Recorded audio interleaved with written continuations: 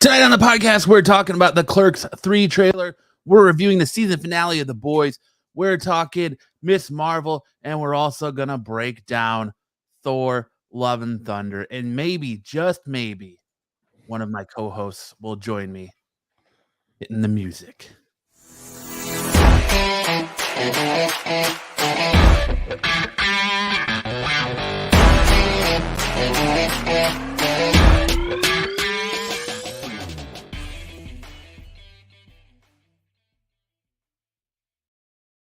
It is Friday night in Phoenix, and you're listening to the Absolute Geek Podcast, the best damn geek and nerd podcast in all of the land. I'm Matt, and I see a wild pepperoni has appeared. What's up, man? What's up? Lance here. How you doing? Welcome. I got this new light, dude. I look awesome. Yeah. You look very refreshed after your nap. Dude, you called me and was like, hey, are you... I was not like, hey, is your internet going to freeze? That did not get said. But, Lance works out his internet issues. I hope you guys are having a great Friday. Are you back? Your internet's back? Yeah, I switched to Wi-Fi. Is that better? Yeah. I think it's this little gigabyte switch thing that I got. I think it's a piece of shit. $80 down the drain. Blop. Well, yeah, because I have my PC, I have my laptop, I have my Mac, so I bought this gigabit switch so I could have everything directly connected in. And I don't know if I need to like reconfigure it or what. I don't know what's going on. But yeah, dude, so I was napping because that's what men almost in their 40s do. They take a nap on a Friday. Some men almost in their 40s. And you called me and you're like, hey, you coming on? I thought it was 6:30, dude. I was so like out of it. It's like, what the fuck are you talking about? Are we coming on early now? What's going on? No, sir. Shit, man. I'm a professional, I swear. You look the part. Yeah, dude. This light's I feel like I look pretty good under this light, dude. It's called like you got a little bit of sun. Yeah. Maybe I need to turn down the temp a little bit. Looks like you and Max are both on the beach somewhere together. I know. Max is living it up on the beach. Have we done a show, the three of us together, at all this year? It doesn't feel like it. He's off. I'm off. We're both off. You're off. Something's always happening. I was supposed to be on last week. Forgot I told you that I would be, and then I couldn't. And so we had to figure that out pretty quick. Let's turn the brightness down on this. Is that a little bit better? It's all right. They had Ish and Kyle covered, and they did. Ish wanted to come on tonight. I gotta make sure to send him this. Ish is coming on tonight. Oh, he is. I already sent him the link. Yep. Good man. See, Matt's on top of things. What will we do without a stellar dude like Matt? You wouldn't have a show together. Hey, I don't know if you could call it a show, but to be fair, I did do a show for 2.5 years with you. Hey, did you though? Yeah. Show is a loose term, right? I mean, I came in right under the wire. I'm sitting here calling people like, yo, can you help me out if you're gonna be on the show tonight? No answer. Sent right to voicemail. Yeah, dude, I've been so fucking dodging busy. Me like a creditor. It's midterms right now, so I'm like getting my ass kicked. I got 2 weeks left of school, and they've got these huge assignments the next 2 weeks, and it's just kind of kicking my ass. Assignments you gotta do by yourself. Hey, but dude, it's shawarma time. Nice. This is the only shirt that I own with Thor on it. So I thought fitting to wear it, but it's the only one I own with Thor. Thor has never been one of my favorite characters, even with this new iteration bro Thor thing going on. He does seem like he's turning slowly into Star-Lord, though. Did you get those vibes? I got a lot of vibes from that movie, and I don't know how many of them were necessarily good. So, all right, well, we'll get deeper into it. Well, hey, guess what? Guess what? Wait a minute. Not Tuesday. Guess what Tuesday is? What's Tuesday? National Video Game Day. Ooh. Yeah. So it's always like National Chocolate Day or cupcake or bagels and all this other shit. But all these other Tuesday is actually one that I care about. Made up bullshit holidays. Yeah. National Video Game Day. So, quick question off the top, because I was going to ask you to do this before I lost an hour of my life thinking it was 6:30 and it was 7:30. What are your top 5 favorite video games of all time? Ooh, that's hard. All time. Resident Evil 2, Legend of Zelda: Ocarina of Time, Turtles in Time. It's Mutant League Hockey. I don't even know if I played it. I've played a lot of video games. I don't think I played that one. What system was that one on? Original NES. Really? And it's probably Super Mario Brothers 3. Yeah, I think mine. You got to throw a New Age one in there. I think the New Age one is. Can I just say the Uncharted series as a whole? Probably. I don't know. Number 2 is probably the best, but the Uncharted series as a whole. Mario Party 2. Mario Party is legit. Spent a lot of late nights playing Mario Party.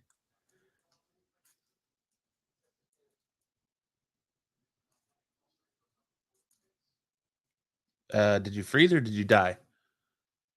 Can you not hear me? I can now, but you're like frozen. Now you're coming back. Interesting. Let me give me 2 seconds. How many did I name? 4? I think so. The 5th one probably has to be Sonic 2. Sonic 2 is a good one, yes. Sonic 2 is awesome because it was like the first one that really like introduced like that split screen versus mode. Mhm. I feel like that was it probably isn't the first one that did it, but it's the one, the first one that I remember.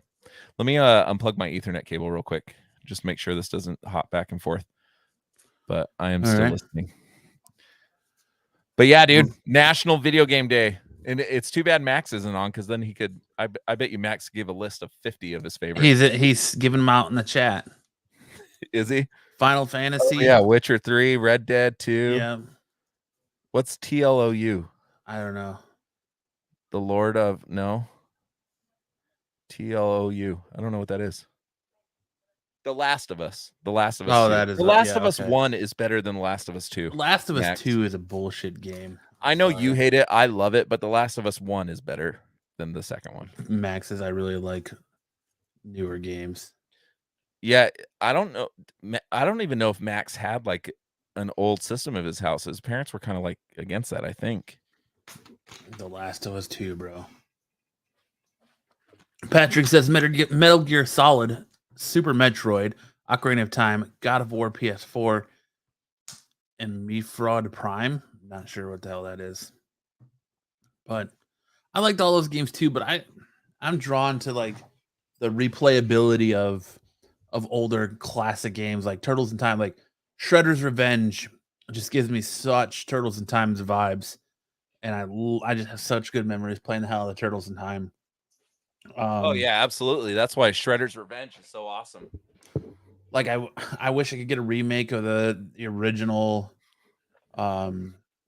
X-Men arcade game on PC without having to have a mod, or like The Simpsons or Michael Jackson's Moonwalker, things like that. So it's all great games. Oh, Metroid Prime. Got it.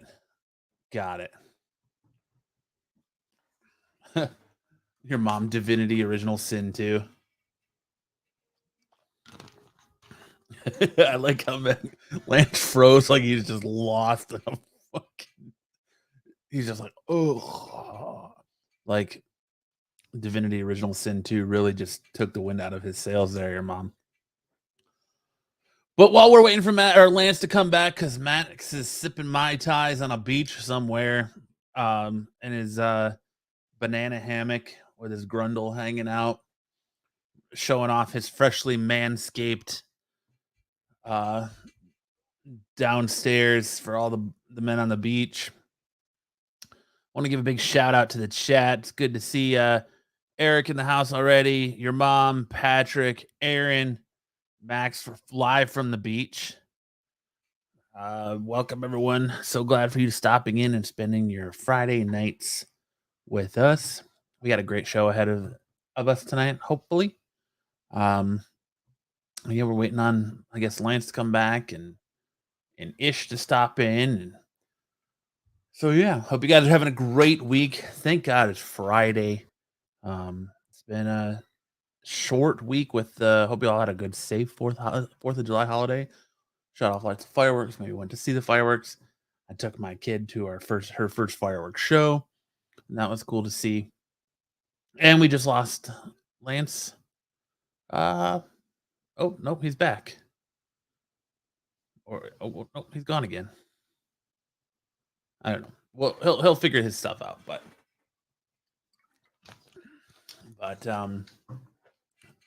yeah, I'm just waiting for Lance here as I stall.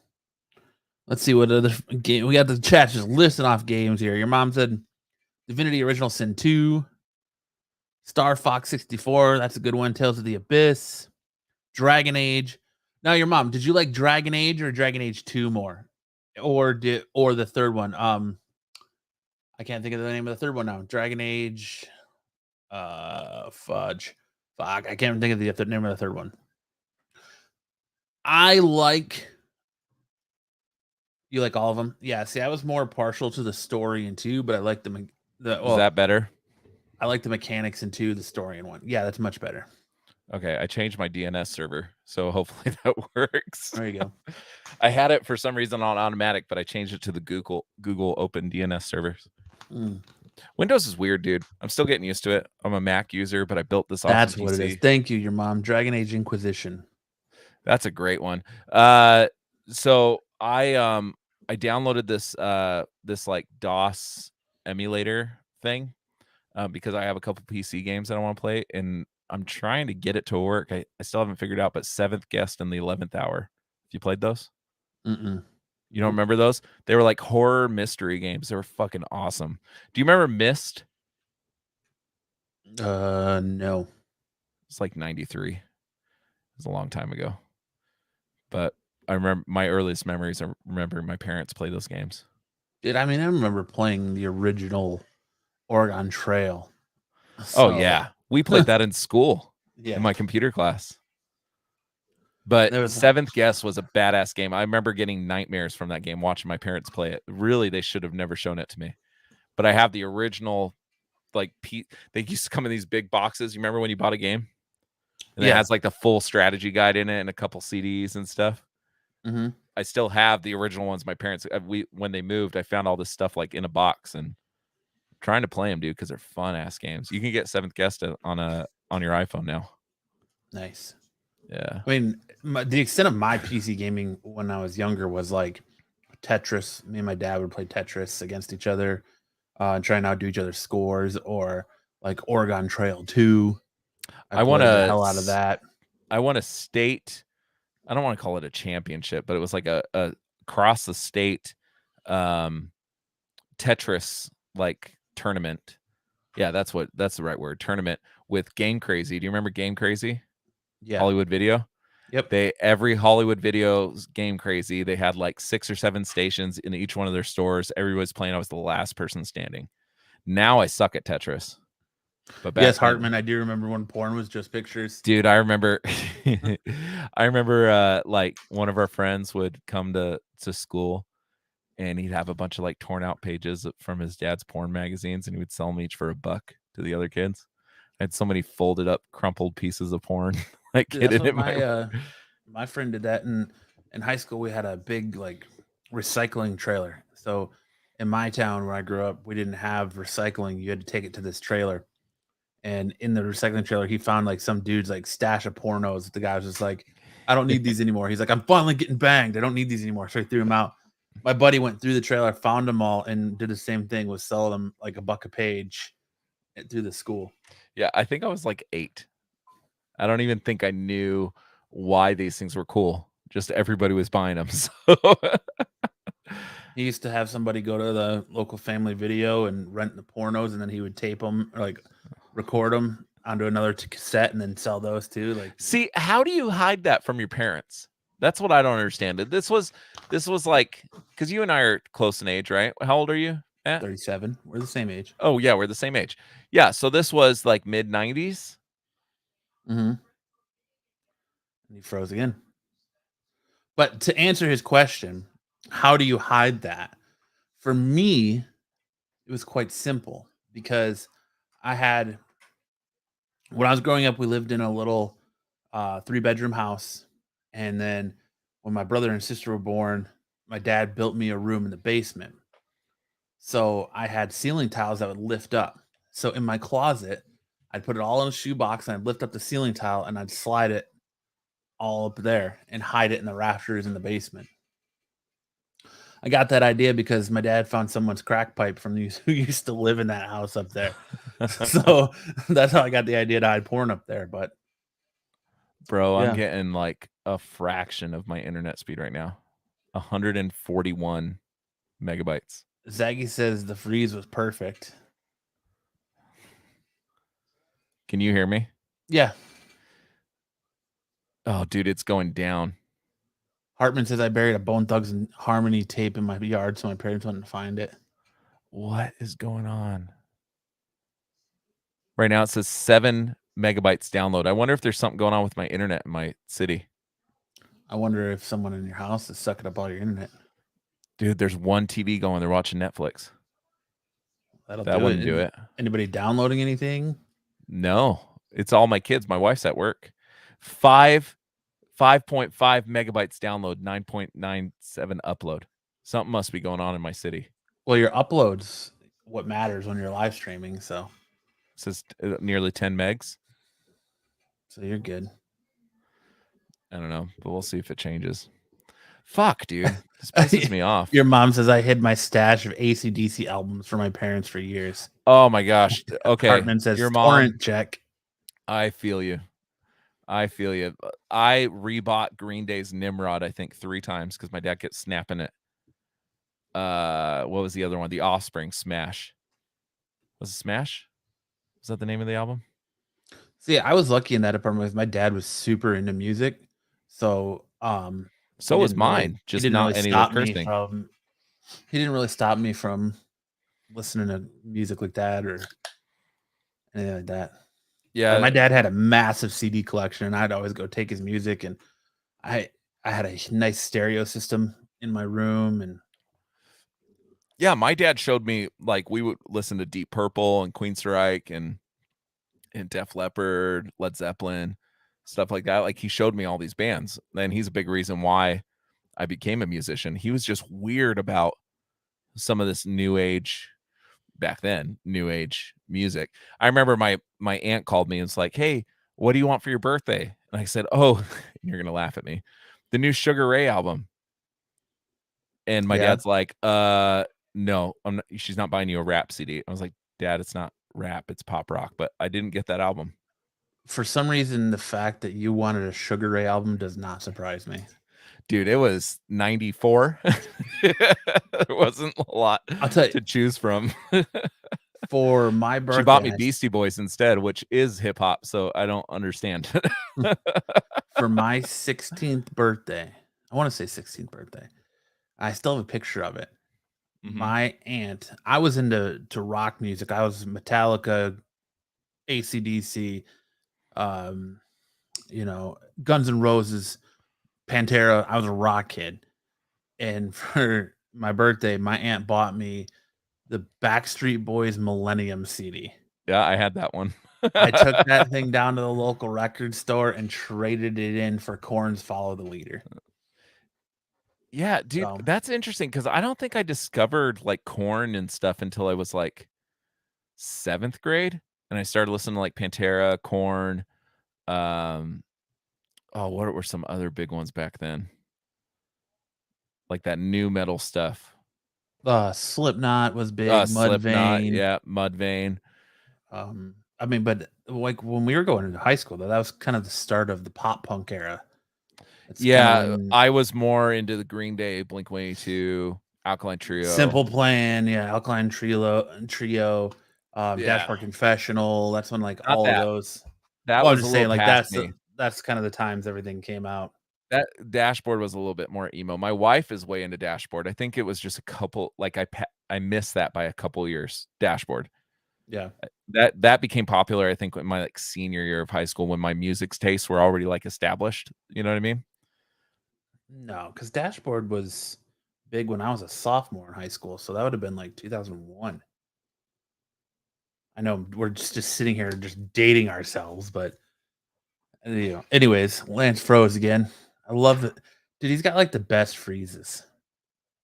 It is weeping music, Hartman. I agree. But Crazy Town, super slept on. You guys remember the like fake? Oh, Max, Lance is back. You guys remember the like fake bands, the boy bands that MTV used to make? Like, what was it? In Together Now, or they had like the spoof off shows of that about that band, that boy band. But anyways, enough music talk. I'm stuttering over myself. Let's go ahead and get into some geek news tonight. Got a lot on tap for you. Harmon says they did making the band. Yep. Zaggy says, he's angry. O-Town, yes. Yes, O-Town is another one, Zaggy. Hot fire.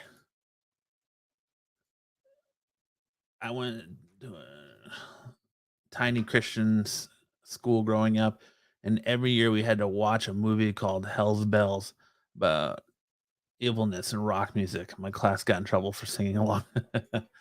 Nice, your mom. All right, well, let's go ahead and get a little bit good news tonight. And we're going to start off with the news that Clerks 3 is coming. We got the trailer dropped on Wednesday. And as a massive, massive Clerks fan and Kevin Smith mark, I'm so happy for Clerks 3 to come. I love the trailer.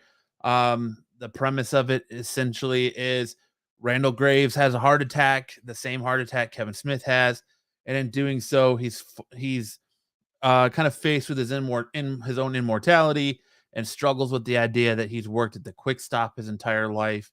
And then so they launch into the premise of making Clerks. So essentially the movie is about him having a heart attack, and they decide to make a movie because he spent all of his time watching movies, and that movie they make is the original Clerks. So from the trailer, there's so many heavy hitters in there. You get a lot of callbacks to the original Clerks. Even the alternate ending where Dante gets killed or shot in a robbery, they make reference to that.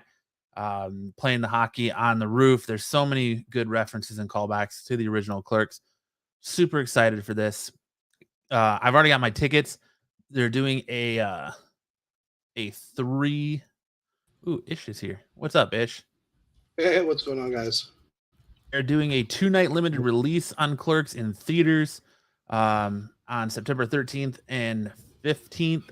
You can buy tickets online now. I think it's Fathom Events, I want to say, is doing it, but I'm not. Don't quote me on that, but you can Google it. You can buy tickets now for it, but they're also doing the convenience tour, much like Jay and Silent Bob reboot.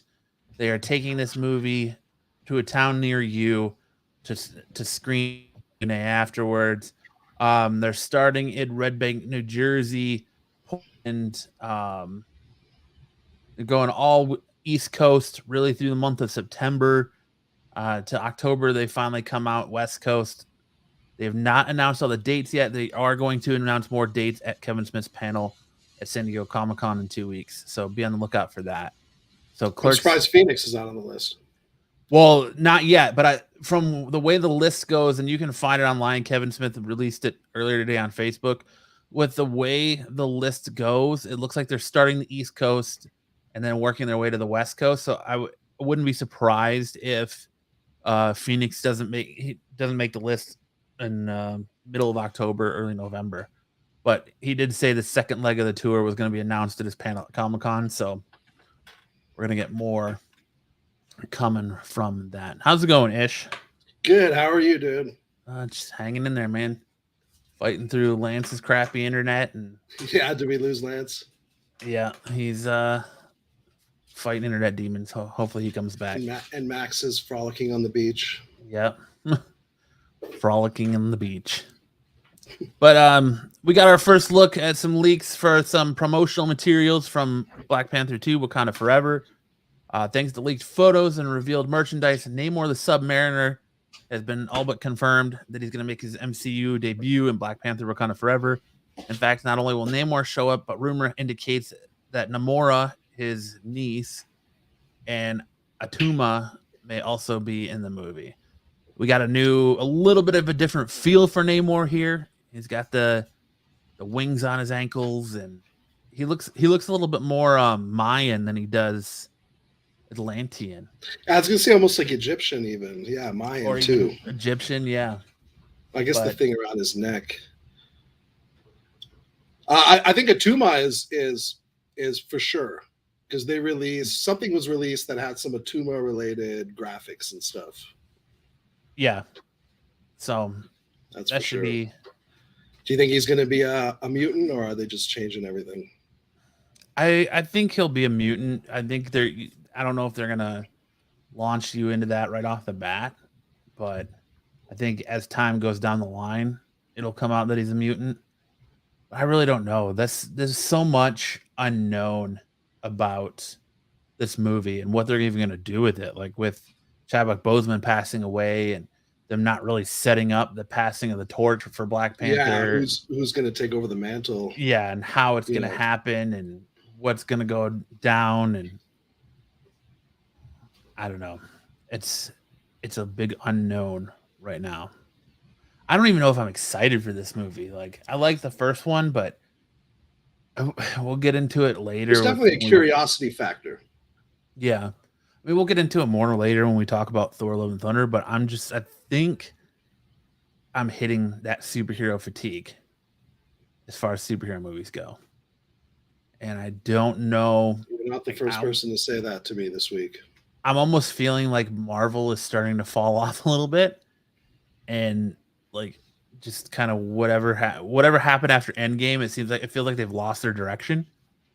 And this just doesn't, I don't know. It piques my interest to see what they're going to do with Namor and how they're going to do it and what becomes of the Chadwick Boseman stuff. But like I said, with very little to go on, it's hard to look forward and get excited about this. Well, I mean, that being said, No Way Home and Doctor Strange 2, I thought were solid entries. I think No Way Home was a solid entry. I don't know about Doctor Strange 2. I've watched it twice now since I'm on Disney Plus, and I still am just kind of like, and this movie feels phoned in. Same with Black Widow and stuff, but phoned in by like Sam Raimi.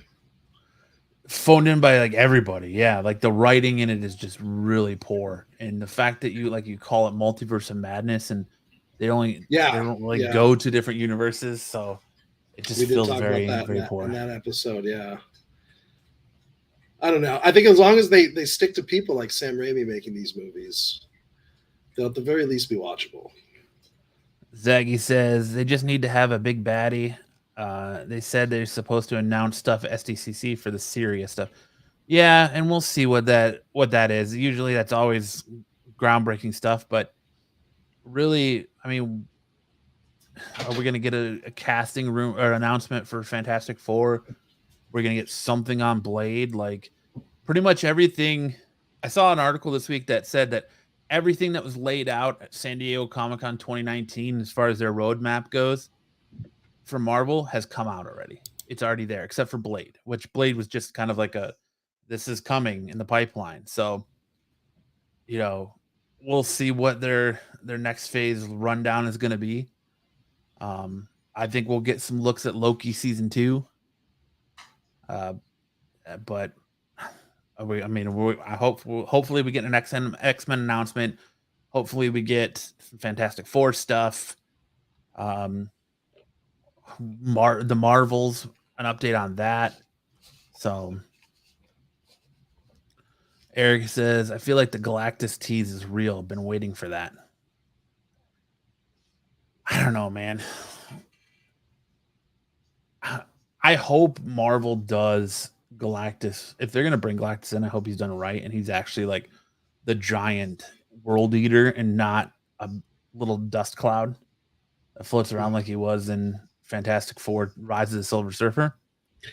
Without But- getting into it, did you think there was a moment, one little moment in Love and Thunder, where it was like, is this Galactus? Yes. Okay. Yes. Turned out to be something else, but there was like, well, Yeah. I did. I'm glad it did. We also, with the same rumors, we also got our first look at Riri Williams as Ironheart and some promotional material for stickers for Wakanda Forever, where she clearly has the I can't think of the name of it now, but the reactor, the arc that Tony Stark has in his heart and his chest. Reactor, yeah. Yeah, she's got her heart-shaped one. And along that, we got a mock-up of her Mark 1 armor.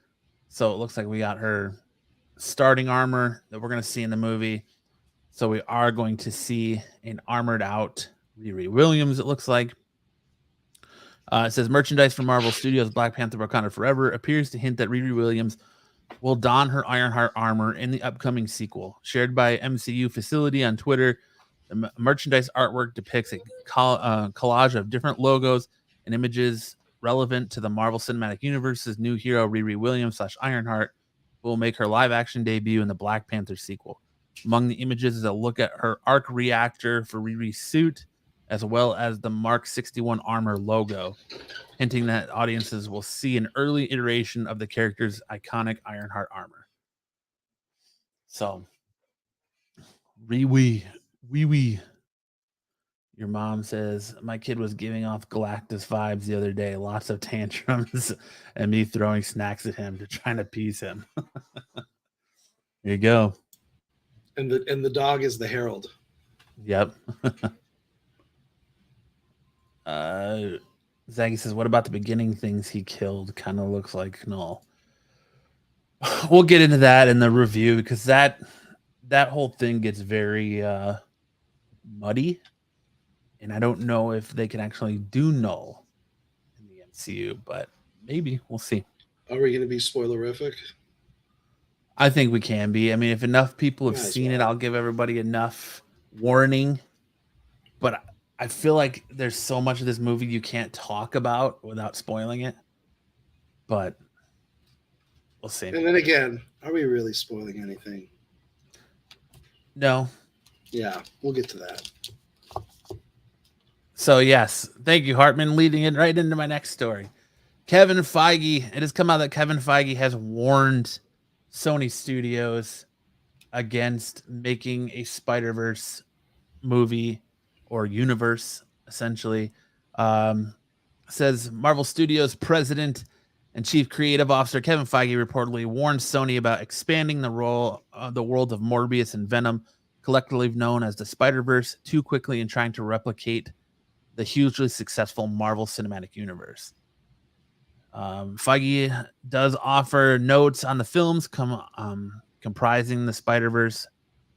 One insider credited Feige for guiding Sony's approach and warning the studios not to get too ahead of itself in the terms of building some large universe in the veins of the Avenger movies.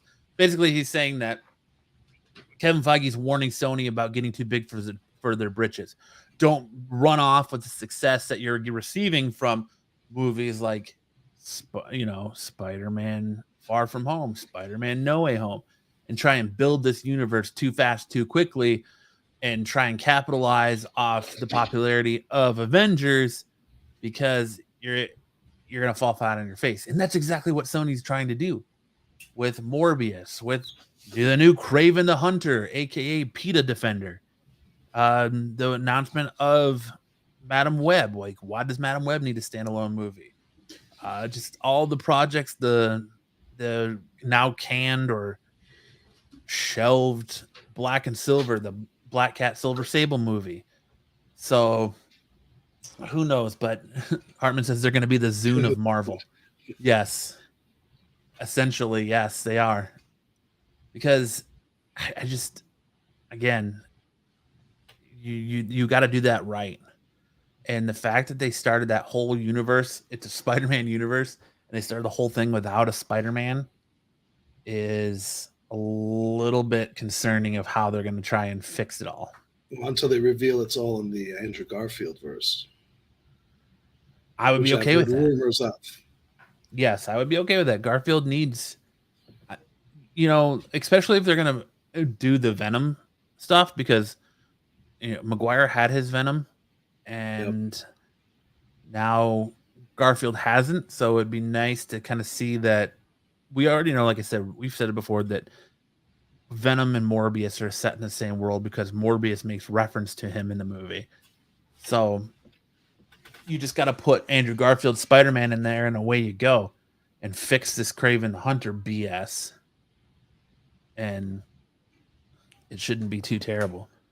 Eric says Sony's probably like, get the fuck out of here, Feige. This is our cash cow. Probably, but it's not a smart. It's not a smart play, because Feige is the reason you have that cash cow. Because without him, you look at. I mean, he was part of the original Spider-Man movies, the Sam Raimi ones, and then you have the Spider-Man 2 and Spider-Man 2. The Amazing Spider-Mans, and the second one of that was all but a failure. The first one could even be looked at as a failure, even though they're good movies I enjoy. They're not big superhero films that people are clamoring to see, like Marvel Studios movies. So, I don't know. What do you think, Ish? You've got the movie background. What do you think about Feige's hidden words to Sony? I don't know. It sounds like, instead of like he's giving maybe kindly advice, it sounds like kind of like somebody's lecturing Sony. But I don't know. Definitely it's not from a position that he's worried about any sort of potential rivalry. No. But no, I don't think he's worried about a rivalry at all. I think it's more so like he doesn't want I don't know why, to succeed. I don't know why he would need to even say this in public, though. I think it almost sounds like he is trying to draw a line in the sand between the two. Do you think maybe it's for, well, we'll just bring into this. Someone just made a reference to Null. Do you think it's for bargaining position? Do you think it's for time for Marvel and Sony to come to the table for another deal to be done? And so he's basically throwing it out there that says, don't think that you're bigger than you are. Don't think that you don't need us, because we came to the table and we gave you your most successful movies as far as superhero movies go. And let's do some business here, instead of Sony being like, I think we're good, because they were getting ready to walk away from the table when the Tom Holland deal was up. They should definitely cooperate, just for the sake of Marvel. But I mean, if you're not going to cooperate at that point, you should just sell the rights back, don't you think? I think a lot of this hinges on what's going on with Tom Holland. Because if he's not coming back as MCU Spider-Man, that does put them in a very different position. Whereas now Sony can bust back out with Andrew Garfield and maybe say, hey, we, lay claim to to Spidey again, in a way. And whereas the MCU has to figure out what their next step is, recasting or what. Well, I mean, I don't think they would recast, because the Spider-Man is still owned. The rights are owned by Sony. So I think if Holland walks away, I think Marvel walks away too. And that's when maybe that's when we get Miles Morales to replace him. I mean, I think Miles is a character Sony is going to play close to the chest, because he's their big draw and into the Spider-Verse. I think Miles is a character that they're going to, like I said, play close to the chest. They're not going to let out of their hands. They're not going to hand over to Marvel nothing. And if they do, they're going to want something big in return for him. I think they're going to want bigger profit increase. And doesn't Marvel own, because Avi Arad made Into the Spider-Verse, but it's a Sony movie. Yeah, they own everything. So who owns Miles Morales then? Sony or Avi Arad and Marvel? I would think Sony, because he's Into the Spider-Verse. He's their main character, and he's a Spider-Man property. So I think anything in that Spider-Man vein is owned by by Sony as far as the film rights go, because look at Venom. Like, if it's just Spider-Man stuff, then they wouldn't own the rights to Venom. I think anything that comes through Spider-Man is going to be a Sony Pictures movie. And yeah, there is a Miles Morales reference in Spider-Man Homecoming, but you got to remember that's technically a Sony movie produced by Marvel. So true. So maybe Feige, maybe they do have Feige by the balls, and this is him this is like a power move, making this statement. I think there's more that Marvel wants, and that's where you're essentially correct. He's making this power move by saying he's peacocking. He's like, look at what we did for you. Look where you were before we got in business together. Look where you are now that we're in business together. Let's not get ahead of ourselves and ruin it for everybody.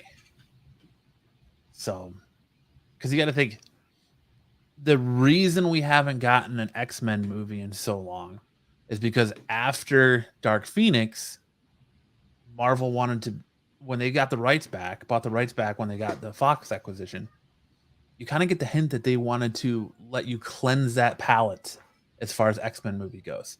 Because you had just a string of terrible ones in Days of Futures Past, Apocalypse, Dark Phoenix. You had a string of terrible, terrible X-Men movies. And they kind of want to let you cleanse that palette. That's why we haven't gotten an X-Men movie yet. Same with Blade. They kind of, after the 3 Blade movies, they kind of let you wash that palette clean. And now they're bringing back Blade. I think that's the same thing with Fantastic Four. The 3 Fantastic Four movies. Let you wash that palette clean before reintroducing them. I think that they have big plans where they want to incorporate these Spider-Man characters into what's going on in the MCU, but they don't want Sony to be so quick to be like, we're going to use this character and screw them up, and then Marvel has to try and reestablish them and confuse everybody doing it. Because not everybody that goes to these movies are avid comic book enthusiasts like you and I. So, in half of our chat, but I was going to cleanse my palette for like Black Widow, and now Thor. I need a Thor palette cleanser now. Yes, I agree wholeheartedly. But who knows why Kevin Feige is trying to punk Sony, but he's doing it, and he's, in my opinion, not wrong. More Flash news. It seems like we can't get away from this character every week. It's either Ezra Miller or Flash-related stuff. And this week's it comes from in the form of a petition to have Elliot Page replace Ezra Miller as Barry Allen in future Flash projects.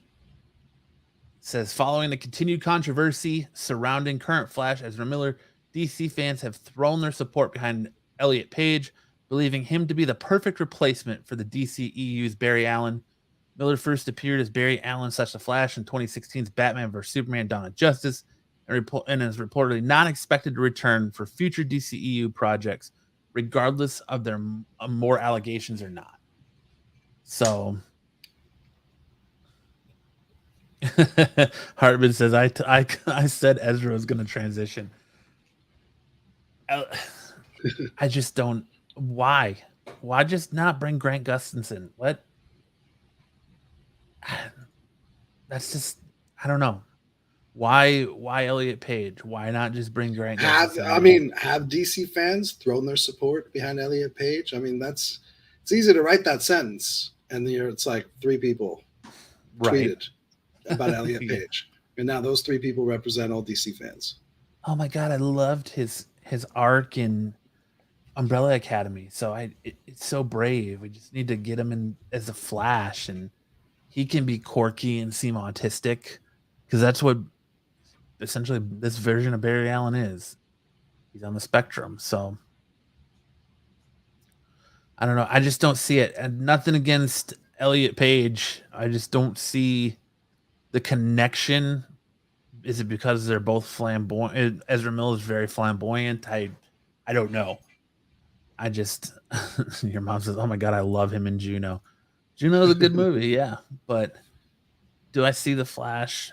No. Do you see the Flash in this ish? No. Yeah. I do not. It's a grab. Max Peterson. Max. Elliot Page is not a good pick for the Flash. No. Nope. I would just feel like stunt casting. Harmon says, I'm so conflicted with this talk. Yeah, it does. It feels like a... Harmon's going to transition into an audio only. There you go. Speaking of transitions, let's talk about Miss Marvel. Have you watched Miss Marvel yet? No. No? See, I wish Lance was here. So low on my priority list to watch Miss Marvel with me. Yeah, just to be honest.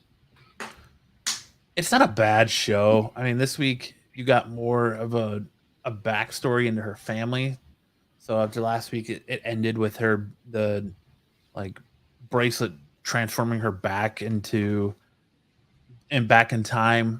when the people of India were trying to evacuate, and she was in this train station with just this massive amount of people. And this episode was more focused on her grandmother or her great grandmother and her grandmother and kind of her grandparents and things like that. And there wasn't a lot of fighting going on into it until the end.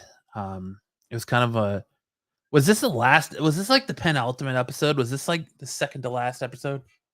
Because if it was, it really did not a whole lot. You got the fun part about this show is that Eric says the show has no appeal to me. Yeah. Your mom says I'm not 12 years old, so hard passing on this. Max says it was a fun little show, but nothing I get stoked for week after week. Curious to see how the season ends. The one thing I like about this show, honestly, is how you're seeing her costume come together over all the episodes. It's not just like the normal, we don't know why Hawkeye wears the costume he wears. We don't, why does Black Widow wear the costume she wears? Why does, we know how Iron Man got his suit, and now we're kind of starting to get pieces together of how Miss Marvel got her suit. We saw how she got the mask from Bruno. I think she got the red scarf in this episode. How we saw how she gets her symbol, essentially. So you're kind of seeing the bits and pieces of her costume come together and why her costume is the way it is. So I think that's kind of cool. You haven't really seen that in many Marvel movies or shows. Just like, why does Moon Knight wear bandages? I'm assuming it has to do with mummy stuff. Yeah, ancient Egyptian. Yeah. But it's just a fun little show. Fully Lance can't get online apparently. It fully went to, I don't know. I kind of lost interest in it. I still watch it because I'm just trying to finish it up, and because the other two on here talking about it, but it's good for what it is. The first episode was cute and quirky and reminded me a lot of Spider-Man Homecoming, but it's not something that I am really staying the course on. Matt, have you ever read a Miss Marvel comic book? Yeah. No? Okay. Yeah. Are they better than the show? Is the show better? Yes. No, I like the comic books a lot more than the show. And it kind of dawned on me the other day, her power set and why, instead of just her having the inhuman, her being an inhuman, having the ability to grow her limbs and stuff, why they kind of give it cosmic is because she's going to be in the Marvels. So it's kind of along the lines with Captain Marvel's powers, and now her powers are a little bit more cosmic and than just elongating your body. So it's a fun little show for what it is, but I don't know. It's not for me. It's aimed at teenage girls, but I don't know. Which seems to be the trend with Marvel right now. We'll get to that later. Yeah. Eric is asking who the villain is in Miss Marvel. Who's the big bad? That's a good question, because there really hasn't been a big bad. To me, the bad at all then. The big bad in her, her story is her mom right now, because her mom seems to like stand in her way at every circle. But so there's no actual Marvel villain. There, I mean, I'm trying to remember their name. The old woman who doesn't age. I can't remember what they're called. They're not the Jinn, because the Jinn are like the. Yeah, they're not the Jinn. I can't think of their name. They're a race that doesn't age, though. I figured Ish would know. That's not. I don't know. Oh God! Someone help me out here in the chat, Max. Gosh darn it! Yeah, even Max thing, it's kind of lame. No, it's not Chinese. I'm trying to think of. It'll come to me, but yeah, there's not even like a Marvel does need more old women. That's what Marvel needs. More old women. Did Lance just come back? Oh, Lance is back. Is it working? Yeah. Fuck, dude. I was under my desk fucking getting cables all untangled and shit. Finally got it to fucking work. I'm so pissed. I'm happy now, but I was pissed. You don't want Lance, what's the name of the who would you say is the big baddie in Miss Marvel? Well, the one I thought it was. The clandestines. Oh, you were asking me a specific. I thought you wanted me. I thought there was numerous people. I want to hear what your opinion is, because like I said, to me, there's not really a set baddie in this show. I think the baddie is more so like her mom, who's like standing in her way all the time and being overprotective. But the clandestines are also. Yeah, it seems like that this show is less about a global threat and more about her discovering herself, and that the big baddie is her transitioning from a life of being under somebody's thumb to being her own person, which I think in none of us are of that what's the word I'm looking for? Culture. Thank you.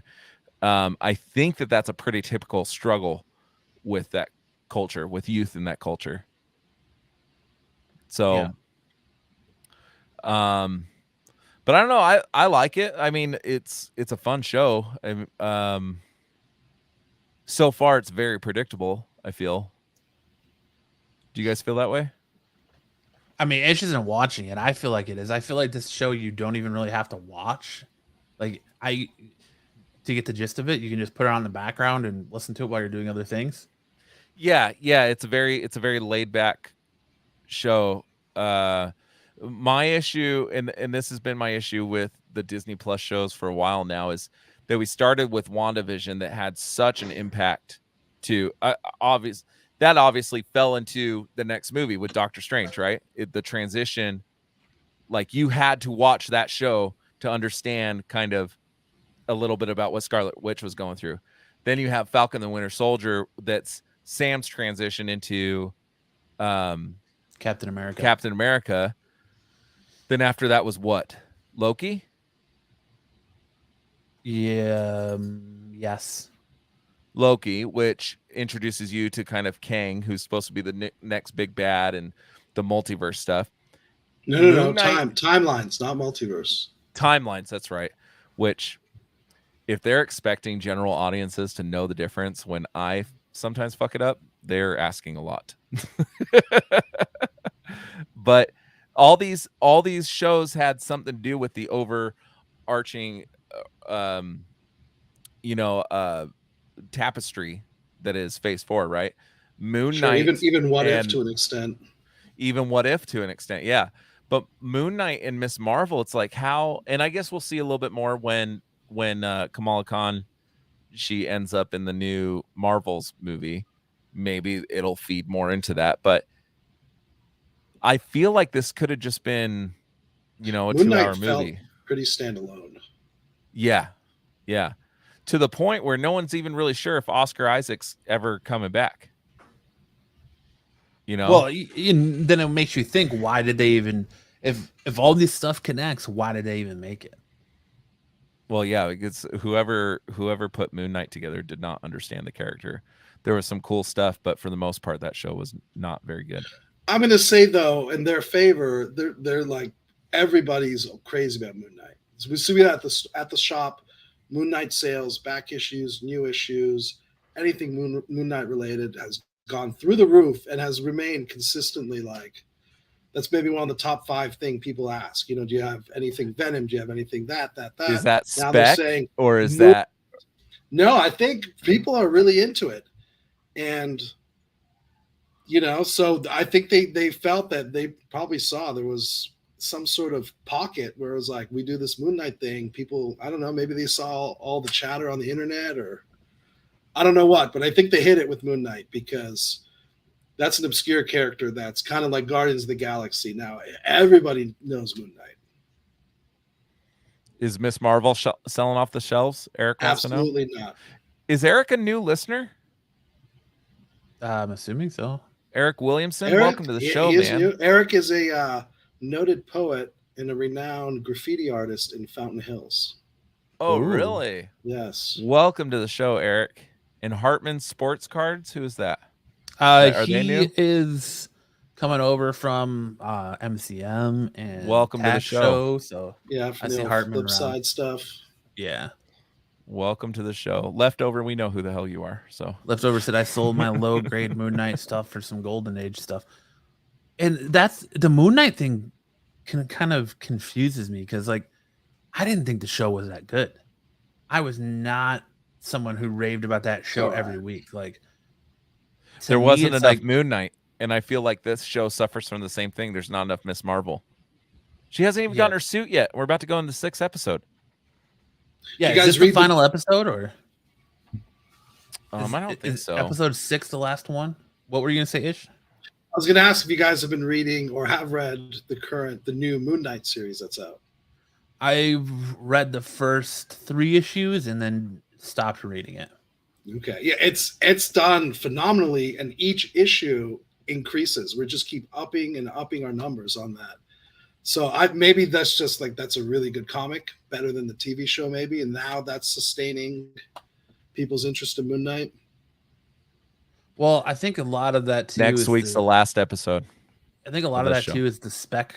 You don't think that maybe that's some of that's the spec world? Like we were talking on the TAC show on Wednesday night about over on Marco's channel on Renovision about how like during the pandemic the spec world kind of exploded because people who weren't into comics before or never really looked at the comic market before now had nothing better to do than sit in their houses, and it caught their attention. So where they would be out spending money everywhere else, playing the stock, maybe playing the stock market, gambling, what have you, they're looking for new things to invest in. So their attention was drawn to the comic book market. And so a lot of that is driven, I think, by spec. And I think Marvel sees that. So they start putting new characters in these books. So like I think issue 3 or 4 of Moon Knight exploded because there's a new character. What was it? Issue 3 of Black Panther exploded because of the first appearance of T'Challa's son. And it's just like Thor 5, Thor 20. Yeah. The same thing with Venom 3, the first Null, was Venom 6? Yes. Is it 6 for the first Dylan it's Brock? 6. Like it's big. All these new they put these new characters in these books for sales, and it's just like, all right. And I think people hoping that people get invested and keep reading. The Moon Knight one baffles me because like to me it's like, all right, but I think Marvel is kind of like well, DC's making a killing on Batman. We have our own version of Batman. Let's get him out there, But they didn't even like. When you watch the show, did you really feel like it was Batman-esque? Not at all. That's the most ridiculous comparison. But like I remember reading the comics when I haven't read a Moon Knight comic in a while, but I remember feeling it was kind of Batman-esque because it focused mainly on the rich, the billionaire. What's his name? Which one is the identity that's rich? Or was it supposed to be Steven? No, Mark Spector is Mark Spector. Mark Spector is the mercenary. Steven was the rich one. Stephen Grant. Yeah. Yes, Stephen. Yeah, Grant. and in this show, is they make him the poor one. Yeah. Yeah. Well, not poor, but he works in a gift shop or whatever. But that's what I remember about the comics was Stephen Grant was the main focused, or Mark Spector was a lot too. But then you got that billionaire side. We didn't even get the billionaire side in the show. No. And there was a whole run of Moon Knight that was called Mark Spector Moon Knight. Yeah. Which I think is like essentially volume 2 of Moon Knight.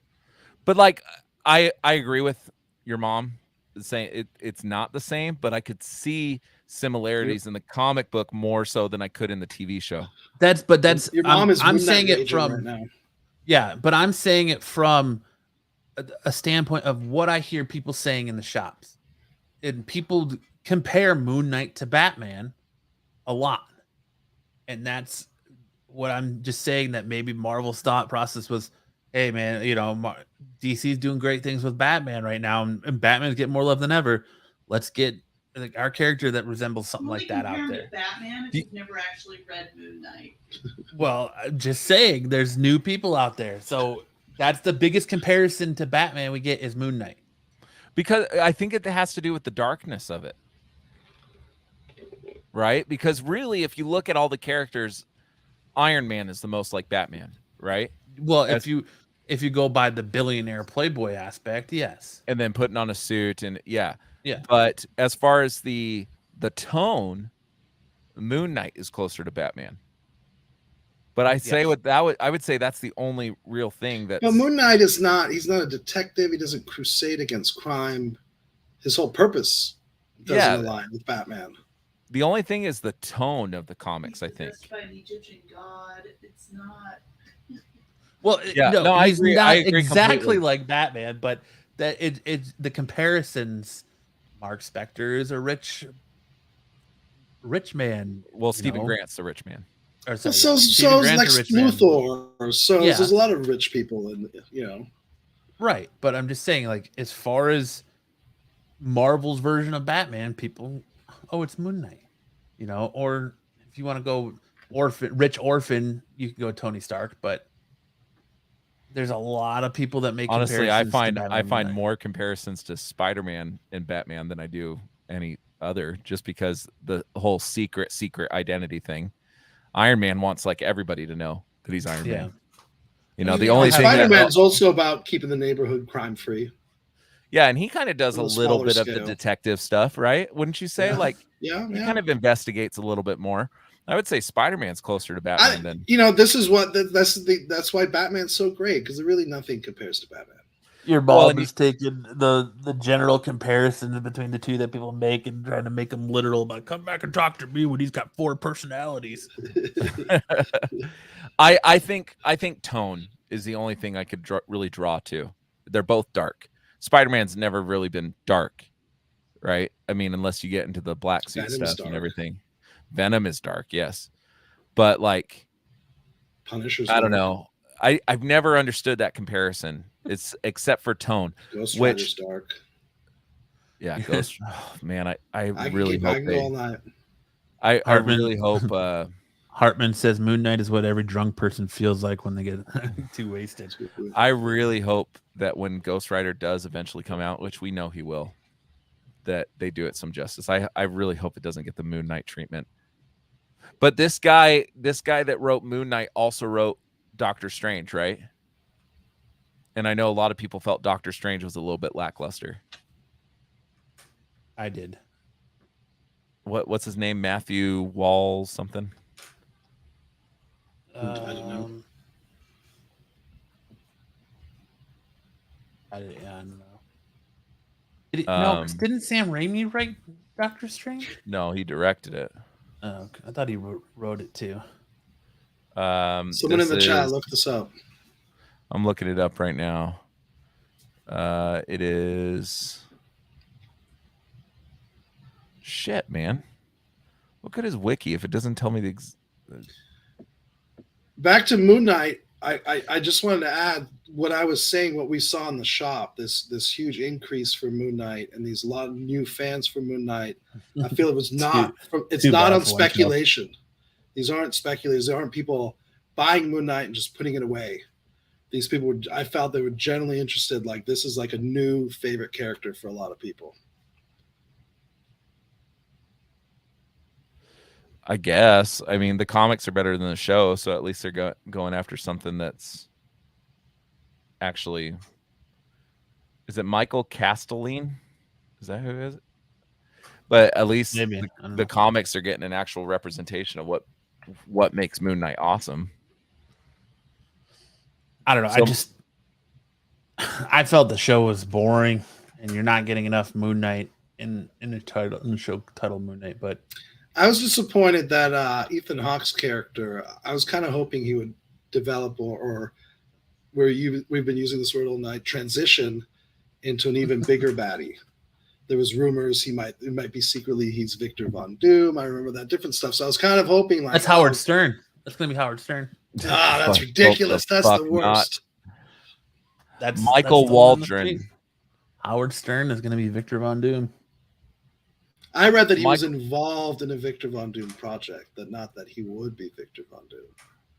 Yeah, well, Michael Waldron wrote Doctor Strange and is also wrote Loki. So I don't know where I drew the conclusion to Moon Knight. Sorry, guys. The guy that wrote Moon Knight also wrote Falcon and the Winter Soldier, which was a better show. Howard Stern. I thought that was terrible. I thought Falcon and the Winter Soldier was better than Moon Knight. It's not the greatest. That in my book is still, I have to say, WandaVision is still my favorite. I think that was the best one. Yeah, I thought Falcon and the Winter Soldier was fucking terrible. I thought it was better. There's fucking stripping a shrimp boat and painting it. This is how they spent the final episode. That show was such a waste of time. I think it was better than Moon Knight because at least it also victimized the villain, which I hate that they do that lately. That the villain, this terrorist killing people, the communist, and she's like, oh, she's a victim of civilization. Yeah, but that's what was cool about that show is because the guy that was the good guy, U.S. agent, was also fucking going around murdering people. So it's like, who do you root for in this situation? The government's telling you to root for U.S. agent. One person? Yeah, but pretty brutally, and on television. I don't know. I liked it. It wasn't my favorite, but I liked it better than Moon Knight.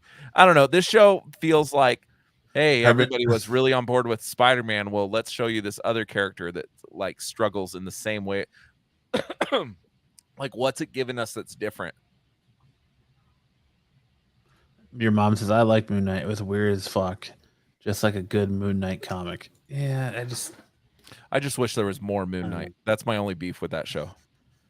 More Moon Knight and Stephen Grant not having that weird fucking voice. I still don't know what the hell he was trying to do. Was that supposed to be English? Your mom wants Elliot Page. Yeah. Fucking Howard Stern should be Scarecrow in the sequel to the Batman. If Howard Stern is doomed, then Morbius crashes Wedding with Loki and Wedding Crashers too. He's too old. If you're going for young Batman, young Joker, young Riddler, why would Scarecrow be like 100? How old's Howard Stern? I don't know. Years old. He's 1,000,000 years old. He looks. He's already been mummified. All I know is I love Private Parts. That movie that Howard Stern did. Yeah, it's fantastic. But that's all I really ever want to see. Howard Stern is 68. Howard Stern playing Howard Stern. He's 68 years old. Yeah, he's an old fuck, dude. I don't know, man. He looks good for 68.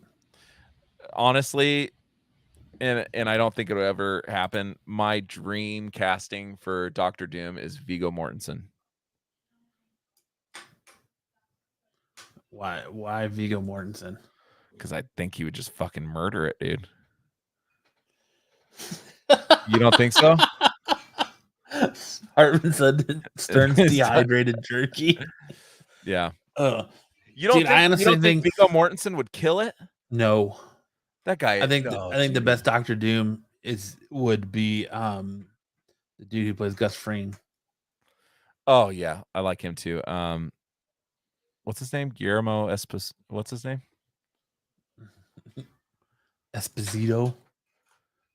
Guillermo? Is that his first name? I don't know his name. I butcher names, so I don't. My dad's name, Guillermo. That's I don't try to pronounce people's names. So let's look and see who we got as far as Doctor Doom fan castings. You want to see? Got Dan Stevens, who was the Beast in Beauty and the Beast. Mm. Alexander Skarsgård, that's the brother to Bill Skarsgård, who was Pennywise. Giancarlo is his name. Esposito. Giancarlo. Mads Mikkelsen, which wouldn't work because he was already in the first Doctor Strange. David Tennant, which no, because he's Purple Man. If they bring back, there's a rumor that Jessica Jones is coming back. That's pretty much Daredevil's involvement in Echo is he's looking for Jessica Jones. And if that's the case, I don't want them to recast Purple Man. So David Tennant's got to come back. The other one's Colin Firth, which we know him from Kingsman. He plays Eggsy's, I don't know, tutor or whatever. Oh, he plays what's his name? Harry. In that movie? Is that his name? Galahad. Yeah. Galahad. Yeah. Thank you.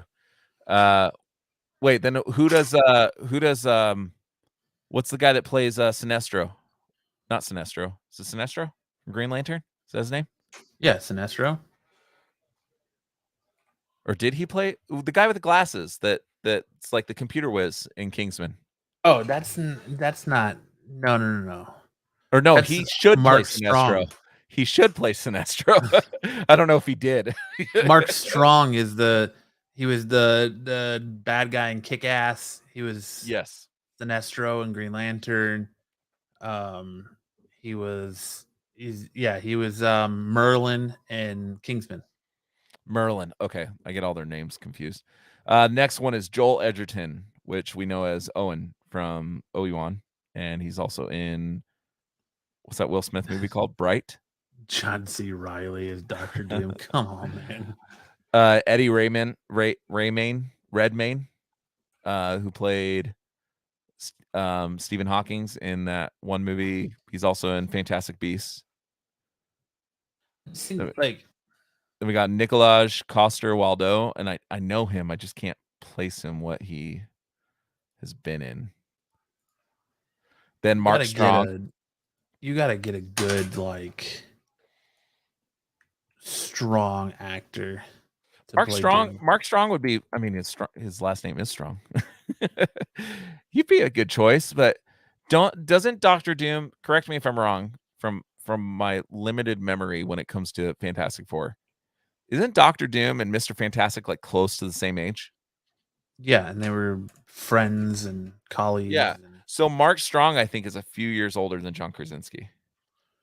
I just don't think Viggo Mortensen would do a good job. I mean, I've seen people say Adam Driver. No, I don't. Coleman Domingo from Fear the Walking Alexander Dead. Draymond Utrecht from Last Kingdom. Yeah. Bryan Cranston is on here. Jeffrey Dean Morgan. Viggo Mortensen. Billy Crudup, who's from The Morning Show. Daniel Bruhl, that won't work because he's Baron von Zemo. Then you have Nathan Fillion. Honestly, who made this? This is on IMDb. Half of these people are already in the MCU. Actors. This is Doctor Doom fan casting. Timothy Olyphant. Will Ferrell, Colin Farrell, Hugh Laurie, Ben Mendelsohn, who is currently one of the Skrull. What's his name in that? Is it Talos? Yes. That's his name? Yeah. Then you got Nathan Fillion, and that's it. Everybody else here is pretty much in. How about Denzel Washington as Dr. Doom? I would love it, but he's got to be close to John Krasinski's age. You're right, though. That is Doom and Reed Richards, if that's the story they're going with, are the exact same age. I thought that was the case but I've gotten really good at like not just assuming comic stuff. And I'm kind of hoping what I read when I was like 12. We get a proper origin story, so they might have to have someone younger than Krasinski. Unless they do it. They better not. They better not cast somebody else other than Krasinski. He's perfect. Most likely, it's probably him, but I hope it's kind of a younger Reed Richards, not just. You know who would have been awesome as Dr. Doom? That now Jerry won't happen Seinfeld. But Anson Mount, that's on Strange New Worlds, and he plays Black Bolt. He would have been a cool Dr. Doom. By the way, Ish, I love that fucking show. Strange New Worlds, it's great, isn't it? It is so good. It's the best Star Trek show I've seen in a long time. Nice. What about Rami Malek? Sorry. Rami Malek, my fear with Rami Malek. He's a tiny little guy. Come on. He's a fantastic actor. He's a fantastic actor, but I feared like he would do something really strange to like make the role like really unique. It's kind of and like Dolph Lundgren. Bohemian Rhapsody, he wore the teeth, right? Which were needless because his mouth already, like, he could have passed as Freddie Mercury without the teeth. Then he got in the 007 movie. Oh, what did he do? He had didn't he have like burns on his skin or something like that? That all these things that veins were showing through his skin. That was all him. Those were all his suggestions. And I feel like Dr. Doom, he's like, oh, he should walk, he should only have one leg or something. Like, I feel like he would try to do something really strange to make the character unique. How about Kevin Hart? No, thank you.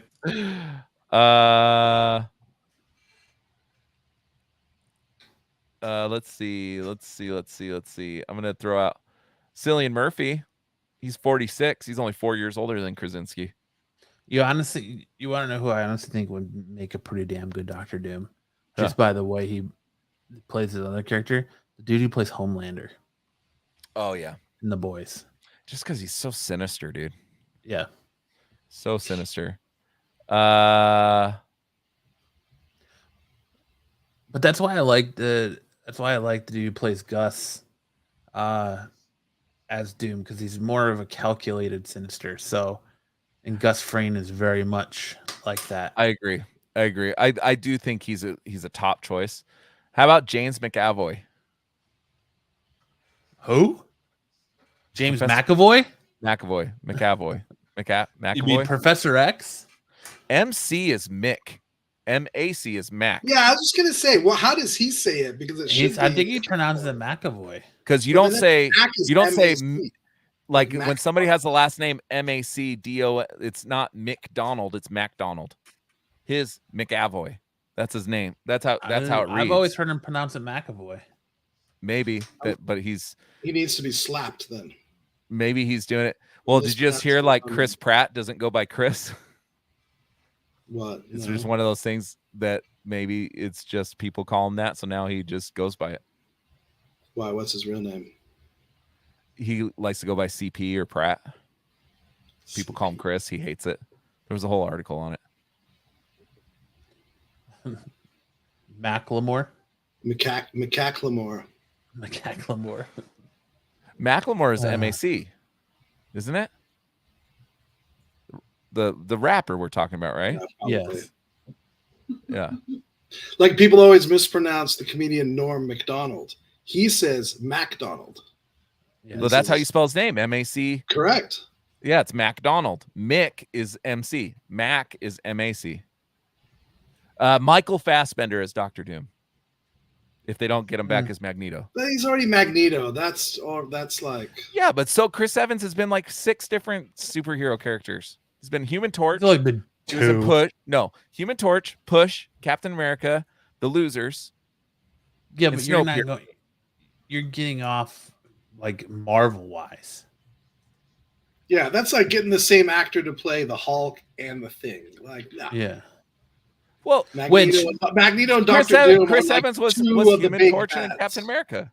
Chris Evans. Well, let's look at this. you've got the Fantastic Four, right? And Reed Richards and Doom go hand in hand. So we're already looking at John Krasinski as Reed Richards, right? Mm-hmm. It's being heavily rumored and heavily talked about that we're gonna get our first look at the Thing, Ben Grimm, in She-Hulk. Yeah. And it's Jason Segel from How I Met Your Mother. That's so. I read that, and I'm not sure how it, because I love Jason Segel, but I'm not sure. That's not how we're supposed to meet Ben Grimm. This just feels all sorts wrong. I don't think we're gonna get an origin unless story. It's a Ben Grimm cameo. Think about what they're doing with Fantastic Four. It's kind of the same thing they did with Spider-Man, right? You're going to meet these guys after they already got their powers, I'm pretty sure. And the Thing is already going to be the Thing. Am I breaking up again? No, you're good. Okay. The Thing is already going to be the Thing because Spider-Man, we saw the origins it's disappointing. Twice already before Tom Holland came in. And Fantastic Four, we've seen the origins twice, and then they're being rebooted in the MCU. I think Adam Driver would be a good one, your mom, but I think it would be too. But he's too Kylo Ren. Yeah, I just think his face is so unique that once you start plastering metal all over it, like I just think it's gonna look really weird. Dude's gonna have to have a big schnoz. Yeah, just that's like I feel like Dr. Doom should be asymmetrical, like his, you know. Ezra Miller shouldn't be anywhere but in a padded cell. That's where Ezra Miller should be. Inside Doom's padded armor. Charlie Hunnam. No, he's too like. I don't know. Maybe not. Seth MacFarlane. Okay, Seth MacFarlane, MAC.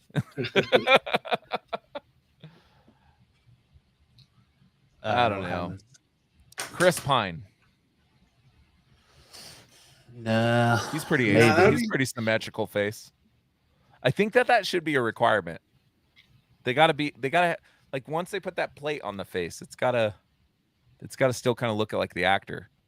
That was one of the things that the reboot had messed up. Well, no, they tried to overcome that. They got an actor and they wanted Dr. Doom to look like the actor, so they used like CGI or something and made him like, what was it? It was like glowing, like it wasn't metal. I don't know. Are you talking about the Fant Four Stick movie? Yeah, the one with Miles Teller and Michael B. Jordan and stuff.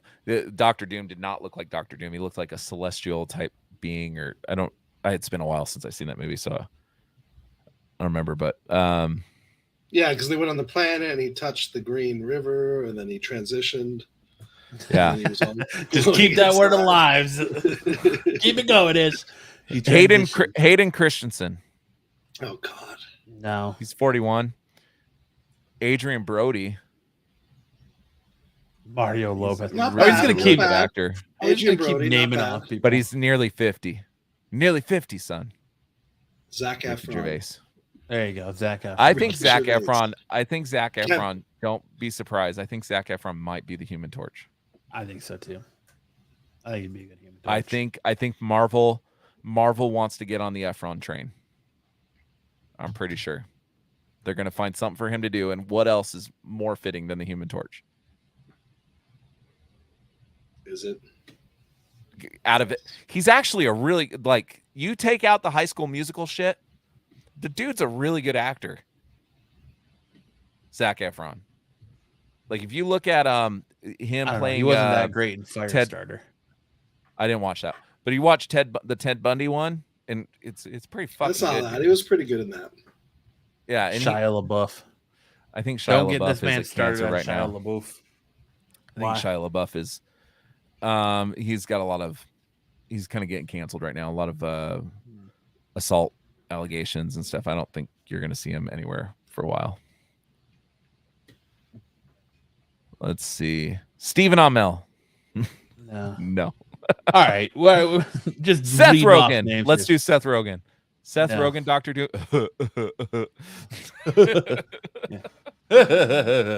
Dr. Doom is getting stoned.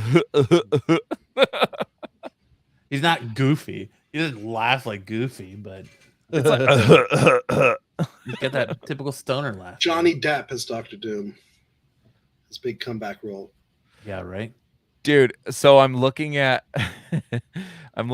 actors in their 40s, right? Just to try and find someone close to Krasinski's age. Number Keanu 60. Reeves. It's all like these reputable actors. Number 60 is Johnny Sins, the porn star. I mean, Keanu. What about Keanu? They keep saying they have talks with him every now and then to try and get a role for him. I don't know, man. Like, I love Keanu. Like, I love him. Watch anything with him. Jason Bateman. But ooh, dude, Bateman wouldn't be bad. Honestly, could you really? I don't think Bateman would be bad. I don't really see him as formidable. No, if you've seen Ozark, you can see where I've he's seen Ozark, but he's usually the one. Dark. You notice that Jason Bateman in that show, it's usually his wife that goes full like cutthroat, or his kids.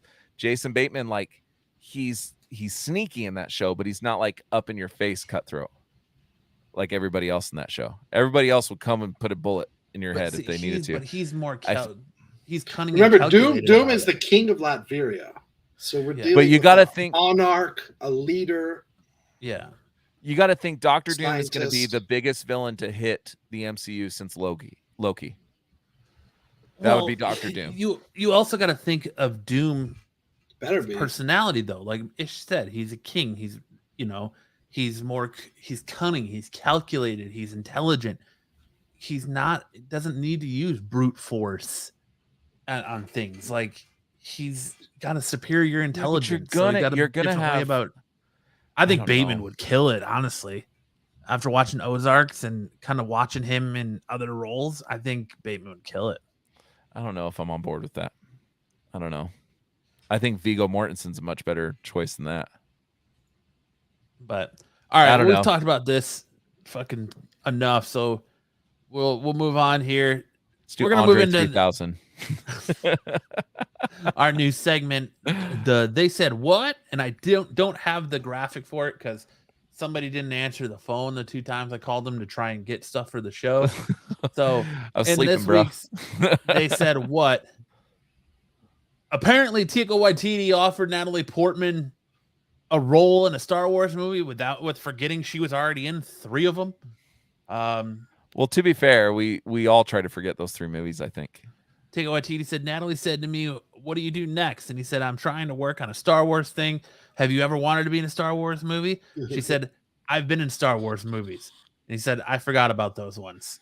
So, do you think it's for real? Do you think this whole exchange actually happened? Yes, absolutely. You don't think it's was the just same like way kidding? Gwyneth Paltrow forgets that she was in MCU movies as Pepper Potts. Right. It's the same way the writer of Obi-Wan never saw episode 3. Right. The same way didn't Brian Johnson say he's never watched a Star Wars movie before he had Last Jedi? Well, that makes a lot of sense. Your mom said those movies all but killed her career. So I don't know. Was she a household name before that? Black Swan. That's way after. That was after. Was that That's afterwards? after, yeah. A few Black years Swan was after Star Wars. Because Natalie Portman, the only thing I can think of that was notable before The Professional and was Garden State before that. Garden State's a great movie. I think it was around the same time as Phantom Menace. When did Phantom Menace come out? It came out in 2000? 99, I believe. 99? There it is. 99. She was in Mars Attacks. Everyone Says I Love You. Beautiful Girls. Heat. Developing, and Leon the Professional. I would say Star Wars made her. Yeah, because most of those movies you listed, she had like a small role. Except for the Professional. The Professional was huge, but Star Wars probably put her on the map because from that point she gets the other Star Wars. She got Zoolander, Garden State, Closer. She got big roles after that. I feel like she did a bunch of TV Black stuff Swan. before. Black Swan was 11 years. It was a decade, more than a decade after the original Star Wars. I can't remember. I just remember Black Swan because everyone talking about her kiss with. I think Black Swan was even after Thor, the 2 Thor movies. Thor was 11. Black Swan was 10. Oh, okay. Yeah. I watched that movie for the sole purpose of Mila Kunis is one of the most gorgeous women on the planet. I mean, she was in Brothers. I mean, she's had bigger roles since then, but yeah, like that's she's where had huge roles since then. Garden State and Garden State came out in and In Your Highness. I remember In Your Highness. Garden State came out after episode 2. The biggest one that's not a big movie. Yeah, Garden State was awesome though. I don't know if you've seen it, but the biggest one that she had around that time period was probably V for Vendetta. I think that's the movie she was most notable, like that put her on the map. That really solidified Star Wars put her on the map. Come on, man. Star Wars put her on the map. V for Vendetta came after. Those are the 3 of the biggest movies ever. Yeah. I'm saying I think V for Vendetta cemented her. Do you think people went to the movies to see V for Vendetta and said, "Oh, the girl from Star Wars is in it"? I guarantee you that's what that was said. that was not even a big box office hit. V for Vendetta. That movie got big after the theaters. I think. I don't think it was a huge box office draw, but it became wildly popular. I don't even think I saw it in the theaters. I think I saw it like a year after it came out. My buddy showed it to me. He's like, "You got to see this." I don't even remember it coming out. See, Zaggy just said no. Star Wars didn't do anything for her. I honestly don't think she was cemented in Star Wars until episode 2, because like episode 1, she really didn't do. It's Keira Knightley, right? Keira Knightley is episode 1. She's like a stand-in for Natalie Portman. She's like her servant or something like that, right? Yeah. So but episode 2 came out in 2002. V for Vendetta came out in 2005. Well, but I'm just saying, like, I don't think it's episode 1 that cemented her in Star Wars. It would be episode 2, because she's way more active in episode 2 than she is 1. Episode 2 is kind of where she got that. She takes on that Princess Leia role, essentially. Yeah. From the original trilogy. So, but. The V for Vendetta was a Wachowski movie? Yeah, it was. The Wachowski sisters. That. No, only one of them's a woman. That was pre-transition. Yeah, but now they were both brothers. Now, yes. Now one's a woman. Yes. They're both women. Yeah, they're both women. Only one had. Yes. No, I think they're both transitioned. They both did? Oh, I didn't know that. That's why they call them the Wachowski sisters now. I didn't know that. Back to this They're both chicks. Taiki thing. So does this tell you guys that he's going to do a Star Wars project and he's never watched episodes 1 through 3? No, he says I forgot about those. I'm sure he watched them, but like most people, forgot about those ones. Very convenient. You don't forget about those, but that's why I think it's a joke. No, because I mean, I question how much Star Wars he's really into, because I know he was the voice of the robot in The Mandalorian season 1, the robot bounty hunter. But he's talking about he wants to get away from the Skywalkers. He wants to do a standalone movie about different characters, obscure Chewbacca's grandmother, I heard. Yeah, or Jar Jar Binks. Like, he's trying to go real obscure with it. Well, that's what this dude does. I mean, they brought him into Thor to completely deconstruct the character. Jojo Rabbit just came out of nowhere. Like, this guy does weird stuff, right? Jojo Rabbit, the starring character is Hitler, or one of them is Hitler. Him playing Hitler. You know, weird shit.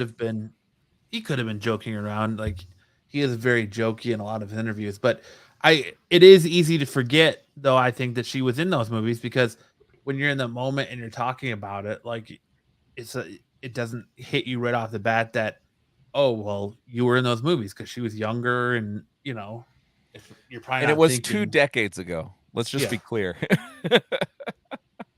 It was 20 years ago. Jojo Rabbit was very good. Yes, Aggie. Jojo was fantastic. What We Do in the Shadows was good also. Another weird one. A lot of things he does are jokey. But I'm just saying, like, I think he legitimately forgot that she was in Star Wars. I don't know. Taika Watititi is probably one of the weirdest dudes on the planet. And I really think that his sense of humor is just so far above ours. You know what I mean? Like, I don't know.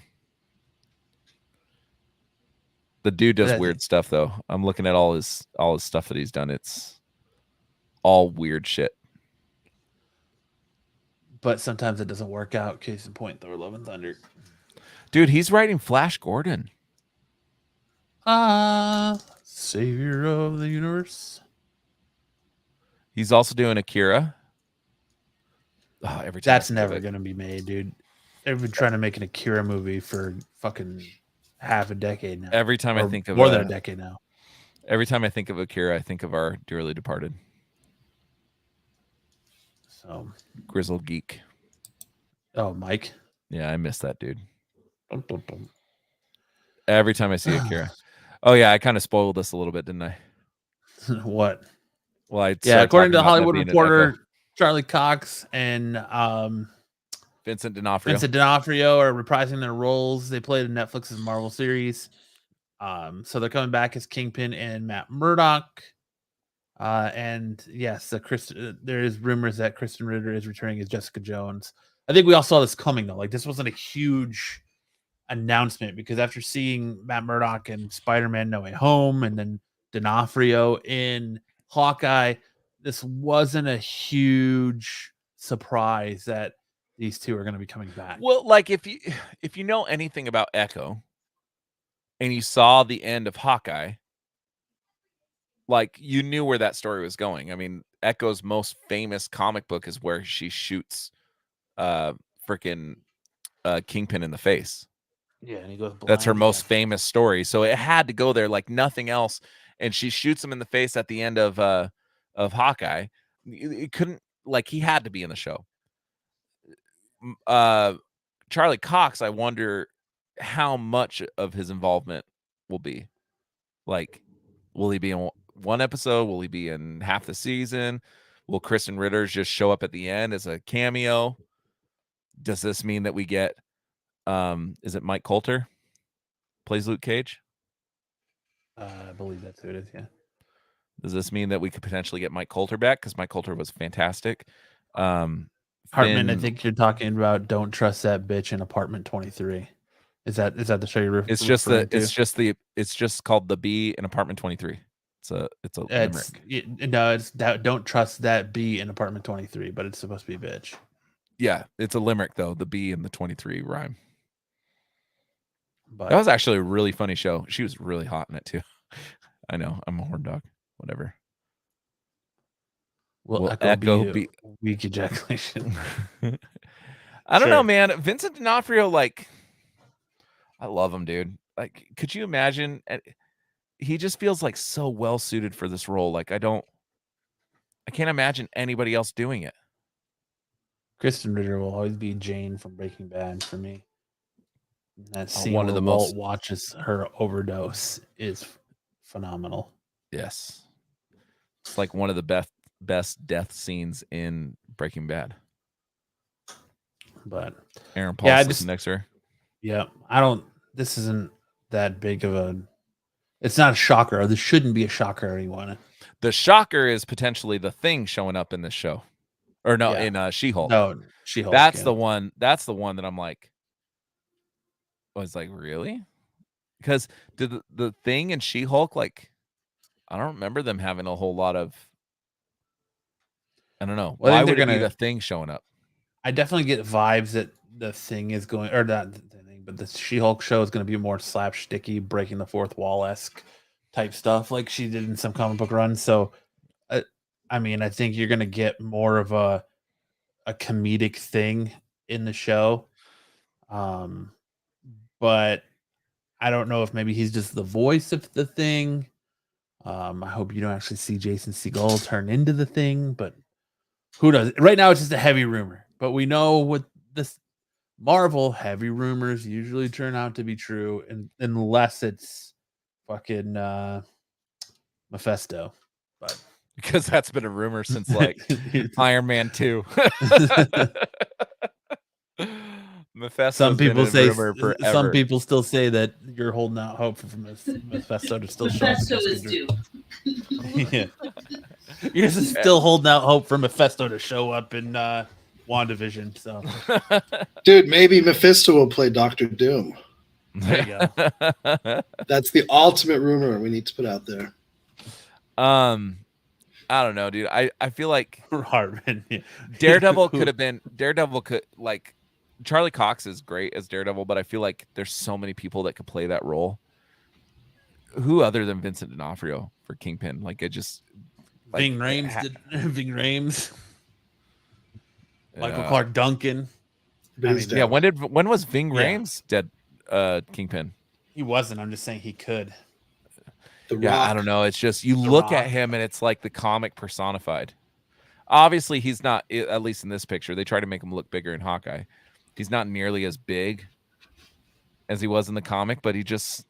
If you had like Vincent D'Onofrio's head and acting talent on like Ralphie May's body, then maybe you'd have the comic book accurate Kingpin.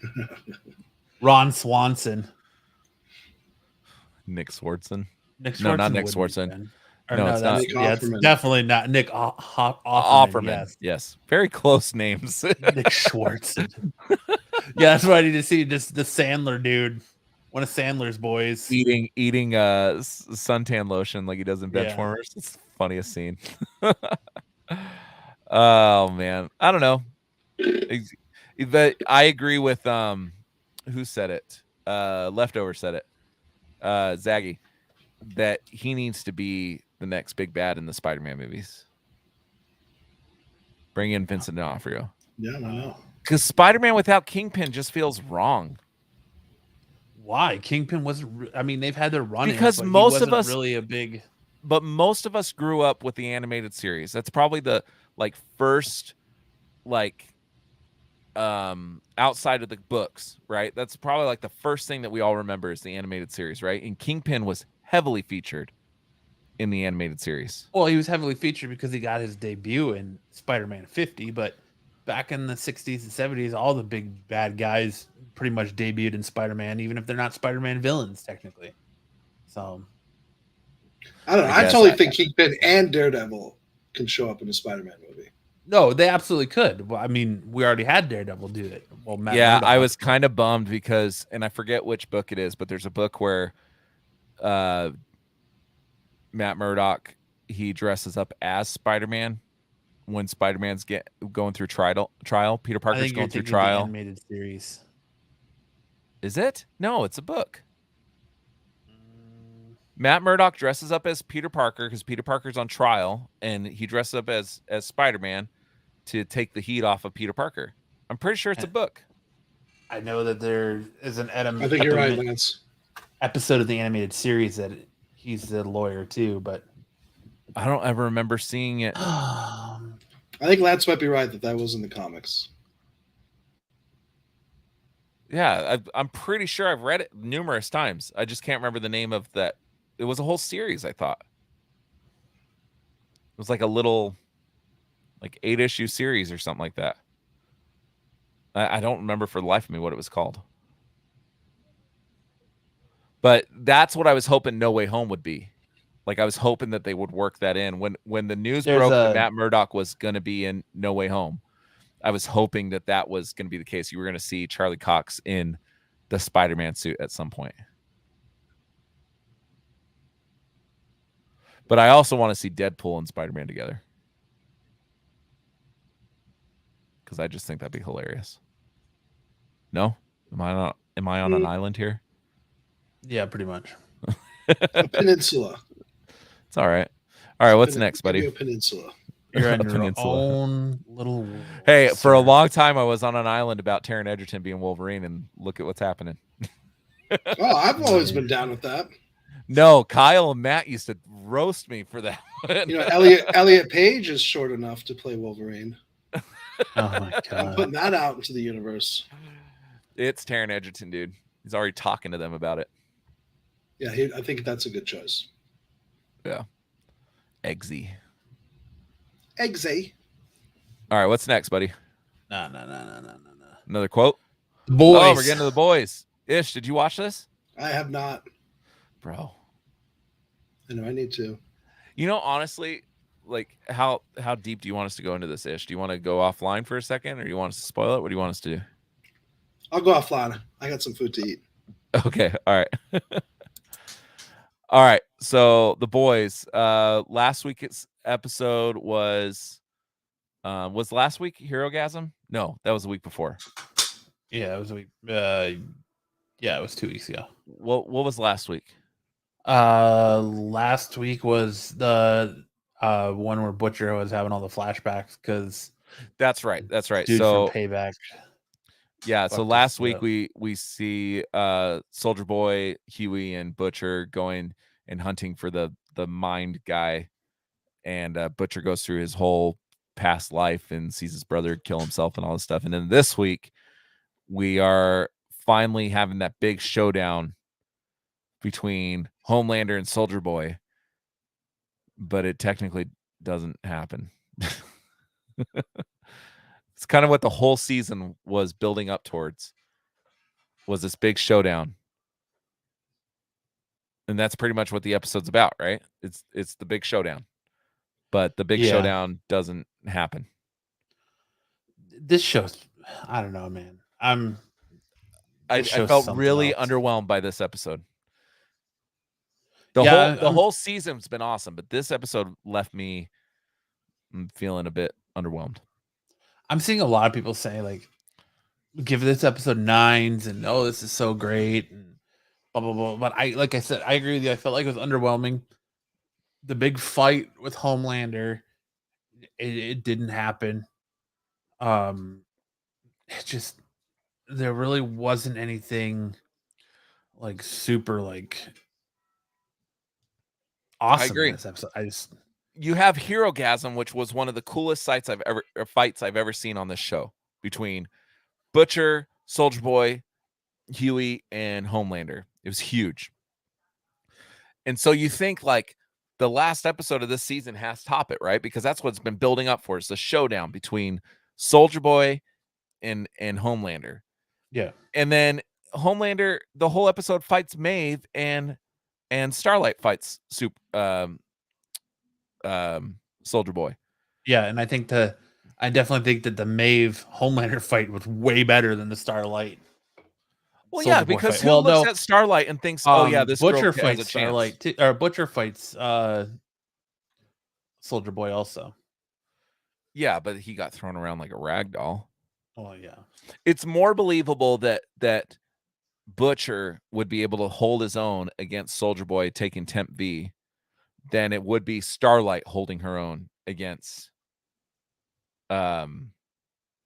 Soldier Boy. So the whole episode is kind of rolling my eyes a little bit because it's like, oh, you kind of pull the rug out from under me. There was supposed to be this big epic fight that should have really carried on to next season, and it doesn't. The end of the episode, I guess Maeve is leaving the show now. That's what it sounds like. So she's leaving the show. They put, and we're getting into spoilers, right? Yeah. They put Soldier Boy back in a box. So who knows when he'll come back. The biggest reveal was Butcher is dying. Right? Yeah, he's got 18 months to live. Huey and Starlight are back together. Maeve's leaving. Black Noir, that's probably the next biggest thing is Black Noir is killed by Homelander. And that's another thing I don't like about that the show's kind of annoying me with is that the death of Soups is done to very, I know it's cliche to say this, but fit their narrative, because it's stupid that Black Noir is going to die as he gets punched through and his guts ripped out and he dies like that, no problem. But Maeve can survive a nuclear fucking blast point blank from Soldier Boy, and she's just got a little bit of damage. Other than Homelander thumbing her eye out, but she survives that blast, but Homelander's able to drive his thumb through her eye, which sounds more which sounds more like violent, a nuclear blast or a superhero putting their thumb through your eye? Right. Yeah, I question. I was like, okay, how strong is she? Because first of all, I didn't realize that she was like practically bulletproof. Well, she's essentially like Wonder Woman, dude. She uses her bracelets to deflect bullets and his heat vision and all that. Yeah, it's just Hartman doesn't think Noir's dead. No, so that's already been revealed by the director. So the actor that's under the Noir suit, right, is the different actor than the actor we saw their face. Remember, they do the flashback episodes with Payback, and you see you see Black Noir's like half of his mask gets ripped off, and you actually see his face. That's a different actor that's been playing Black Noir under the suit for the whole series. That actor is coming back as a new character who takes on the Black Noir mantle, and he's supposed to be a little bit more slapsticky, opposed to Black Noir being a clone of Homelander like he is in the comics. Yeah, which I wonder if this new version of Black Noir will be a clone, and maybe that's where the humor comes in. He's essentially an infant. You know, I don't know. Maybe they grow. Maybe he starts his life out as a full adult male. But they're holding something with Black Noir. It's not the last we've seen of Black Noir. Obviously, this iteration is, but we're gonna have a totally new Black Noir. I felt like A-Train's story is like felt like it was kind of pigeonholed in there. Like, what does A-Train's story do to really push the narrative besides getting a new heart? Yeah, I mean, he's got to live with the fact that his brother rejected him now, and he's got to live with the fact that he's got a racist, in the heart of a racist. I don't. The cartoons, yeah, the Black Noir cartoon thing. I don't know, man. I watched this last night when it came out, and it didn't feel like a season finale. Like, it felt like there was something that we were missing. Like, is Soldier Boy going to break out next season? Is Maeve suddenly, like, how long does that blast last? Is Maeve suddenly going to become a superhero again and come back eventually? Is in the comics, the whole group, Huey, Butcher, all of them take Compound V. They haven't done that yet. So is that gonna? I thought they're in the Vought building. They're getting their asses handed to them. I thought at some point they were all going to take Comp V, or the Compound V. They never do. That happens in the comics.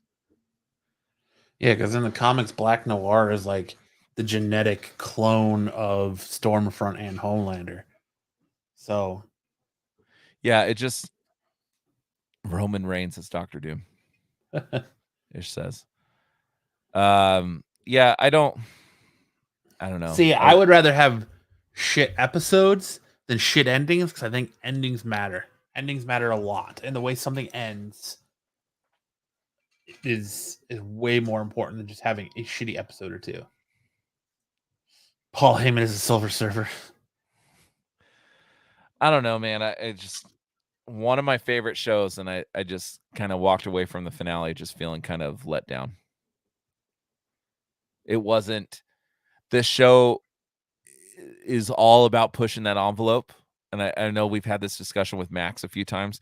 This show, the reason that it stands out from all the other soup shows is that this pushes the envelope, right? There's a scene where a whale gets exploded, some dude climbs into someone's dick. Just pushes the envelope graphically. It's not. Yes, but what in the last 2 episodes really did that? I mean, the last 2, really nothing. And so what does it give me that different? Had some of that, but Herogasm, yeah. But it feels like they put all their focus in Herogasm and then just kind of like rushed the last 2 episodes. Homelander just blown the dude's head off at the protest in the episode is, I guess you could crazy. Yeah, I don't know, man. It's just they really need to step it up next season. The showrunner or the producer or whatever he is for this show is also the guy that created Smallville, or not Smallville, Supernatural. And this show's been 3 seasons. He left Supernatural after 3 seasons, and it kind of felt like when he was leaving that show was getting a little dry. So maybe it's time for someone new. Yeah. I don't know. Just I wasn't impressed. Well, I mean, and they've taken a big leap from the comic book too, because you've got they're really pushing that Ryan being Homelander's son type thing, but like in the comic books, it's actually revealed that it's Black Noir that raped Becky and not Homelander, and it just like they're taking liberties here. It's not exactly matching it with the comic books, and that's kind of I think why Noir is different. And like in the comic book, Butcher kills Noir, not Homelander. So it's just like there's liberties there, but it has to be different though. You don't want shot for shot what the comics are, because look at Walking Dead. I mean, Walking Dead took a lot of liberties too. Yeah. I mean, the way Carl dies, the way isn't it Carl that kills Shane? Yeah. In the comics. He killed Shane in the show too. It wasn't Rick? No, so Shane becomes a zombie and Carl puts him down. But in the comic, does Carl not kill him before he becomes a zombie? Dude, it's been so long to. Yeah, I read the first episode, the first issue, or the first couple issues of Walking Dead. Yeah, it's been a while. I know that there was a lot of differences. Carl is supposed to become like the new leader eventually after Rick goes, right? Carl survived. He makes it all to the end of the book. Yeah, and then Abraham, like they kill him off early, don't they? Yeah. Not Glenn, because Glenn died the way he was supposed to. Glenn dies at Negan, yeah. Abraham does not die that way. He does not die with Negan in the comics. Yeah, but that's just one of the few things I can draw to of they have to make it different. Every Marvel. Oh, I'm sorry, I got it backwards. You're right. So Carl shoots Shane in the neck, saying "Stay away from my dad," and then Rick shoots him in the head after he's a zombie. In the book. In the comic, yeah. Yeah. So, but in the show, Rick shoots him, he becomes a zombie, and then Carl shoots him when he's a zombie, right? It's flipped. I don't remember for season. I don't remember. Or the second season of Walking Dead. I don't know, man. It's just they have to make a difference. Like every Marvel movie has been different in some fashion, some for the better, some for the worse. Like I know we've had this discussion a few times. I'm not a fan of Civil War because they changed it so much. But Hartman says he watched the first episode of Walking Dead on a plane. That's terrifying. I don't know, man. Here's hoping that next season is that much. It just kind of bums me out because we waited 2.5 years for this season, and all the hype leading up to it. Jensen Ackles as Soldier Boy, all these Hero-gasm, all this stuff, and it seems like they put all their effort into Hero-gasm and then just rushed the last 2 episodes. So if my memory serves me right, with the Walking Dead TV show, yeah, the death is flipped. I believe Rick stabs Shane in the chest, and then Carl shoots him in the head when he's a zombie. Yeah, so they flip it. I don't know, man. You're asking me to go back 11 odd years and try and sift through all this Walking Dead stuff, but I think that's right. I'm pretty sure. I'm like 98% sure that's right. It's crazy how addicted I was to that show and then just how it just dropped off for me. I mean, it was good for me up until Negan came in because I just don't like Jeffrey Dean Morgan as Negan. I love Jeffrey Dean Morgan. Not as Negan. Yeah. They should have just let Henry Rollins do it. I agree. Henry Rollins is awesome. Well, the thing is, that's who the comic book characters modeled after. Carl. Yeah, Coral. When are those movies supposed to be coming out, by the way? Who fucking knows? And are they were supposed to be out theatrical? years ago. Dude, those movies, I really do think those movies are going to flop. I don't know, because The Walking Dead still has a pretty big fan base, man. Like, it's not what it used to be, but it's still a solid fan base. Like, you think so? Absolutely.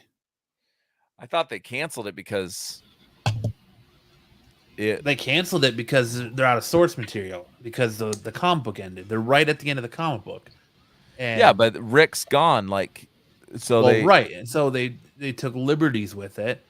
And so now they're doing all the Commonwealth stuff, but yeah, Rick's gone. I think Daryl's about to die in the second half of the last season. I think he's going to get Rick's death. Like, they're talking about this Daryl and Carol spinoff show, but they already announced that the chick who plays Carol left and is not doing it, and now it's supposed to be just a Daryl show. Well, I don't think that. I think that's all smoke and mirrors to throw off the trail that he's going to die. He's going to get Rick's death. Judith is going to take Carl's place as being the last survivor of the Grimes family at the end. Like they're going to do a massive time jump where she's older, just like they do in the comic books with Carl. And that'll be the end of it. Like, I think Negan will maybe get his own spinoff, because Negan leaves in the comic books before they go to the Commonwealth. That Maggie's going to kill him, but she lets him go.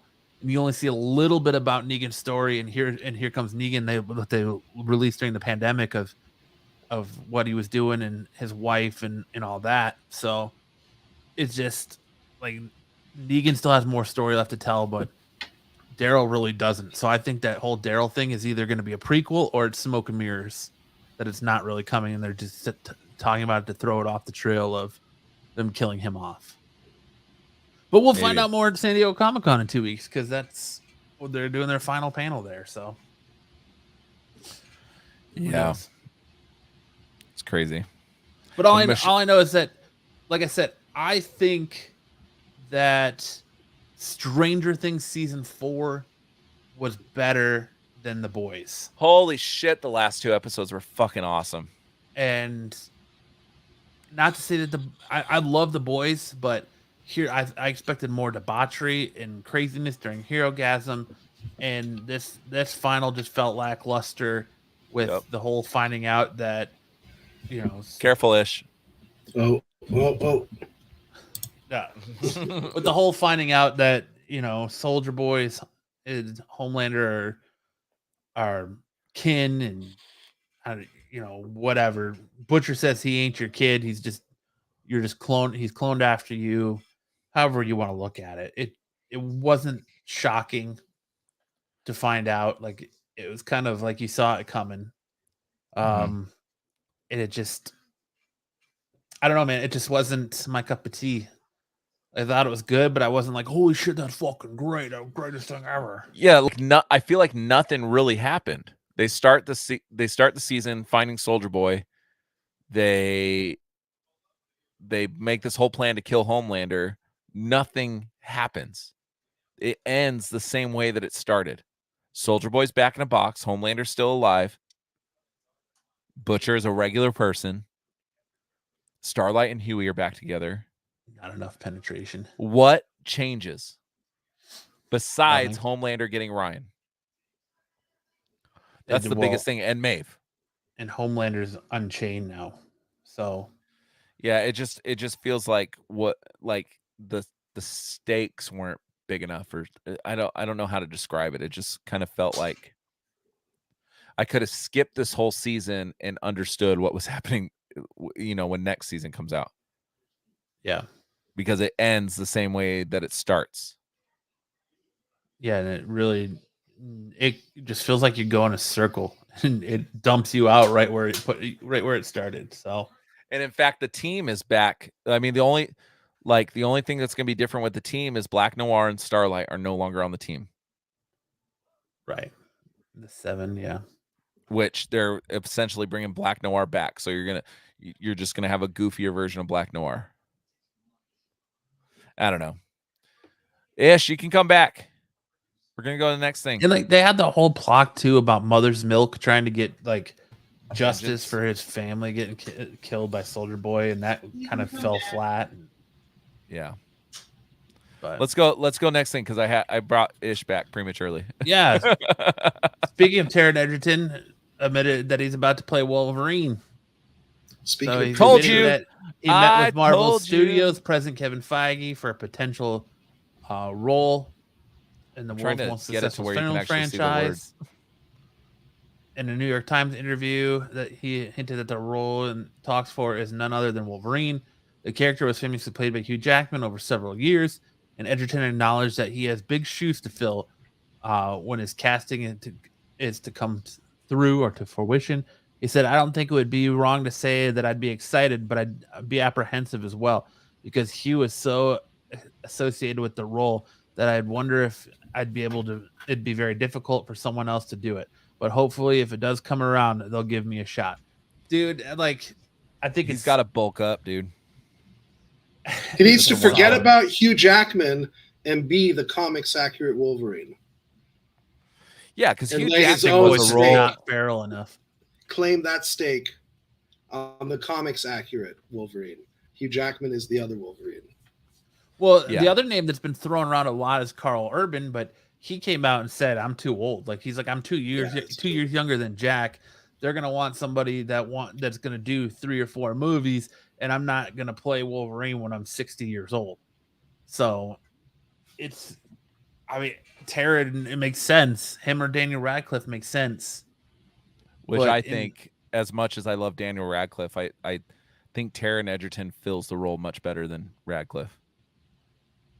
I totally think it's the dislike voice. Daniel Radcliffe, so yeah, I'm all for Taron Egerton. I think it's the voice. Could you imagine Wolverine with Daniel Radcliffe's voice? It just doesn't have the gruffness to it. Yeah. I don't know. Like the first time, like Taron Egerton already has like the vernacular down, you know, as far as what Wolverine could sound like. I just don't see Daniel Radcliffe. I've heard that many times. Even Sandra Bullock was campaigning for Daniel Radcliffe to be cast as Wolverine. Has he? And- I've never even heard Taron Egerton do like a Canadian accent. Not Canadian, but Well, I don't know. They would could he change have his to be origin story. Canadian accent? Like They wouldn't dare. good, like Wolverine. This Wolverine, just in, breaking news: Taron Egerton's hot. But like Wolverine has like his catchphrase, you know, bub or Bub. whatever. You just get Taron Egerton saying bruh. Yeah. Oh, Or bruv. Bruv. Hey, bruv. I don't know. But Eggs, eh? Taron Egerton's done an English accent before. We've seen it. He did Elton John's English. Eddie the Eagle, I think he was Taron American. Egerton is English. Yes. Yeah, I'm he's saying British. an American accent. So's Elton John. So's Eggsy. Yeah. No, but what I'm saying is we've seen Taron Egerton do like kind of like that North America accent. In which movie?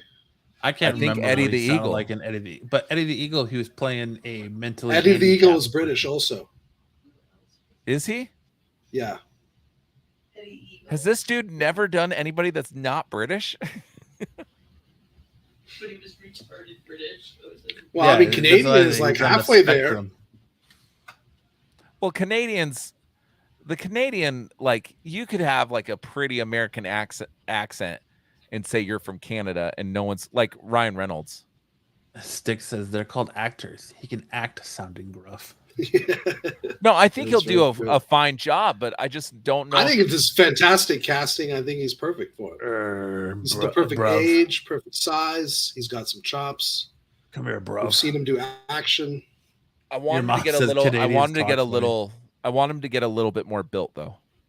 Oh, he I don't will. want to. I don't want to see Yeah. Eggsy in the Wolverine suit. Like the picture is not proportionate to his actual body size. Like the fan. Dude, art. if Robert Pattinson can fucking play Batman, this dude can play Wolverine. But even Robert Pattinson was pretty small as Batman. He's more Christian Bale Batman than Ben Affleck Batman. But I mean, Hugh Jackman wasn't really that jacked as Wolverine either. He was shredded, but he wasn't jacked. And there's a difference between jacked but he and was shredded. more. He was bigger. He was bigger, like arm wise, than Taron Egerton. Taron Egerton right now in this picture looks like a pretty boy, and Wolverine can't be a pretty boy, right? Because then it loses its luster. Well, I don't think this is that. That's The Rock for the Wolverine jacked. movie. Ryan Reynolds, Ryan Gosling shredded. There's differences, guys. Come on. Yeah, but is this guy even shredded? I mean, and Hugh Jackman's bigger than Ryan Reynolds and Ryan Gosling. Taller, but also like girth wise. Yeah, I don't know a better word to describe it. Aaron coming in saying he just has to P90X like Chris Pratt did.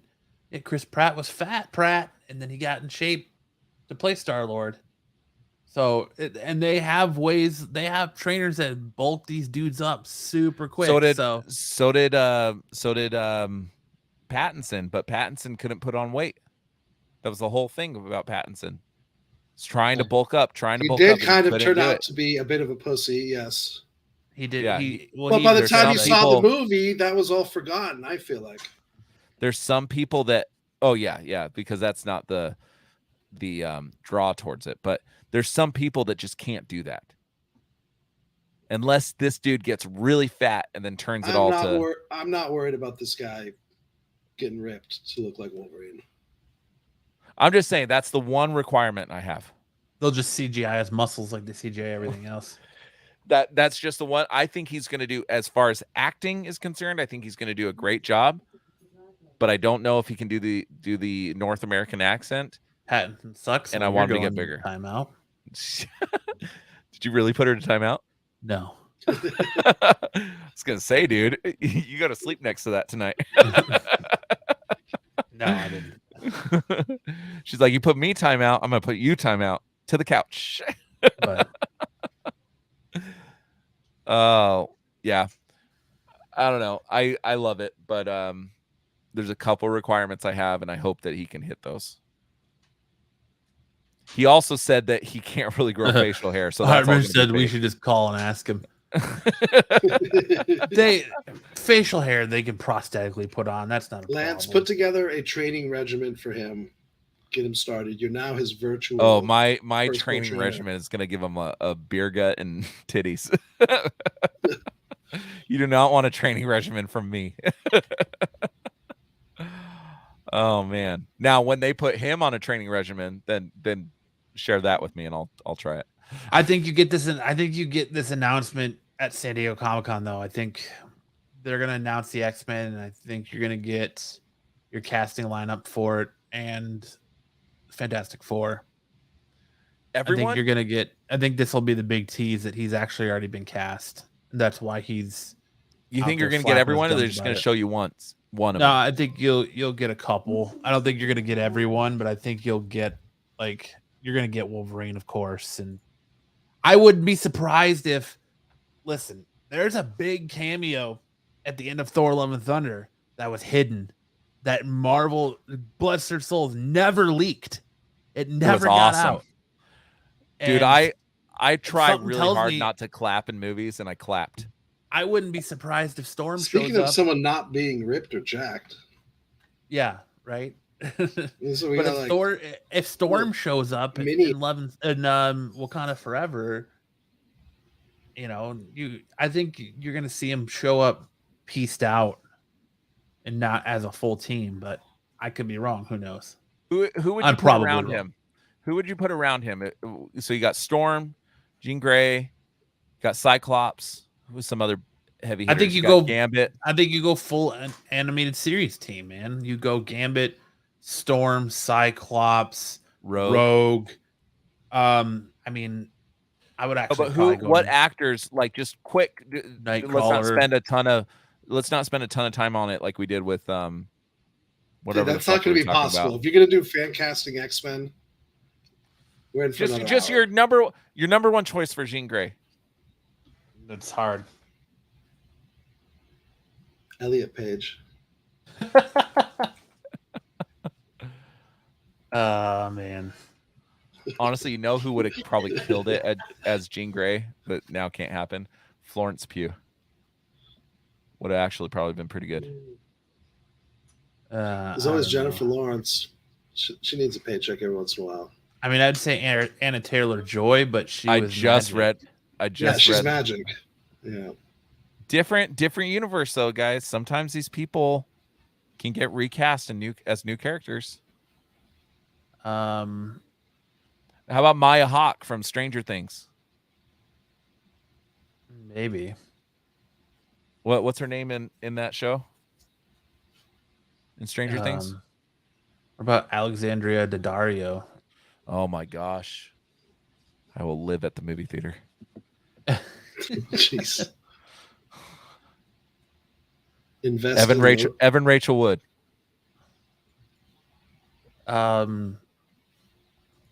Tabitha Soren. Who's that? I don't know who that is. Okay.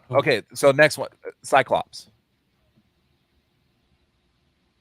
Rose Leslie. She was she was most recently in the Time Traveler's Wife TV show. She was also in Game of Thrones. She's married to who's the name of the guy who plays Jon Snow? Oh, Kit Harington? Yes, she's married to Kit Harington. Yeah, she'd be good. I like her. Time Traveler's Wife's actually pretty good. Okay, Cyclops. That's a tough one. Well, I tell you who I don't want it to be, Ty Sheridan. That was awful. How about the kid? Oh no, they couldn't. The kid that plays Nightwing in Titans would be fantastic. You know who I really want the dude who plays Wayne and Letterkenny to be Wolverine, but Jansen Ackles. Maybe. Dude, Scott Eastwood, I think, would make a really good Wolverine, or not Wolverine, but Cyclops versus Wolverine. Dude, you have been on his bandwagon since I don't even know how long, because he was your choice to play Wolverine. He was, yeah. I think he's a shit actor, dude. Like, I don't know why you like him so much. Or he is not his dad. That's for damn sure. Was it Montgomery, the kid who played Billy in Stranger Things? He was also Jason in the Power Rangers movie. Oh, Dacre Montgomery. Is that his name? He would be, yeah. He'd be pretty good. I like him. He kind of looks like a low rent Zac Efron. I don't know. Dude, what about that one kid in that movie? And what movie? In Stranger Things? That one movie where that guy did that one thing. That one kid in that one movie. Yeah. What are you talking about? What's his name? All right, a couple more. Actually, the kid, and I think he's kind of canceled right now. The Baby Driver kid would be good as Cyclops. Tom Hanks' son, Colin Hanks, is the Baby Cyclops. Driver kid. Isn't that Ansel Egerton? Oh, Ansel Elgort. Okay. Yeah, I like him a lot. Rogue. Michael Rooker. You want to know who I think they should bring? Fucking Lucas Black in to play Gambit, the dude from fucking Fast and Furious Tokyo Drift. Oh, the main kid? Yeah. Yeah, he talks with that Cajun accent. He kind of vanished, didn't he? Definitely shouldn't be Channing Tatum. That dude from that one movie. So, Rogue, correct me if I'm wrong. Rogue is well, of course, everybody's younger than Wolverine, but if you look at appearances, Rogue is younger than Wolverine, right? She has to pass for 15 or something. So, how about the girl from Jojo Rabbit? And she was just in Last Night at Soho. Thomasin McKenzie. Yeah. She's a good actress too. And I think she's posed to kind of come on the scene pretty hard. I wouldn't mind seeing Ariel Winter as Rogue. Ariel Winter from Modern Family. Oh, Modern Family. Yeah. Yeah. Lauren Cohen, who plays Maggie in Walking Dead, wouldn't be bad either. How about the girl from Stranger Things? Speaking of that, the Natalia Dyer that plays Finn Wolfhard's sister. No, dude, she's so ugly. I'm so tired of seeing her all over the place. Oh, I do not find her ugly at all. She's got a man jaw. Who's this? I do not find her. What's her name in that? That one chick from that one thing. She's the one that shoots the shot. Did you watch Stranger Things, Ish? No. Oh, there you go. Natalia Dyer. She plays Nancy and Nancy. That's her name.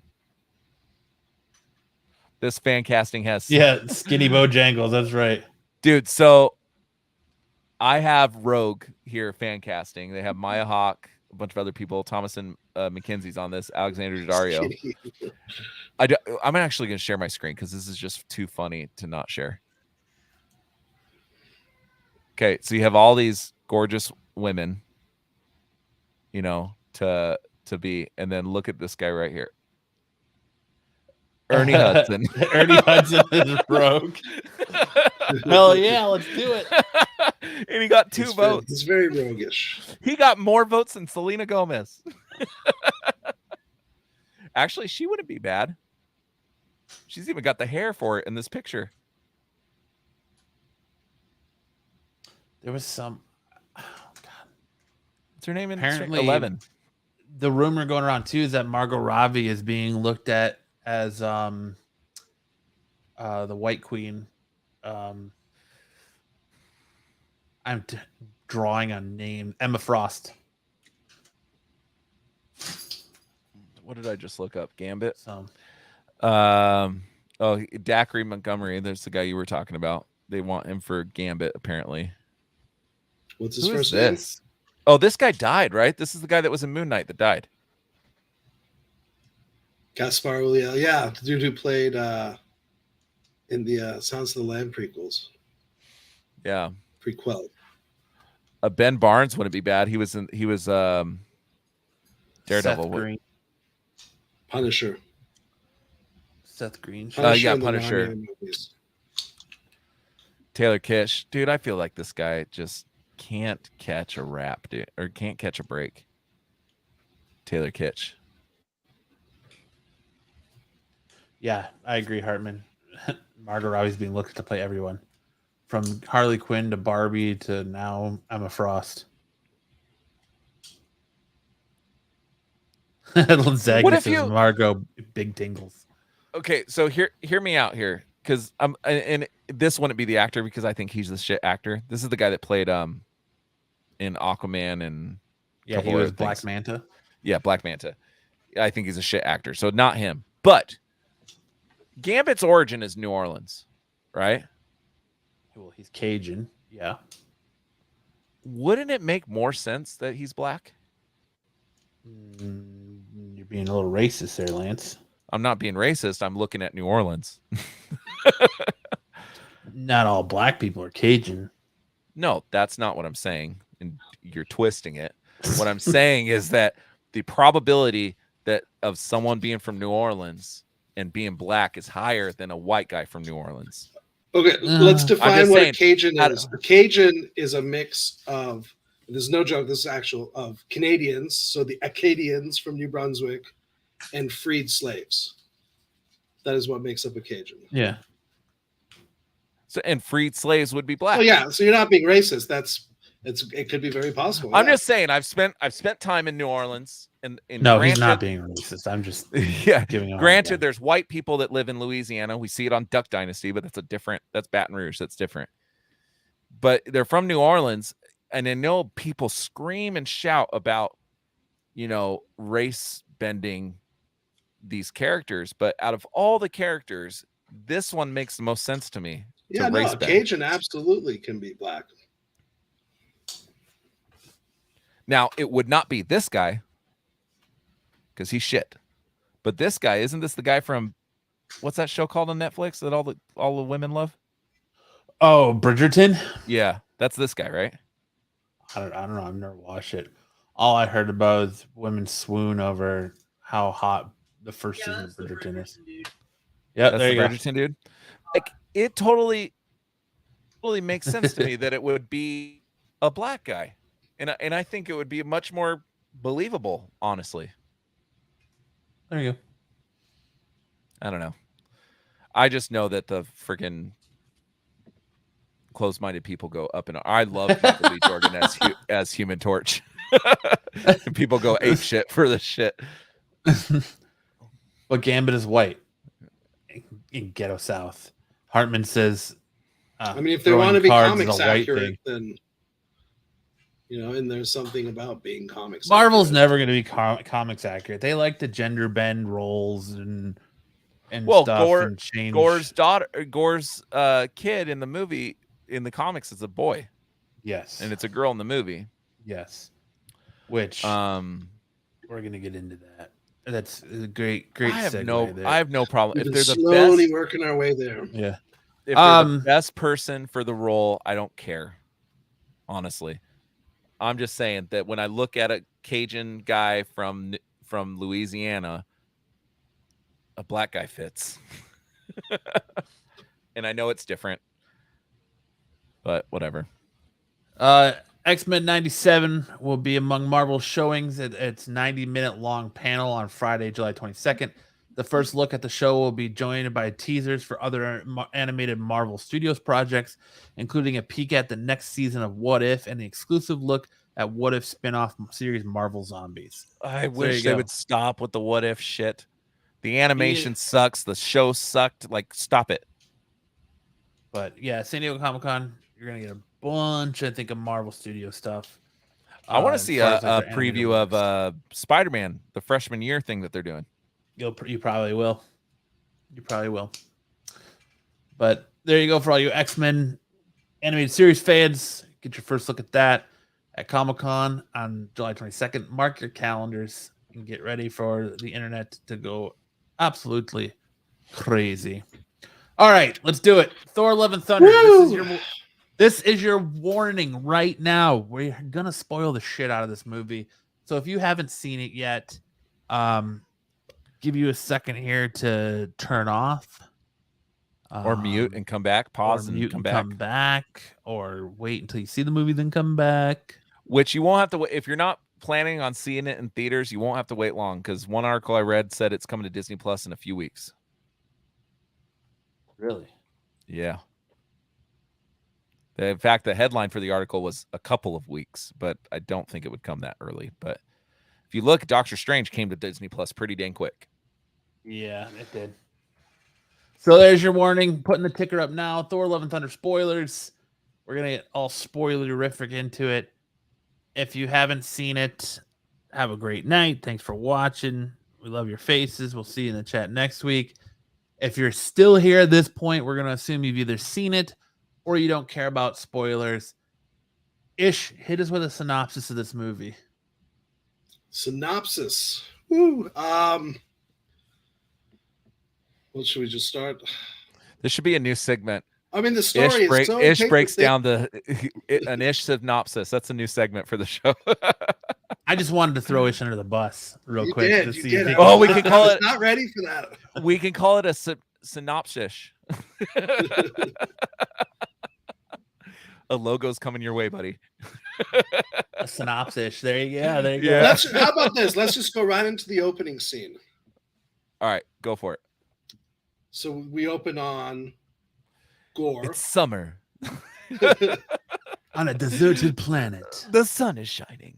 A relatively unknown man is standing in a desert clutching his dying child. What is that child dying of? Fuck if we know. But the child is dying. What are they doing in this desert? Crying. Embracing each other. I think if you're dehydrated, crying's pretty difficult, isn't it? So right off the bat, it's not comics accurate, right? Because isn't Gore's powers basically from the symbiotes, from Null? Well, okay. So yes, the Necro Sword does come from Null, but we didn't know that until Donny Cates started writing Venom, because in the Thor story arc, when the two gods crash down as they're fighting in front of Gore, there's the gold one and a black one. They're not named. You don't know who they are or what they are. So when Null takes the Necro sword from him, later on down the line, Donny Cates made that Null. Is it kind of like a retcon?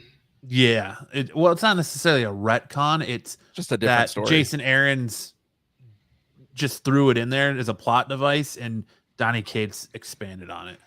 Okay. And this movie just kind of skirts barely alongside that. If anyone has seen here in the chat, you guys probably haven't, Star Trek V, The Final Frontier, literally the opening scene of the movie is in this desert with the dude who looks exactly like how Christian Bale looks. And we go from there. You know, honestly, right away, the opening scene is like straight up taken from another movie. Which there's a couple, and we'll get deeper into it. There's a couple scenes in this movie that made me feel like really retro sci-fi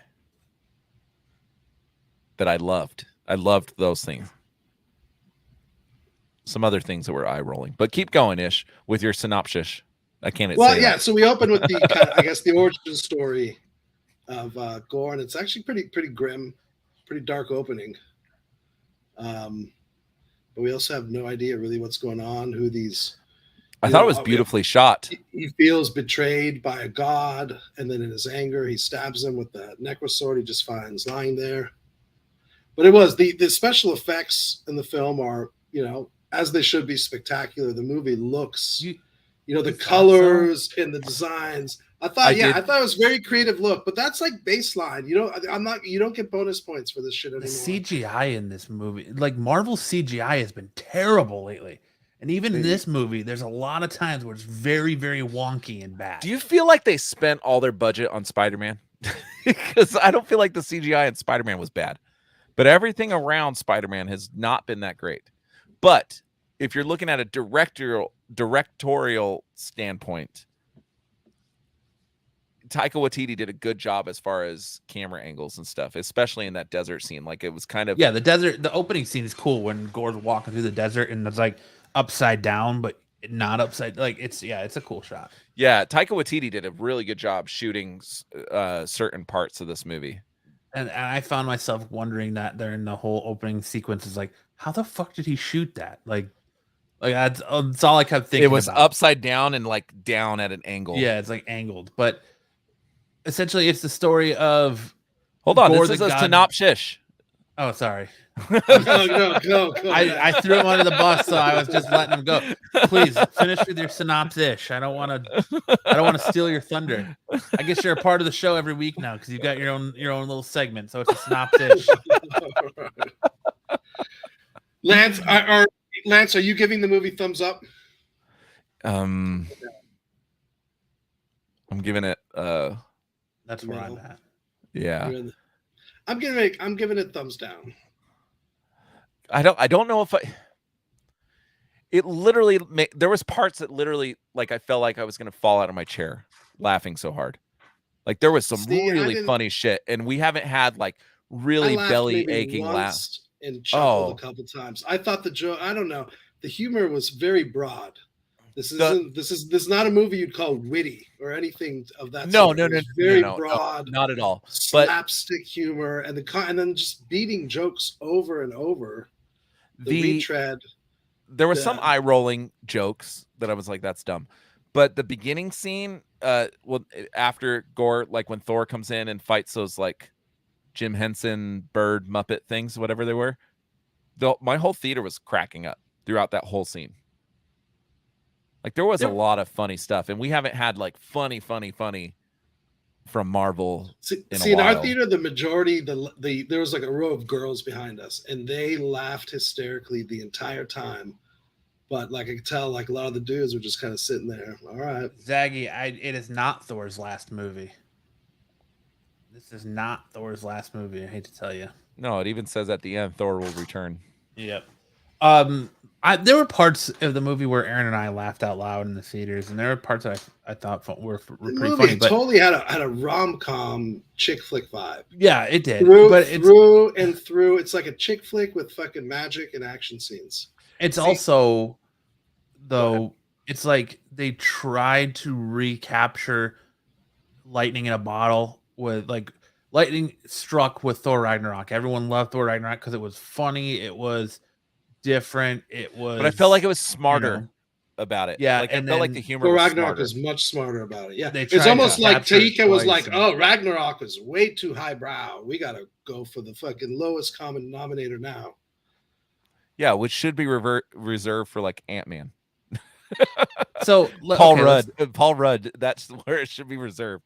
Paul For Rudd. the audio and Ryan listeners Reynolds. who haven't seen Thor yet or aren't going to see Thor, basically this movie centers around Gore, the God Butcher, whose son dies at the beginning of the film, and he feels betrayed by his gods because his race spends their entire life praying to a god and thinking that their God is going to give them everything they need to prosper and live their lives. And when they don't, and his whole family is wiped out, he feels betrayed, and he ends up on like this little island with Rightfully food, so. and the Betrayed. gods laugh in his face. So he gets the necro sword and kills the gods, which sends him into the necro sword's calling to him. He gets it, he kills the gods, and it sends him into madness to where he wants to kill all the gods. So he goes around killing all the gods, and it's up to Thor and his old love, Jane Foster, which isn't a spoiler because you've already seen the trailers, as well as John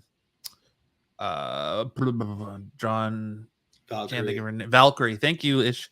Up to Thor, Jane, and Valkyrie to stop Gore the God Butcher, who is trying to get to eternity to make a wish. So yeah, and then you find out what the key to eternity is. So Thank you, that's Matt. essentially Thor: Love and Thunder in about 2 minutes. Which did you guys notice how in the first two Thor movies they made a point of like, well, the gods, the Asgardians and the North gods, they're really just aliens. But now in Ragnarok, they've dropped that, and now it's back to they're gods. No mention of the alien stuff; they're just gods. But like, are they now included really? in the Because full pantheon of Greek gods and all that. But and they're not just aliens. Are they viewed as gods by the other gods? That's in the movie. That's all they call themselves, as gods. Yeah, but like it almost seems like Zeus and all them like look down. Like the Asgardians are kind of like in the middle. Like there's humans, there's gods, and Asgardians sit in the middle. Like Zeus didn't consider him like a contemporary almost. Well, Odin probably would have been a much different story if Odin showed up. No, it's but this is supposed to be the heir. Thor is supposed to be the dude. Now that Odin's gone, it comes across like there's a god for everything in the Marvel universe. So like, isn't there like a god of like bombs? At one point, brought out there's one for dumplings. Yeah, there's a god of dumplings. There's a god of bombs in the comic books and the Thor story. So there's like a god for everything. So like Zeus pretty much says like Asgardian problems are Asgardian problems, because it's kind of like you're the god over your own realm, and that you know that's who you are. Like you're no one person is bigger than the other, but Zeus is just like the big well-known one. So that's why Thor like idolizes. Yeah, he just gets to schedule orgies. Yeah. So this begs another question. Asgard and the Asgardians. Are Asgardians just normal people, just like humans, but they're ruled over by these superpowered family? That's how I felt. Or shouldn't all Asgardians, not necessarily be like Thor, but be like Sif, or be like all the other kind of things, but the normal people, even the dude who has to pick turnips all day. Yeah. Why would he be just a normal person, but the other people are superpowered? And this is also introduced in Ragnarok. Up until then, that concept in the first Thor movie, all Asgardians were kind of on the same level, with the exception of Odin and his family. Yeah. But now, since Ragnarok, I don't know if you remember where Heimdall, you're right, he's superpowered, but he has to help all the common people, and they have no powers whatsoever. They're just normal people running around. So I don't know what to make of that. It seems like they've totally changed the rules on a lot of stuff. Well, that and it almost feels Thor like there's set up. There's classes, so it feels like there's Asgardians that are bred to be warriors, and that's where you get Sif and a lot of those guys. And there's one like it feels like Heimdall had a specific purpose because he was the keeper of the Bifrost. Sure, and he had that additional power, but he still had and like his son has that power too, strength and stuff. Yeah, so I think. What about the other Asgardians? Well, I think to a normal human, like an Asgardian would be stronger and things like that. But I think as far as like that's totally Asgardian, not what's depicted. Yeah, it's like, but I would totally think like as far as the Asgardian class goes, maybe the lower class Asgardians they're just commoners. They're not bred to be warriors. Like, yeah, they need common people for the work, as Zaki said. And my name is Kyle does make a good point, because according to official, Marvel rules or whatever you call it, it is Eternity, Living Tribunal, one above all. I don't know if Galactus quite fits up there, but pretty close. And then Galactus, I think, and it's even Stan Lee was like, Eternity, is he the final god? And then Stanley was like, well, I don't know that. I'm just a mere mortal. But that was a suggestion that perhaps Eternity is kind of the god doesn't have another creator above him, so to speak, which renders all the other Asgardians and Zeus and all those dudes, what are they really? They're just superpowered aliens. I think for me, like the biggest issue I have with this movie that I was like, I don't like that, is Gore was wasted. If you read Jason Aaron's Thor run, it's iconic. Gore is an iconic villain. He came out of the gates, as if you want to call him Omega level villain, he was the first Omega level villain in a long time. And he has such a deep backstory. There's so much there. Like Jason Aaron's Thor run is kind of confusing because it takes place in 3 different times with 3 different versions of Thor. You have young Thor before he's Worthy and got Mjolnir. You got the current Thor, who's the Avengers Thor, and then you've got Thor, Odin's son, who's old man Thor, who's basically taken over. He's sitting on the throne. So, but Gore's been around for a long time, and he fought Thor many times, through his history. And for the God Butcher to be this big baddie, you don't see anything. He's just kind of there. He kind of shows up to use his little magical sword. They're super angsty. Yeah, and call down shadows.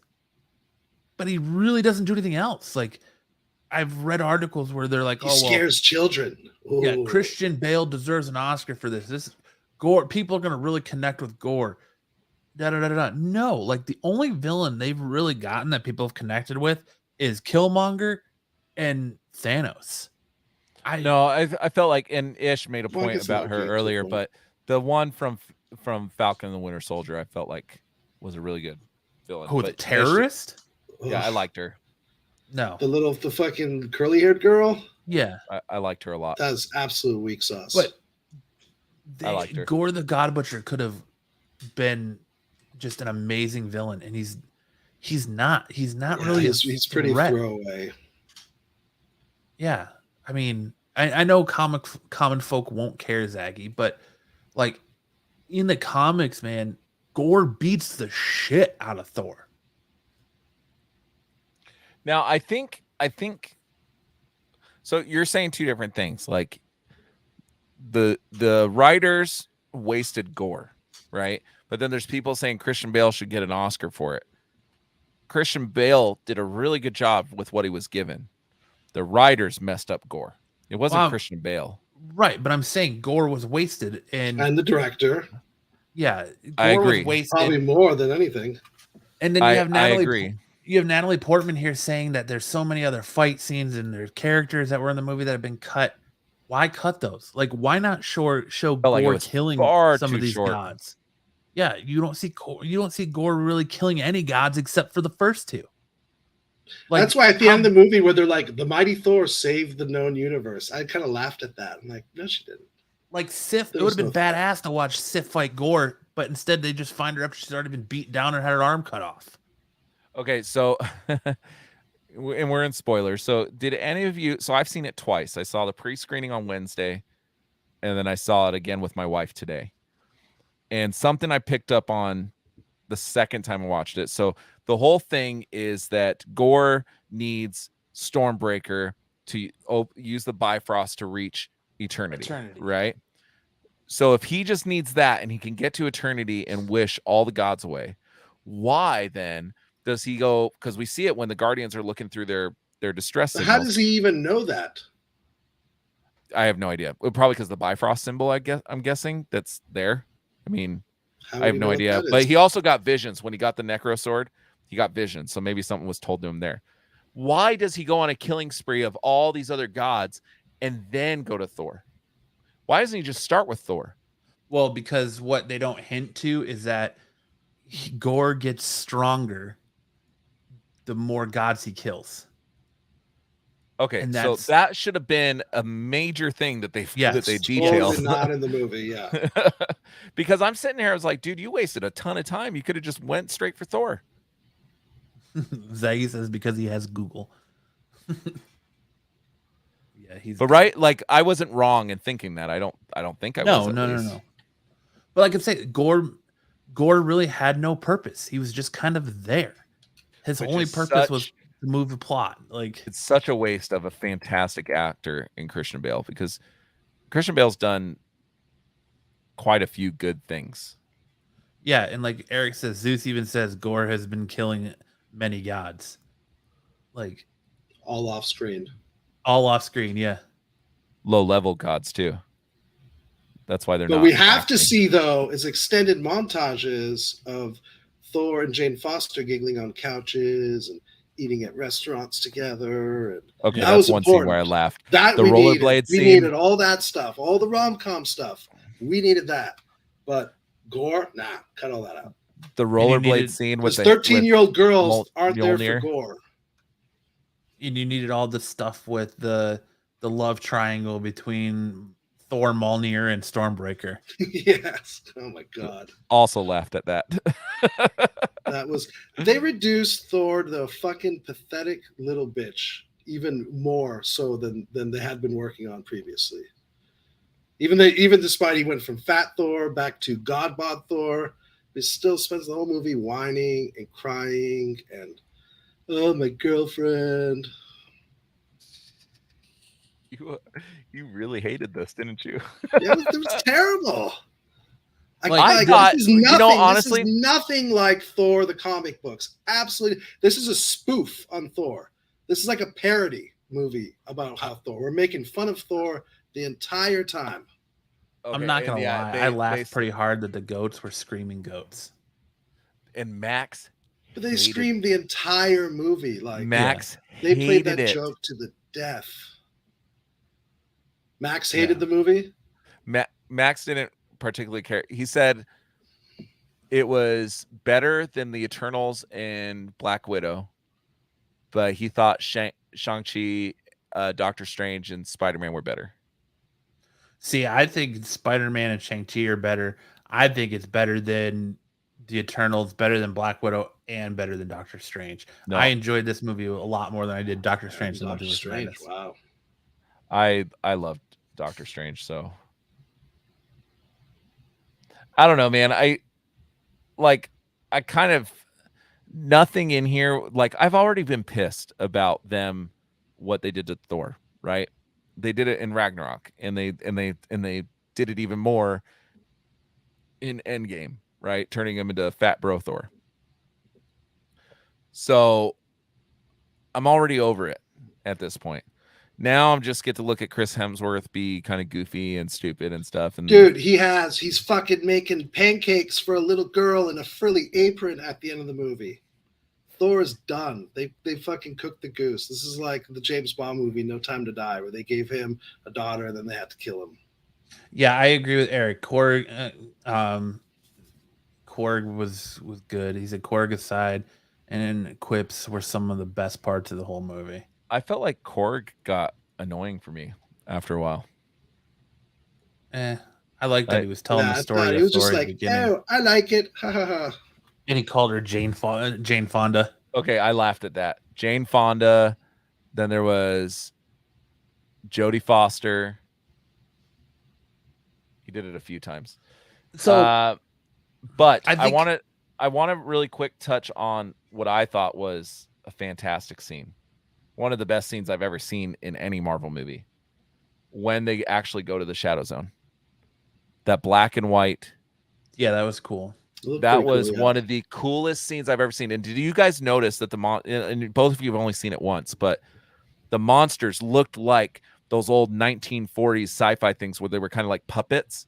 Yeah. Like you could tell like they were like really small, like they filmed it like claymation style, like whatever, in the way they were moving and stuff.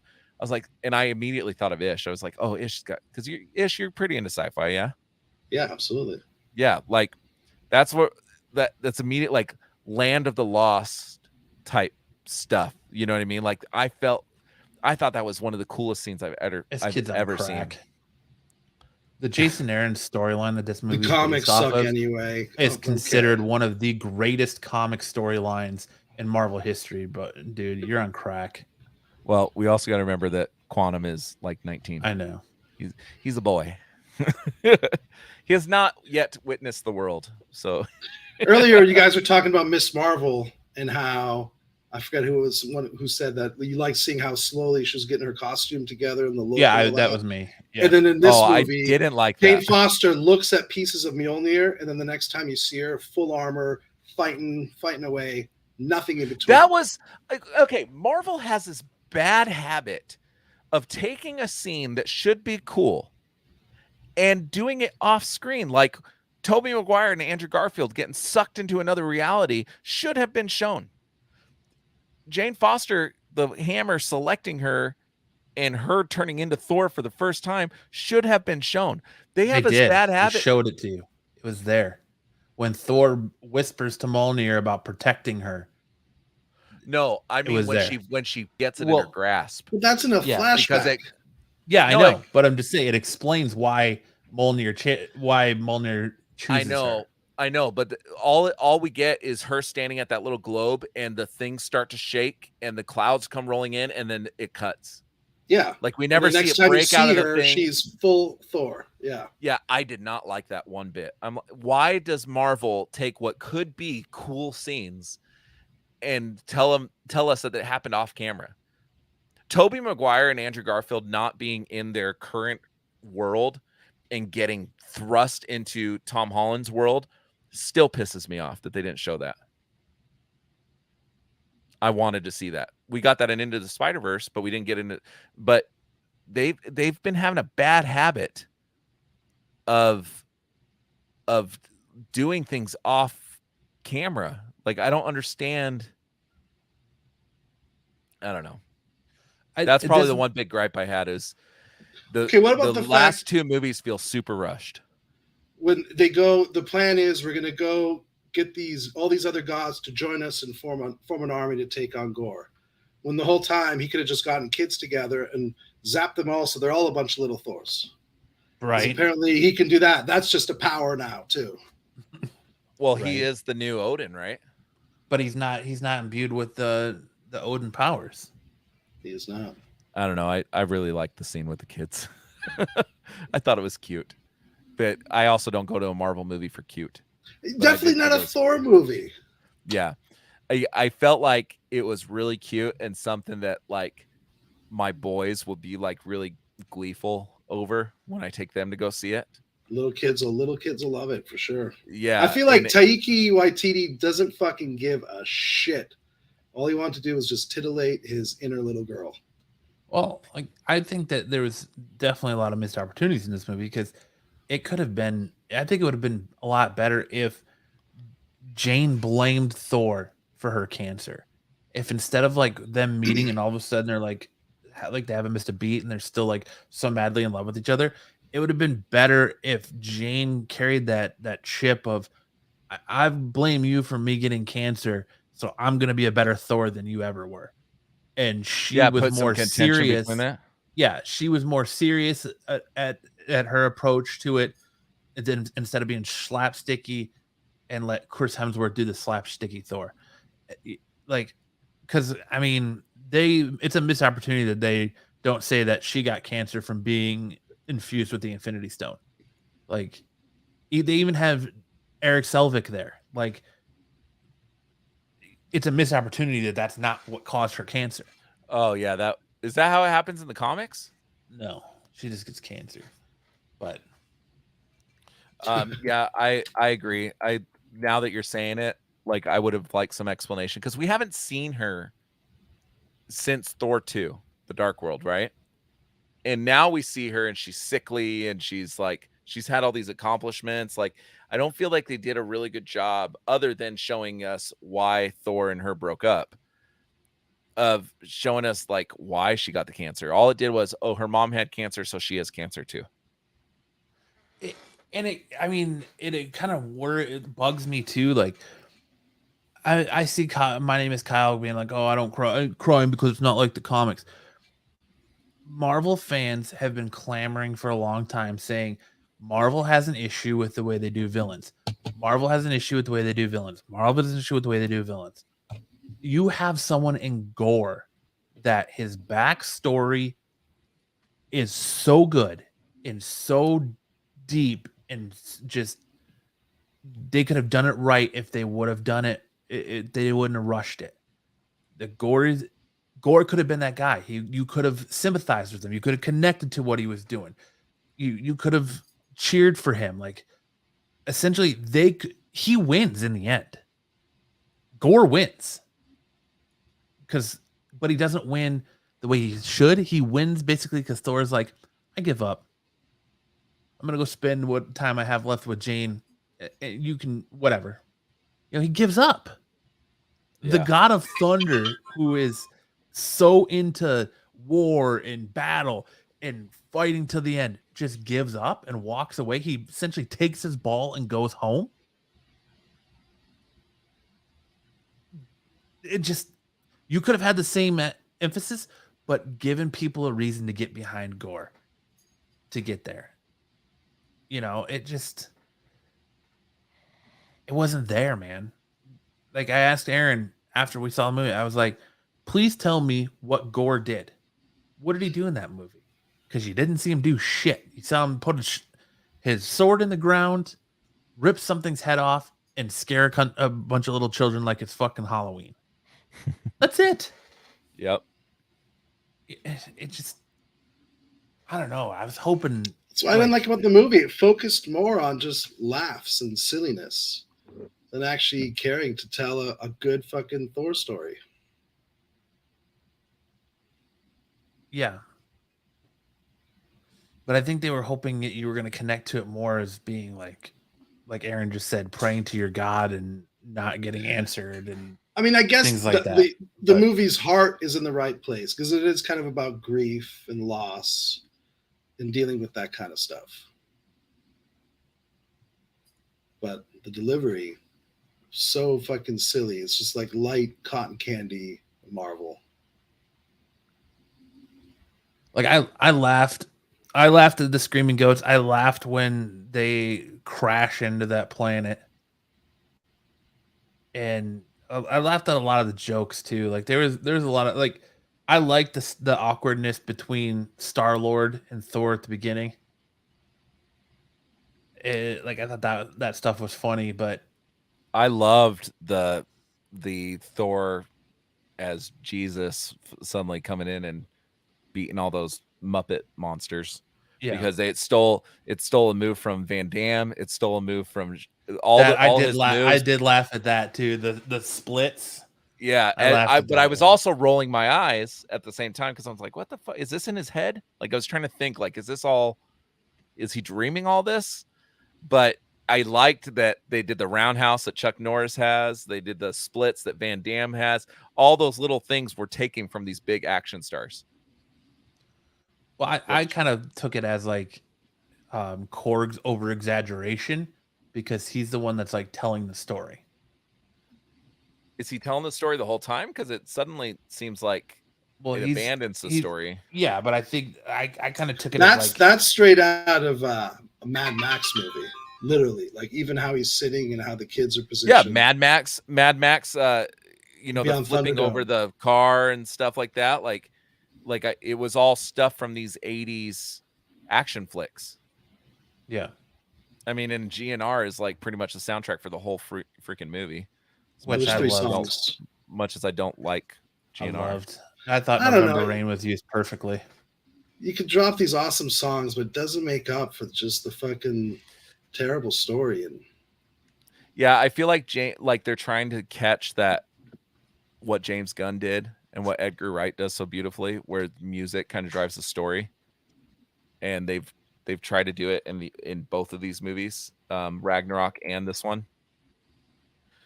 And I think that's a skill that not everybody possesses.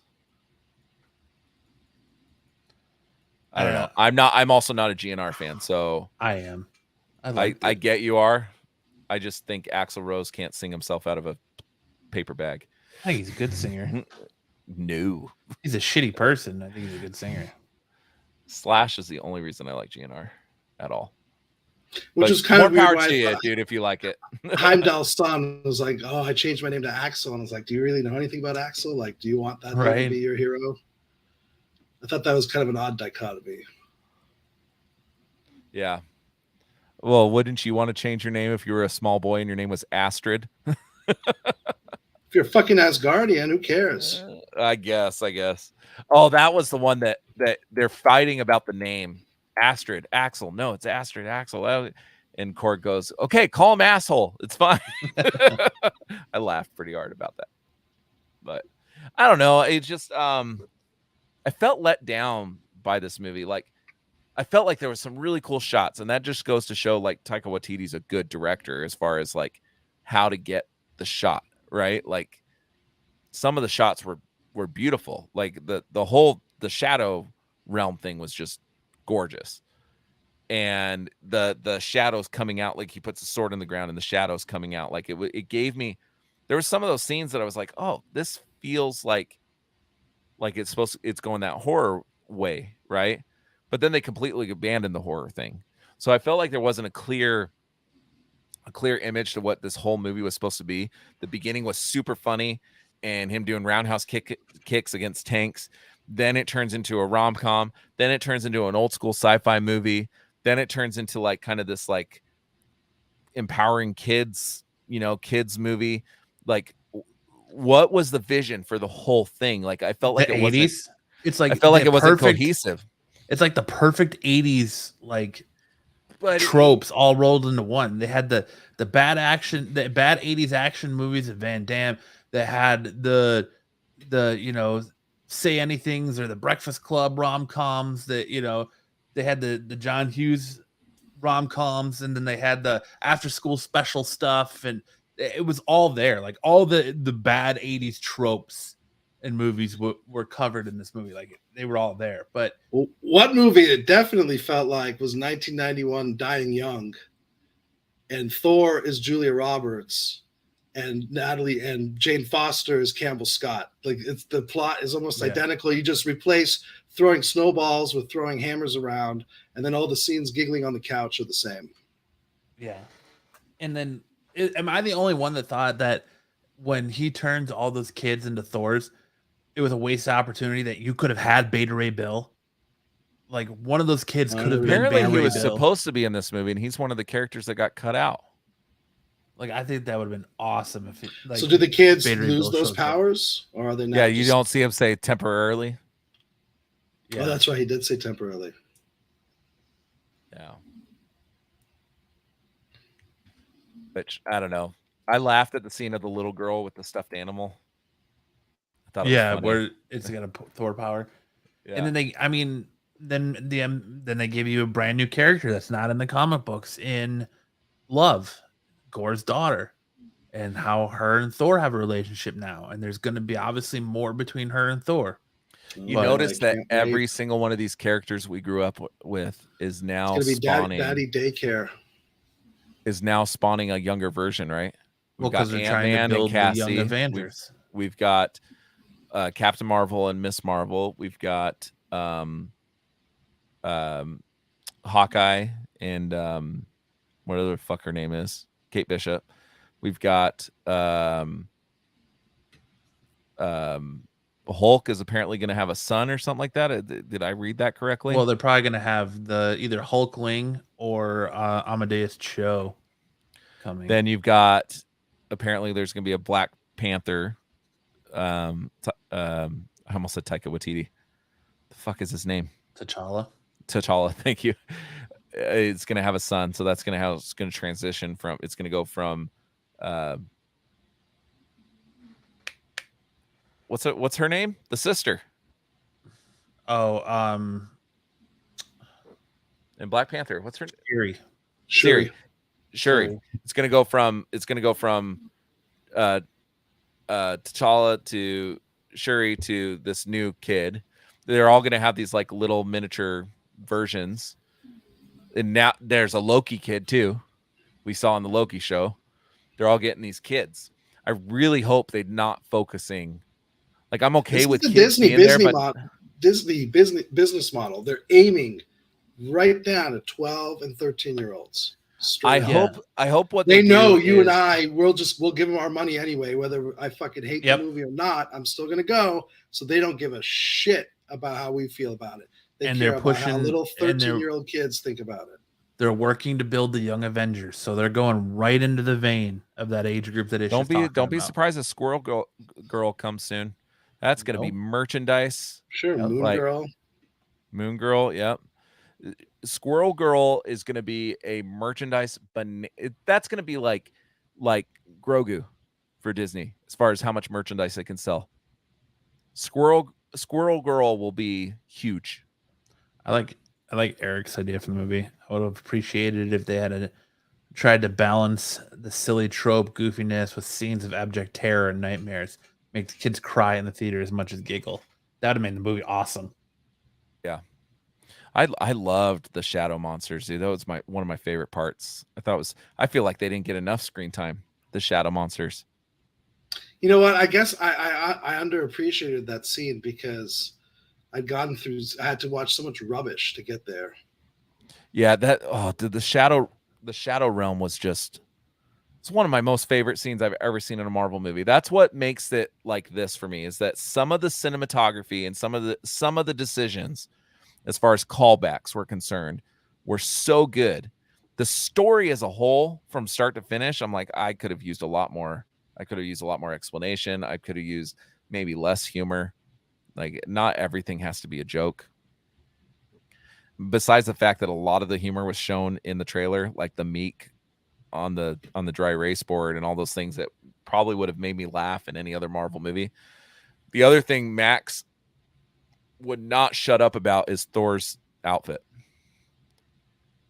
Why? He hated it, and I wasn't too keen on it either. It felt like in the military they have their dress blues or whatever when they go to like events. His suit throughout the whole movie felt like dress blues. Like it was way too Do you notice that besides the one scene where his cape catches on fire, that his cape is perfectly coiffed through the whole, like every fight scene. Mm-hmm. You know why it's like that, right? He makes comment in it that Jane is dressing like him, and he's jealous of it. So when he summons his suit, he makes it flashier and shinier and brighter than hers. Things come out. Yeah. Oh, yeah. I didn't catch that. Oh, that makes a lot more sense. Yeah. But then why does he continue it? Because he's a jealous little bitch.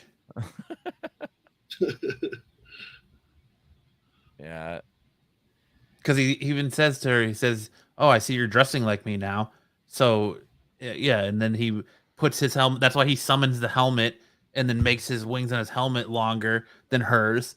And his outfit is flashier than hers. That's the reason for that. But I don't know. I felt like this movie left a lot to be desired. I mean, I liked it. I enjoyed it. I enjoyed my time at the theater. But it didn't feel like it was groundbreaking at all.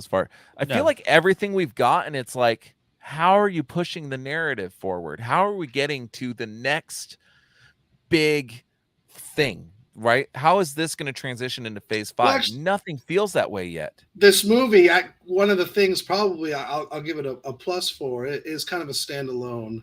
It's like Thor 4, but it doesn't have to be Marvel 29.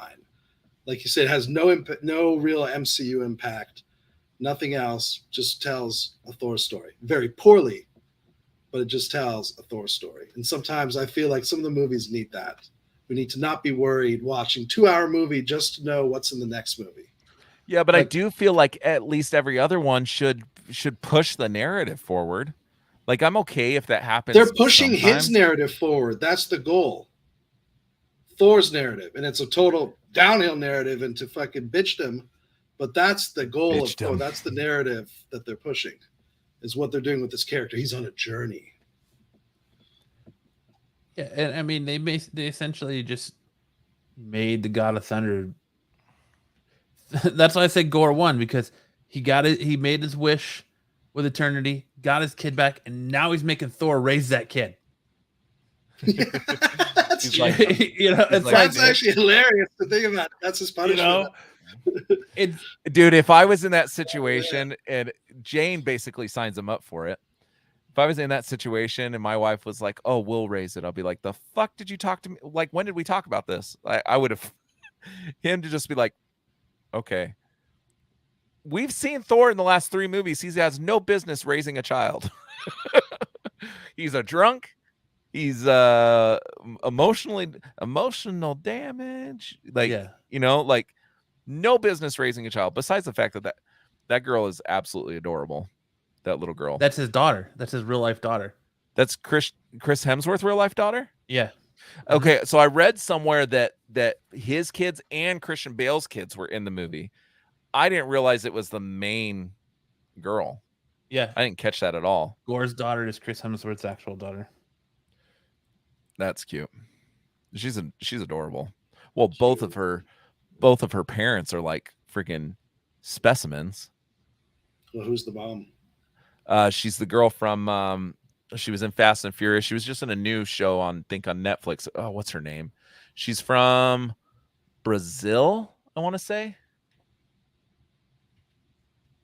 I mean, your dad's Chris Hemsworth. He's a good-looking man, regardless. But well, the mother's nothing to balk out, dude. Like she is a fine Elsa Pataki.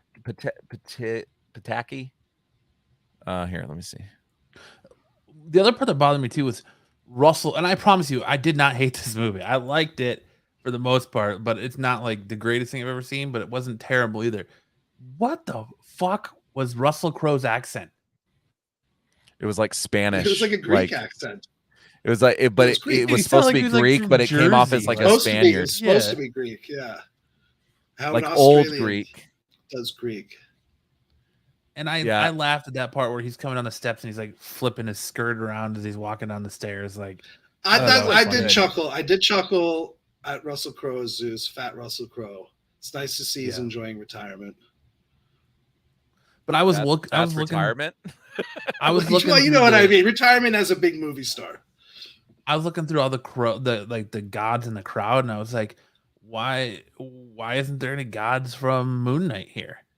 Did you think the movie lacked Easter eggs completely? Like, I figured if there was Easter eggs, I completely missed them. Because I remember looking at the gods, trying to scan for some sort of familiarity. I was like, no. Yeah, that's what I say. I was looking for like some gods from Moon Knight or something we've seen previously to show up there, and there was nothing that I saw. We got the fucking hot buns god. I think the movie might have had no Easter eggs. Other than some, I guess, cameos, people who have been in other Taika Watititi movies, but that's not really an Easter egg. But I mean, overall, I didn't hate the movie. Like I said, I think it's not on par with Spider-Man No Way Home. It's not as good as Shang-Chi, but to me, it was definitely better than Eternals. It was definitely better than Black Widow, and I liked it more than Doctor Strange. I like Doctor Strange more than this one. Quite a bit more, actually. If we cut out, like Doctor Strange more. If we cut you out, and I are Raimi fans. The right-ish. Yeah. If we cut out the love montage, and you add more scenes of Gore doing his thing and more backstory to Gore, and you add also, I think, some hostility there between Jane and Thor, instead of making Jane slapsticky too, if she's the more serious one and she holds a grudge because of her getting cancer and her blaming the fact that she was imbued with that Infinity Stone for it, I think it makes a better movie. I think it makes the story better. And also, it if they change New Asgard. Yeah, I mean, I didn't really mind New Asgard. New Asgard didn't really bother me that much. It doesn't take such a huge part of the story. Like it, honestly, I forgot about it. But I just thought, like, why isn't everything Zeus is in? He's always some kind of like old creep. You know, like that's always how he's portrayed as like an old creep. He's even portrayed that way in this movie. I guess that's what he always was. Back for the Greeks, he was the old creep. I cheered at the mid-credit scene. Oh, when you Roy Kent, Hercules, yeah. Oh, I did too. They kept that so well under wraps, man. Like in an age where Marvel's notorious for spoiling everything and everybody finding out about see everything, it coming. Like we all knew about. Don't you think Hercules should be like a big rip dude? I thought he was pretty ripped, dude. I didn't know. I was gonna bring it up, but I didn't want to spoil it. I don't know what you're talking about. That dude. He looked pretty shredded. Yeah. Yeah. I don't know. He wasn't like jacked, but he was shredded. He looked pretty good. Like, I don't know, man. Max hated his suit too. I think, but I liked it. I was like, I literally was like Roy Kent in my seat. Dude, I clapped. Loud. It was the only part of the like. I tried not to be that guy that claps Roy in a movie, Kent? but I saw him and I was so giddy, and I yelled Roy Kent, and everybody in the theater looked at me like I was a moron. Like nobody knew what I was talking about. He's a from character Ted Lasso. from Ted Lasso. He's the best character from Ted Lasso. No wonder you love this Hercules then. So you're obsessed with fucking movie. Ted Lasso. You are obsessed. Dude, I saw Roy Kent. I'm like, fuck yeah. Do you know he's one of the creators of Ted Lasso? Yeah, he's one of the writers. Mm-hmm. Yeah, dude. I was here. He's so there. happy. He's every fucking where. He's Roy Kent. Yeah, you should watch that show, dude. I don't know. It's a great show. Hercules should be an action star. The Rock. Brock Lesnar. We've had The Rock we've had The Rock as Hercules. That's true. Yeah, we've seen all these big dudes as Hercules. This needed to be different. We've seen Kellen Lutz, who's a huge nobody dude. We've saw seen that Hercules with The Rock. Nobody saw that Hercules with The Rock. So yeah, but we've seen Hercules. They have to break the mold. It can't look like. And plus, consider this too. Kevin Sorbo was 30 years ago. Yeah, and he was not that huge. I would say he was similar to Roy Kent. Yeah, we haven't had a legit Hercules since, other than. But you know that Disney's also coming out, I think next year, a live action Hercules of their musical. Yeah. So you're gonna get another Hercules. That's right, dude. How pissed would you be if they're the live action Hercules that they've been talking about? Wait, that's the one that's gonna be a Guy Ritchie Hercules movie. Yeah, what if they turned the Hercules Roy Kent that we just saw, put him in the Disney live action, and we've known that Hercules was coming this whole time. We just didn't know it was an MCU movie. But they have Danny DeVito as the fat imp. Well, he voiced him in the animated movie, so why not? Yeah, that's what I'm saying. Like, just recast him. He's perfect. My sister was talking about that last night. She thinks that Michael Cera and Jonah Hill should be Pain and Penance.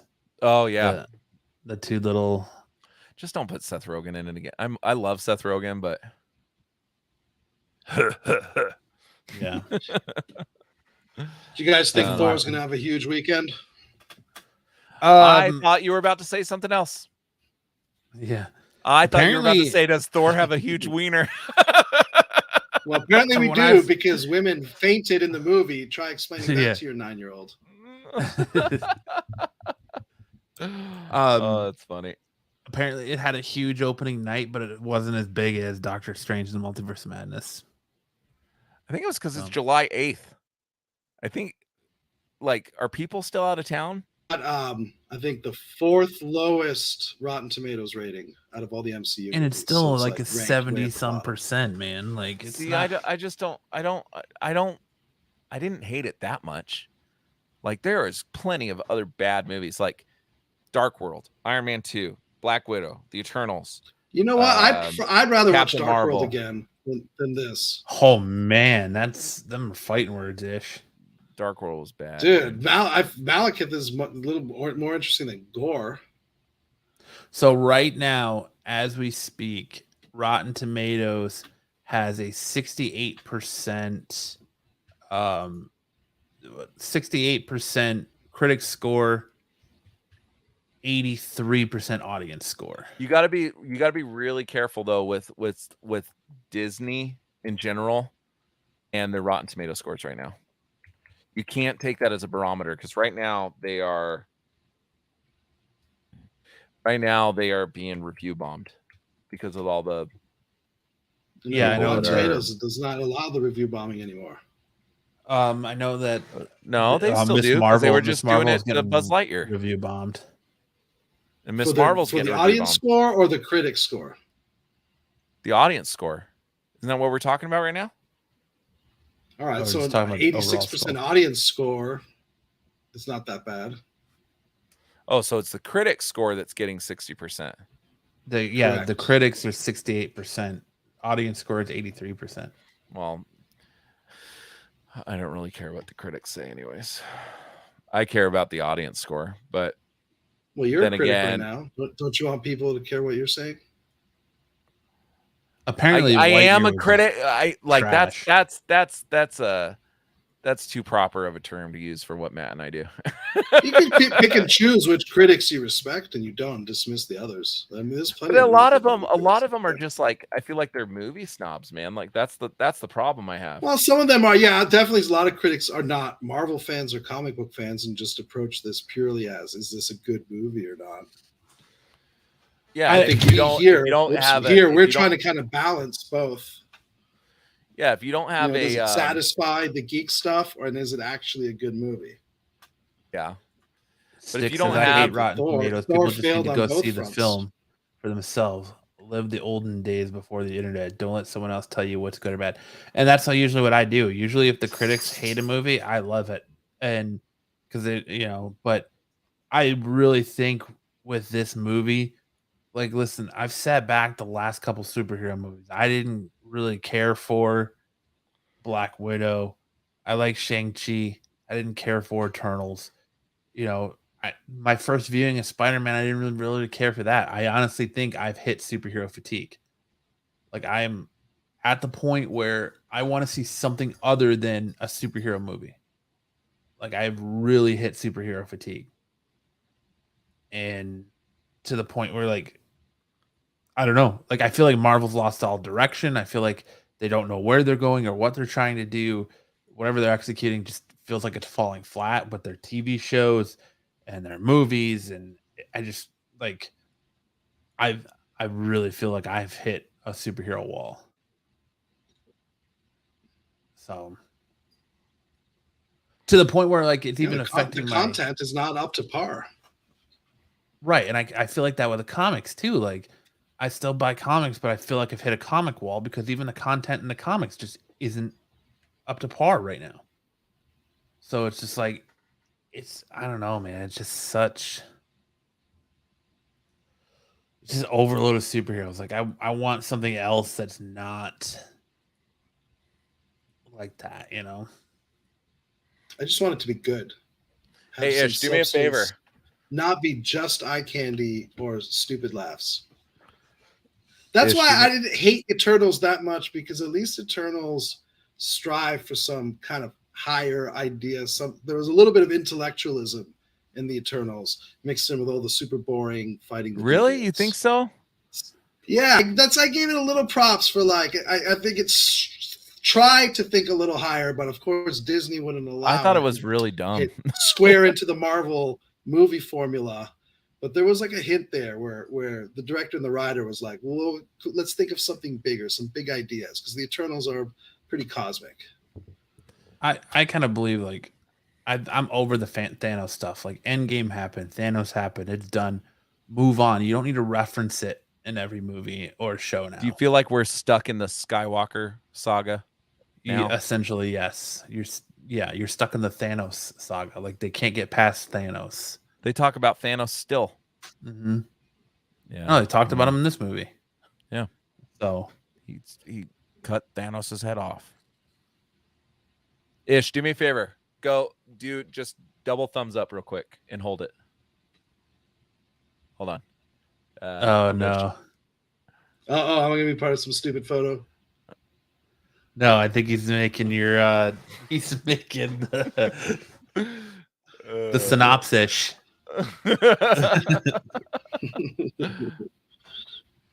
Should be thumbs down. Synopsis. But that's our thoughts of Thor: Love and Thunder.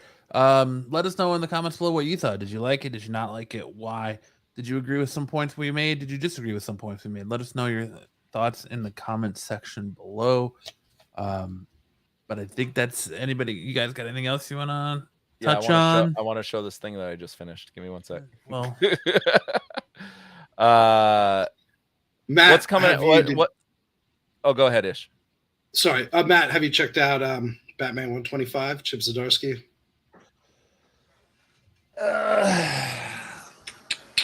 That one right there. Dude, it's big.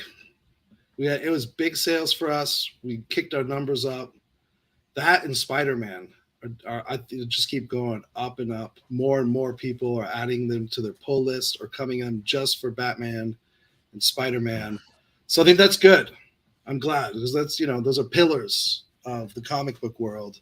And it's good to know, at least at our shop, those are by far the best sellers, Batman and Spider-Man. And it just keeps going up and up. So I love seeing that.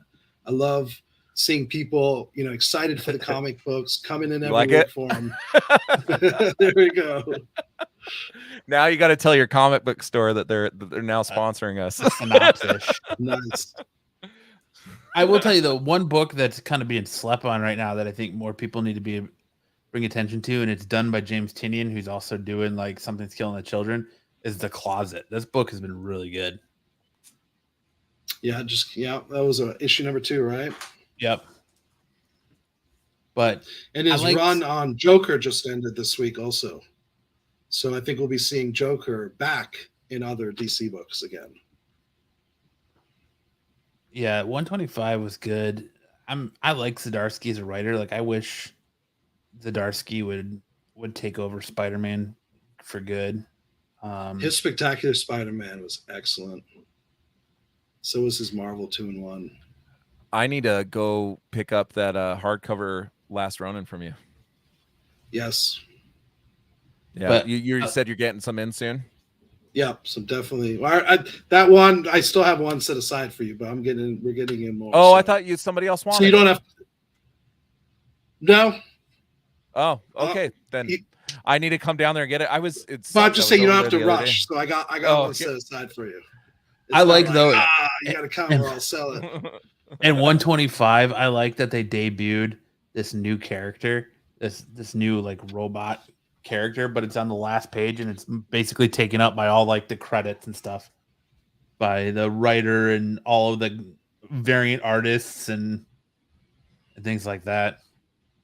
But yeah, Zdarsky, man, I like Zdarsky's writing a lot, and I was kind of surprised that he imbued the 3 Jokers into it too. So, and he had the series Batman the Knight, which I feel like he's giving us what his Batman Begins is. Yeah. So you read that and you get the Batman origin story as told by Chip Zdarsky, and then now you can jump into issue number 125 as Batman in issue to almost 1000 and Chip Zdarsky. So you get the backstory too as how he has imagined it. So I think that's pretty cool. Yeah, I'm gonna put this on the screen every time Ish explains something because I think it's that awesome. No, it's not to make fun of you. I think I'm just in love with what I just made. All right. I'll take it. I read somewhere too that they're working at having Tim Drake be Robin, like Batman's Robin again. So it was interesting that Zdarsky chose to take Damian Wayne out in this issue. I'm excited for it. I like Zdarsky's writing a lot. He's kind of like Donny Cates part 2. So it's almost at a point where they need Zdarsky to save DC Comics. Man, this is so weird that you guys are having this DC conversation. Comics have fallen out of the top 50 sales, which is bonkers. I feel like just 2 years ago, maybe, we were talking about how Marvel was struggling and DC was like at the top of their game. Do you get like Ish? I didn't know you then, I don't think, but synopsis, love it. But like, Matt, don't you feel like we were having this conversation just a couple years ago that Marvel was on the down and DC was up? Because that was around the time that they were coming out with because Marvel now has the Disney security. Around that time. Well, Marvel has a Disney security net. DC does not. DC is all about a company that's all in debt and all this other crap. Or are they still in debt now that Discovery owns them? Well, yes. Yeah, until they're not in debt. How long is that going to take? DC was riding high when they did Rebirth and they relaunched everything. And then they kind of, when they had that business model of they were going to release like every 2 weeks, but they weren't going to release so many titles, they constantly do that. They fall right back into that trope of releasing way more books, and they don't need like 13 Superman books or 13 Batman books. They release so many books. That's always been my struggle with new comics. Nobody's reading. And I said I want to read Spider-Man, and there's hitting the top 50. Superman was like 55 ranked. Like, that's crazy. And like, go ahead. But Marvel's doing that now too, because they just announced Dan Slott is coming back and having a new Spider-Man book that's just called Spider-Man. It's Dan Slott and Mark Bagley. And like, everyone's like, nobody's asking for Dan Slott to come back to Spider-Man. Everyone was excited when he left. Nobody wants him back. That's always been my struggle. That's why, Matt, often I look to you. I'm like, hey, what should I like? I love that top 5 that you do sometimes, because it gives me an idea of what I should go read. Because I walk into a comic book store and I want to read like Spider-Man, and there's like 6 different options of one character. It's like, oh, one of these probably sucks, so you never know. Like, you're like, oh, the new Spider-Man comic's so good. I'm like, okay, which one? It gets confusing for somebody that's not a regular reader like myself. Yeah, I read you kind of have to be what Matt familiar tells me with the writer, so like this writer. Yeah. Like, I know some just like hired, Bendis this is his first comic. Yeah, and then there's the famous writers. But a lot of those famous writers are now like Slott, Bendis, like when their names are attached to a book, you're like, oh shit, it's gonna be crap now. Yeah, so like Bendis ruined Justice daunting completely. It's daunting to new people. Like, they don't realize that flooding the market with all these different stories, like, just finish one story and then start a new one. I don't understand why you need to have 6 different stories about the same character going on.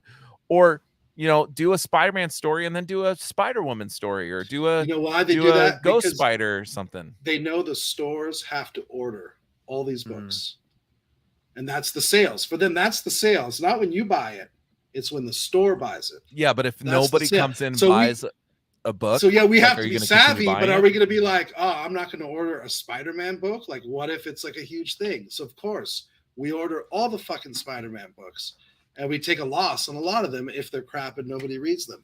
Well, but we have to buy them because you can't not buy it and be a comic book store. So Marvel knows this. The more they put out, the more we're going to have to order. Yeah, it's beautiful for them. It's hard to attract new readers with that business model. It's you still, like, I understand they make their money selling to you, the comic book store owner, but you still have to make a viable market to where it's not confusing, because you can't just have a business that only relies on pre-existing customers, right? Businesses grow by getting new customers. Absolutely. So if you create an environment to where new customers show hesitation to get into that market, then your business is going to die. And that's essentially what we're seeing with DC, right? They have way too many books. It's way too daunting. It's way too confusing. And never mind the fact of, their quality does not encompass every book that they come out with, right? Sometimes their quality is not very good, and more often than not, it's not very good, right? So you're building a business model where you're flooding the market with subpar material. You're not building an environment that attracts new readers and new, in 20 years, is comic books still gonna is there a 10-year-old, is the market being flooded with 10 to 15-year-olds that are just now discovering comic books? Is it being flooded I don't know by about that? Flooded, but we do get kids all the time. But they need the flood. They need the flood. And they usually go for the same shit. Venom is so popular with 9-10-year-olds. Crazy. But they need the flood, right? You have to have the flood, because eventually you, me, Matt, our generation is going to die off, and you need that flood to consistently carry that market. And a lot of it is passed on through families. I see a lot of dads coming in. I'm buying a comic book for my 8-year-old. Well, I can tell you right now that my kids, I read comics. I have I have hundreds here, not to the extent of you guys. Most of mine are like compendiums and stuff. That's when I usually buy them, is when they take a really good story and put all the issues together. That's how I like it. But I have hundreds here, right? And my kids have zero interest, even though I've shown them to them. I've read the Essential Iron. I have the first 3 or 4 volumes of the Essential Iron Man, and I tried to sit down and read those with my kids, and they're just Essential, the black and white one. Mm-hmm.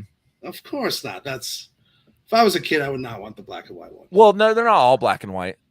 I think volumes. That's why those essential ones. I hate the essential ones because it's just fucking. Well, I get. I know it's affordable. They're super affordable. The black and white. I got them at Goodwill. You lose the magic of Marvel Comics. Black and white. I got them at Goodwill for $1 each.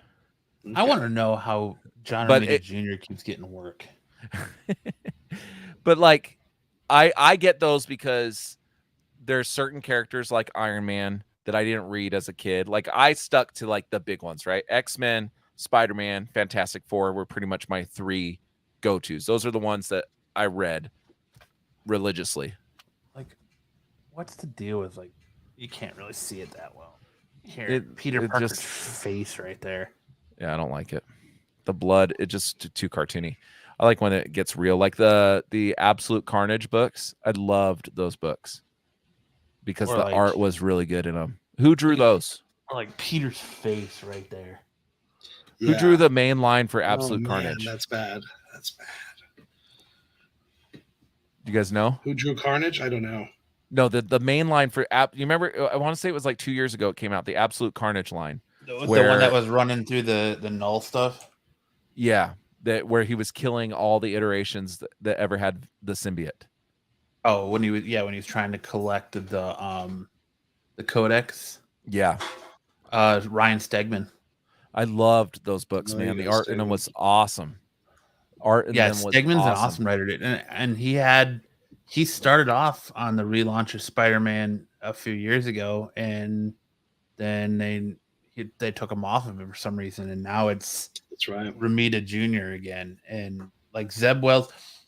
My issue with the Spider, Zeb Wells was telling a really good story with the Spider-Man Beyond stuff with Ben Reilly and all that, and now with the relaunch and reissuing and being back with Romita Jr., it just feels like the book is lost. We're 5 issues into this run, and I couldn't tell you what a significance is happening. I like who drew the Dark Ages books. Oh, dude, those books are so good. I like those too. I want more Dark Ages. I like those too. There's certain ones that I walk into a comic store, I'm like, that looks fucking awesome, and I'll buy it. For all the crappy comics we complain about, there's plenty of really good ones out there too.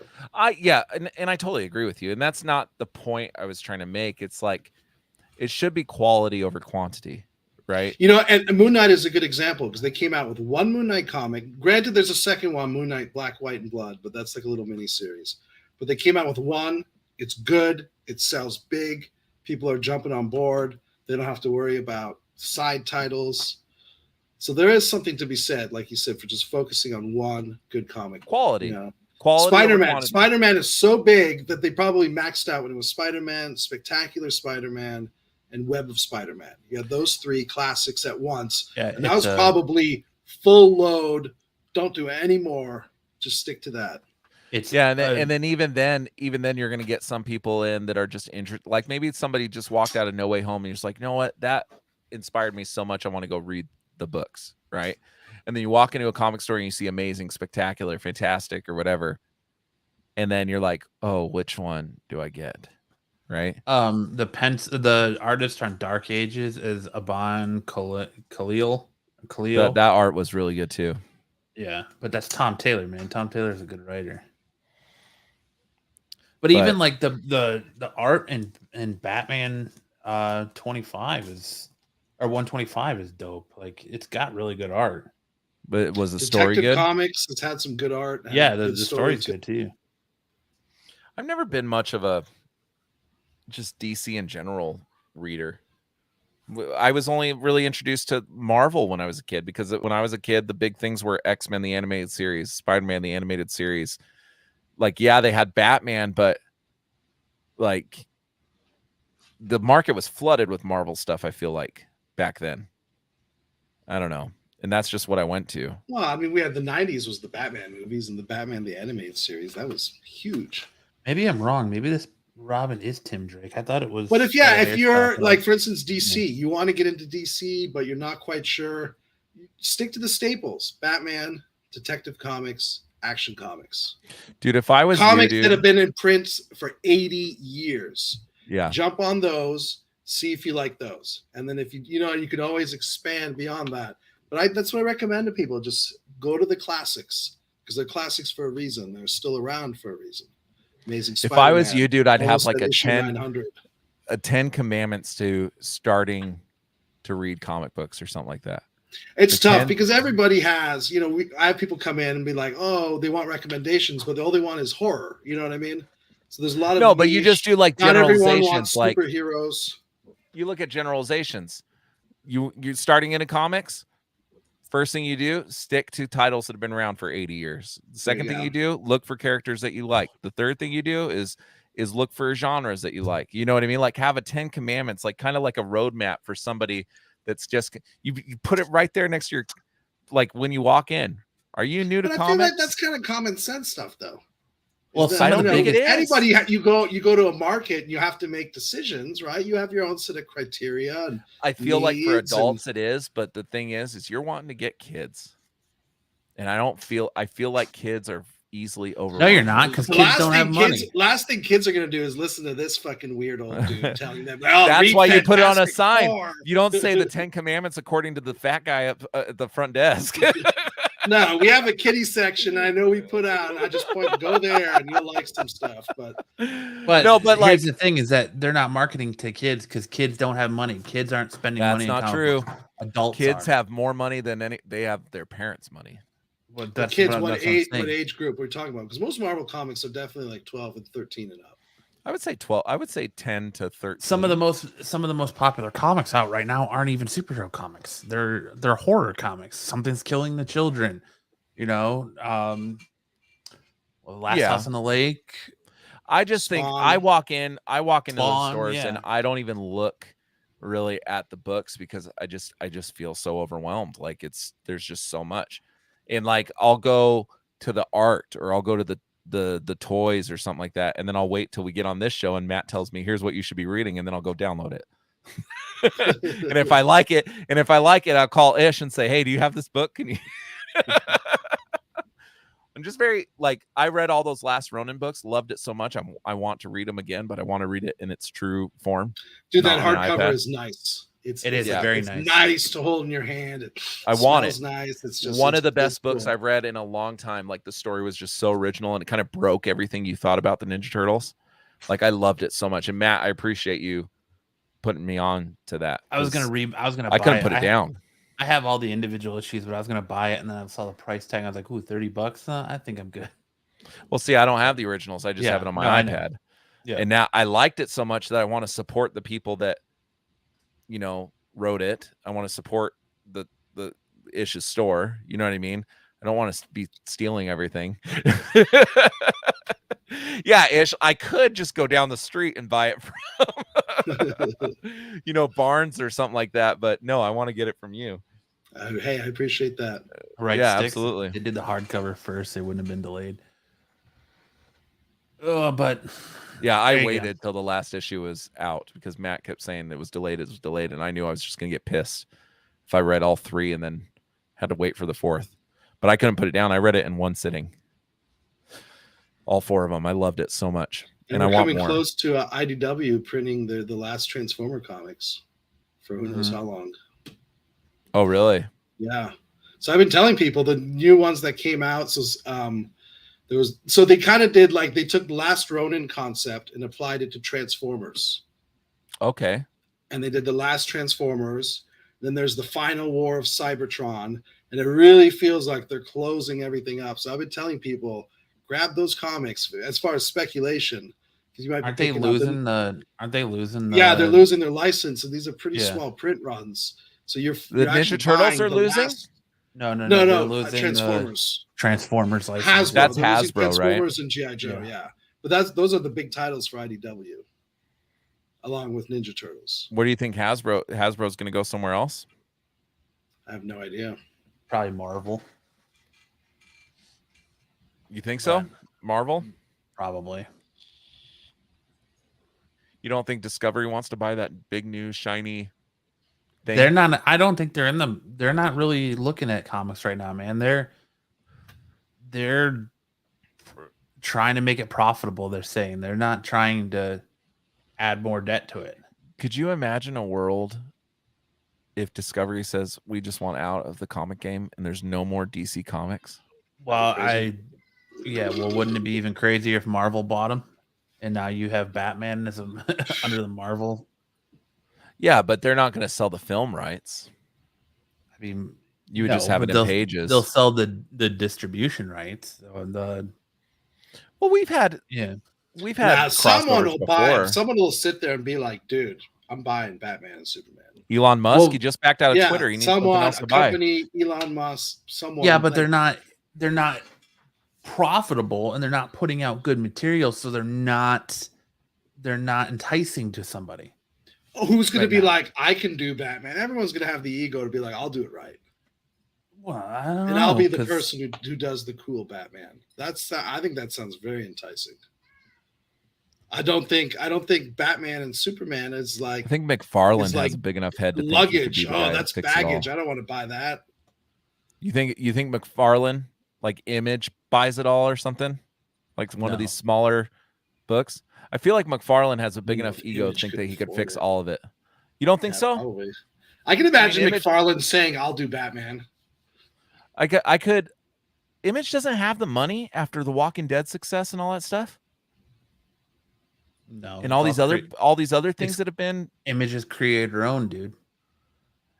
Yeah, but Robert Kirkman Image makes some money off of that. Robert Kirkman probably has the money to buy. It would probably have the money to do all that, but Image is creator owned, dude. They just, and like Six says, Spawn is McFarlane's Batman. So, them being Image as a company, they just probably make enough money to print books and stuff because most of their royalties are creator owned. So it all goes to the creators.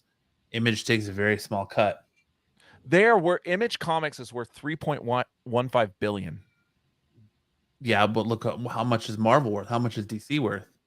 Yeah, because the film rights are attached. Well, you see, the Image is worth $3 billion. $3.15 billion. That's actually pretty huge for Image. That's a big ass company. Yeah, but is that including television rights? Is that including all the subdivisions? So is this Image Publications or this is the net worth of Image Comics? So this would not be stuff that they don't. This is their value. If they were to sell, if Image Comics was to go on the market right now, they could sell for $3.15 billion. Well, IDW is worth $43.9 million.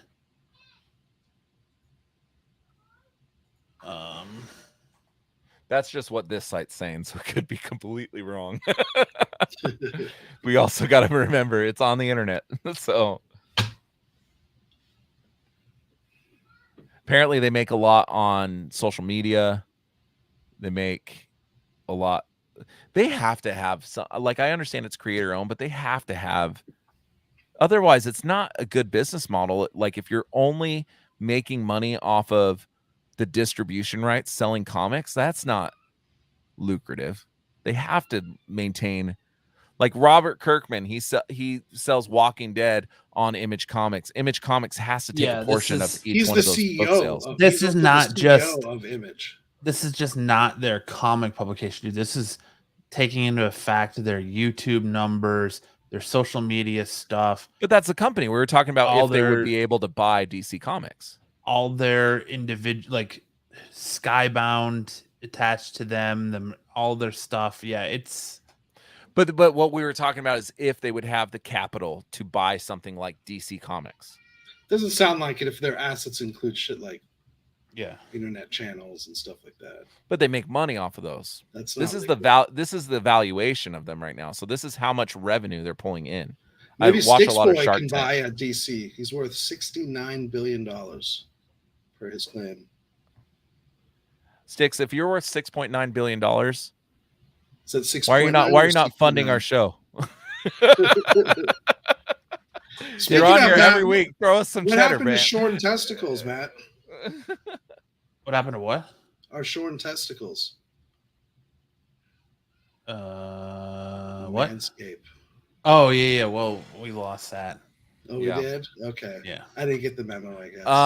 So Stick says if they wanted to, they would have bought them from AT&T, but AT&T ran the decision to either sell off the company as a whole or sell off the company in pieces. They opted to sell off the company as a whole because they get more evaluation that way.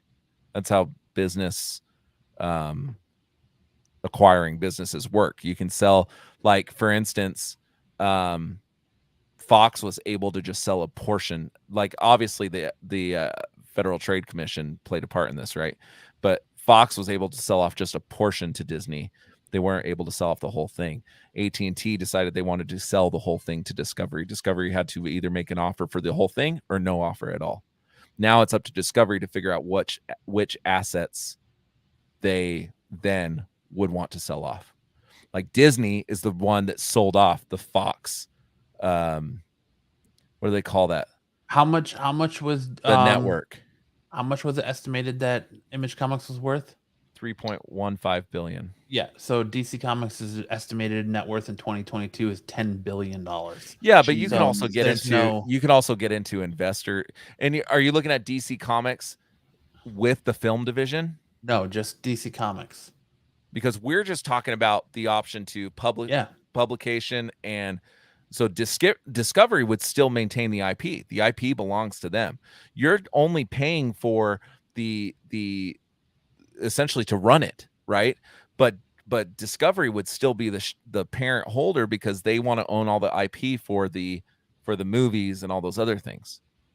So the valuation of DC Comics, maybe, what'd you say, 40 billion? DC Comics' net worth is $10 billion. $10 billion, not including the film side. I understand that, but the IP is still there, right? So the 10 billion is buying the IP. Discovery's not going to sell the IP. Discovery would just sell the opportunity to run the publication and to run the writing. They have to sell the IP though, so because they're maybe not selling the movie rights, but they're selling the intellectual property. No, they're selling the intellectual property of the Batman, Superman, all that. They're selling. They're selling the company off. They're selling that. They're just keeping the movie rights. Marvel holds the intellectual property for Spider-Man, but the movie rights are owned by Sony.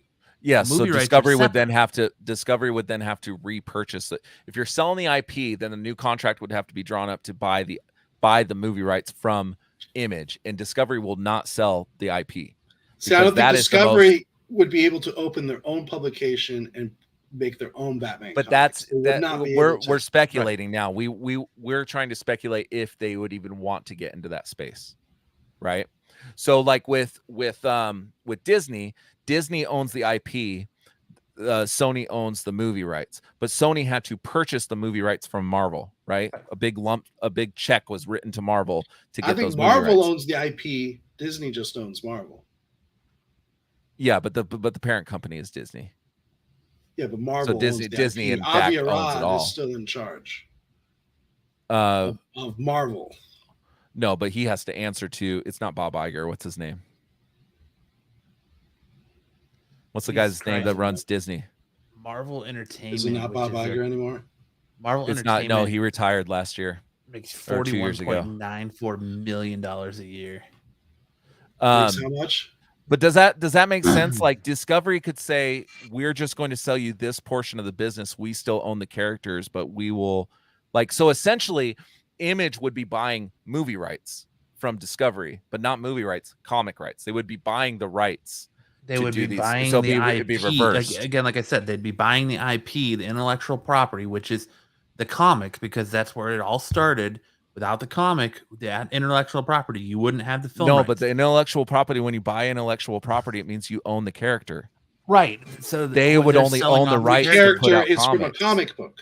Right. They're only going to own the movie rights, just like Marvel owns the Spider-Man intellectual property. Only Sony owns the movie rights. So it'd be the same thing. They're going to sell off the comic division and keep the movie rights. So they're going to continue. That's how you have Batman Sony, movies. Fox, and Disney all making Marvel movies. No, they're going to continue to. Discovery would still own the IP though. Sony doesn't own the IP, so the parent company would be Discovery. They would own the IP, then sell. I'm using movie rights because really what I'm saying is comic rights, but just to put it in a concept that's easy to understand, Image would only be buying the movie rights. They would be Sony in this situation. Image would. They're not buying IP. They're buying rights to use somebody else.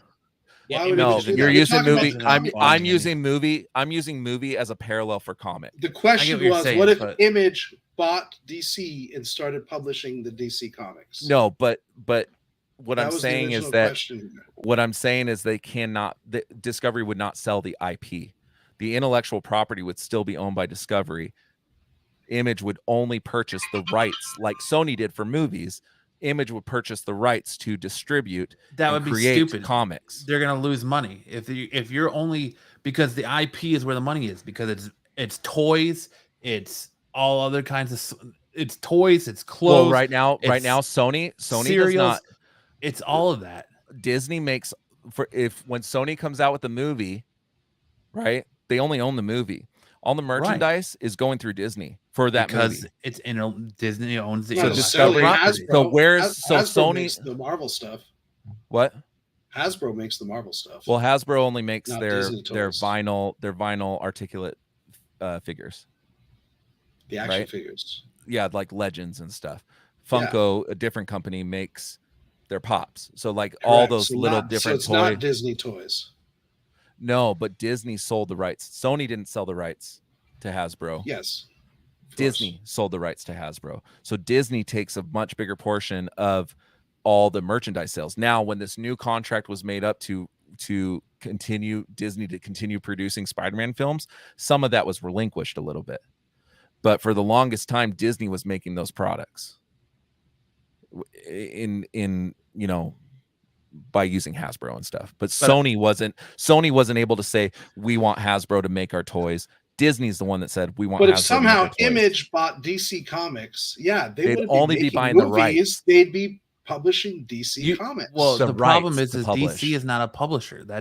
Your publishers are, like, Ish, Penguin, Random House. No, those are the distributors. No, but they would be the distributors. So they would be getting the rights to create stories. You're not going to publish. Image isn't going to buy just DC to publish the books. I'm just using. That was our hypothetical. I'm just using Image as a. Before we realize Image does not have enough money to buy DC. I'm using Image. but they do. If Discovery puts an evaluation of like, if we get to keep Batman, like we get the choice to say how Batman's used in the movie, we get the choice to say Image wouldn't care about that. Oh, they publish comic books. yes, but there would be an expiring thing on it too. So it's not an indefinite contract. It would be Image could purchase the rights to make these comic book characters for the next 10 years, like Sony does. Right? Sony, if Sony ever sells, like say Sony sells their film division to Apple, Disney then gets the rights to Spider-Man. But we were talking about Image buying DC Comics, not not renting the license or purchasing. Yeah, they're not buying the license. DC Comics. Then they can do whatever Discovery they wouldn't want sell with it. Batman and Superman in comic book form. They could do whatever they wanted. But that's not how it works. The intellectual Batman property, two corporations can't own the same intellectual property. Here's the That's not how intellectual property works. Here's how it breaks down. They don't give a fuck about DC Comics. They care about the characters. They care about putting Batman on t-shirts, Superman on t-shirts, Wonder Woman on t-shirts, lunch boxes. But that would still be under movies. Discovery. They don't make they could give a fuck less about their comics. They are making their movies off of merchandising and movies. You're talking about Discovery. I'm talking about DC period, because Discovery owns them. Yes. Warner Brothers owns DC, who no now two is owned by companies Discovery. No two companies can own the same intellectual property. That's why you purchase rights. Washed their hands and walked away. Because you purchase rights, you don't own the intellectual property, and rights are two different things. Intellectual property is where the copyright holds. Rights mean that you're essentially purchasing the opportunity to use someone else's intellectual property in a medium. But you can have copyrights of a published character and copyrights of a cinematic appearing. So and those are different copyrights. That goes right back to what I was saying. Conan the Barbarian is a very good example of that. So is Superman. Look at Schuster and Siegel. They got screwed over because they sold the rights to DC Comics for Superman. So and look at what happened with America Chavez. The comic book rights. Exactly. So Disney owns 100% of America Chavez. Disney owns 100% of Doctor Strange. Nobody else does. They don't have to pay the people that create the estates that created these characters. They offered the guy that created American Chavez $10,000 and he told him to choke on it. They didn't have to. Right? That's just how it was. That's how those characters were created back in the day. The writers and the artists, like that's been a big issue, right? The writers and the artists don't own any of those things unless they were smart enough, like Todd McFarlane, to create Spawn, and he owns it wholly, right? And I'm here to tell you that they have come out and said they are only interested in film rights. So if they're going to sell DC Comics, they're not selling the publishing rights, just the publishing rights. They are selling the intellectual property, and Warner Discovery is only keeping the movie rights. It wouldn't be because you can't. No. Yes. Then Discovery would have to create a contract with whoever owns the IP. Exactly. To continue. Correct. Yes. But they're not going to sell off the IP. That would be part of the sale. Discovery's main thing. They have to, because if they're selling DC Comics owns the rights. They could split off the rights just the same way. Okay, Sony makes Spider-Man movies, but it's not under the Marvel umbrella. But Marvel owns Spider-Man. Correct. Sony cannot do anything else with Spider-Man. Nothing. Yeah. Sony and Image are the same company. They're allowed video games and certain movies. That's it. Yeah. Sony and Image would be the same company. Sony does not own Spider-Man. They own the rights to Spider-Man. They don't own the intellectual property. We talked about Image buying DC. Sony didn't buy. I know, but we transitioned about halfway through, and you guys are stuck on this little thing. What I'm saying is that I understand Discovery bought AT&T for however many $1 billion. The biggest asset in that purchase was the DC characters. They are not going to sell off the IP. Warner Brothers, not AT&T. Yes, but the biggest, if you look at what Warner Brothers owns, the biggest source of revenue are those DC. Who's going to buy a comic book company that doesn't own the rights to their characters? IDW. They make Teenage Mutant Ninja Turtles. They don't own Teenage Mutant Ninja Turtles. Why? Who else can make Teenage Mutant Ninja Turtle comics? Only IDW, but they could lose it if the contract expires. They're losing Transformers. Their contract is due. Transformers is Hasbro. Who owns Ninja Turtles? Nickelodeon. Actually, you're right. Probably Nickelodeon. You're right. Okay. Yeah. Okay. So Nickelodeon would be Discovery. Well, I think it's technically IDW Paramount would be Image. because The Paramount same, owns Nickelodeon. Yeah, Paramount. Paramount would be Discovery. IDW would be Image. Image bought the rights from Paramount to come out with comic books, but all the movies and stuff, the IP sits at Paramount. That's how these things work. You don't have to sell the IP to sell the rights. Sony does not own a single portion of Spider-Man's IP. Disney does. That's why they're able to do it in the theme parks. That's why they make the merchandise. They own the IP. But and if Sony sells to someone else, 100% of the rights go back to Disney. If Sony sells to Apple or Sony sells to Amazon, here's one. Nickelodeon sells the publisher difference. rights to IDW as a contract for X amount of years. Right. That's exactly what Marvel I'm saying. makes comics and makes movies under the Marvel Studios banner. Yes, because they were smart enough. DC does not make movies. Warner Brother makes the movies. Right. But it's under the DC. So there's a little umbrella. bit difference than the whole Disney Marvel Sony dynamic is slightly different than the Marvel Entertainment and Marvel Studios are two separate companies. Yes, their film and comics division are separate. Same with DC. But they're still IP under a is Marvel owned. banner. But the IP, no, they're two different companies. They're two different companies that are owned by Disney. They're two different divisions. Okay, yes. So if Disney wanted to, they could sell the rights to a different publishing company to create comics for Marvel, but they would still own the intellectual property. Rights are different than intellectual property. And you can sell somebody, you can allow somebody to use something, but you still own that piece. I feel like we're arguing the same thing at this point. Yeah, that's you're why going in Sony circles. sells their film division. We're not disagreeing with this, Lance.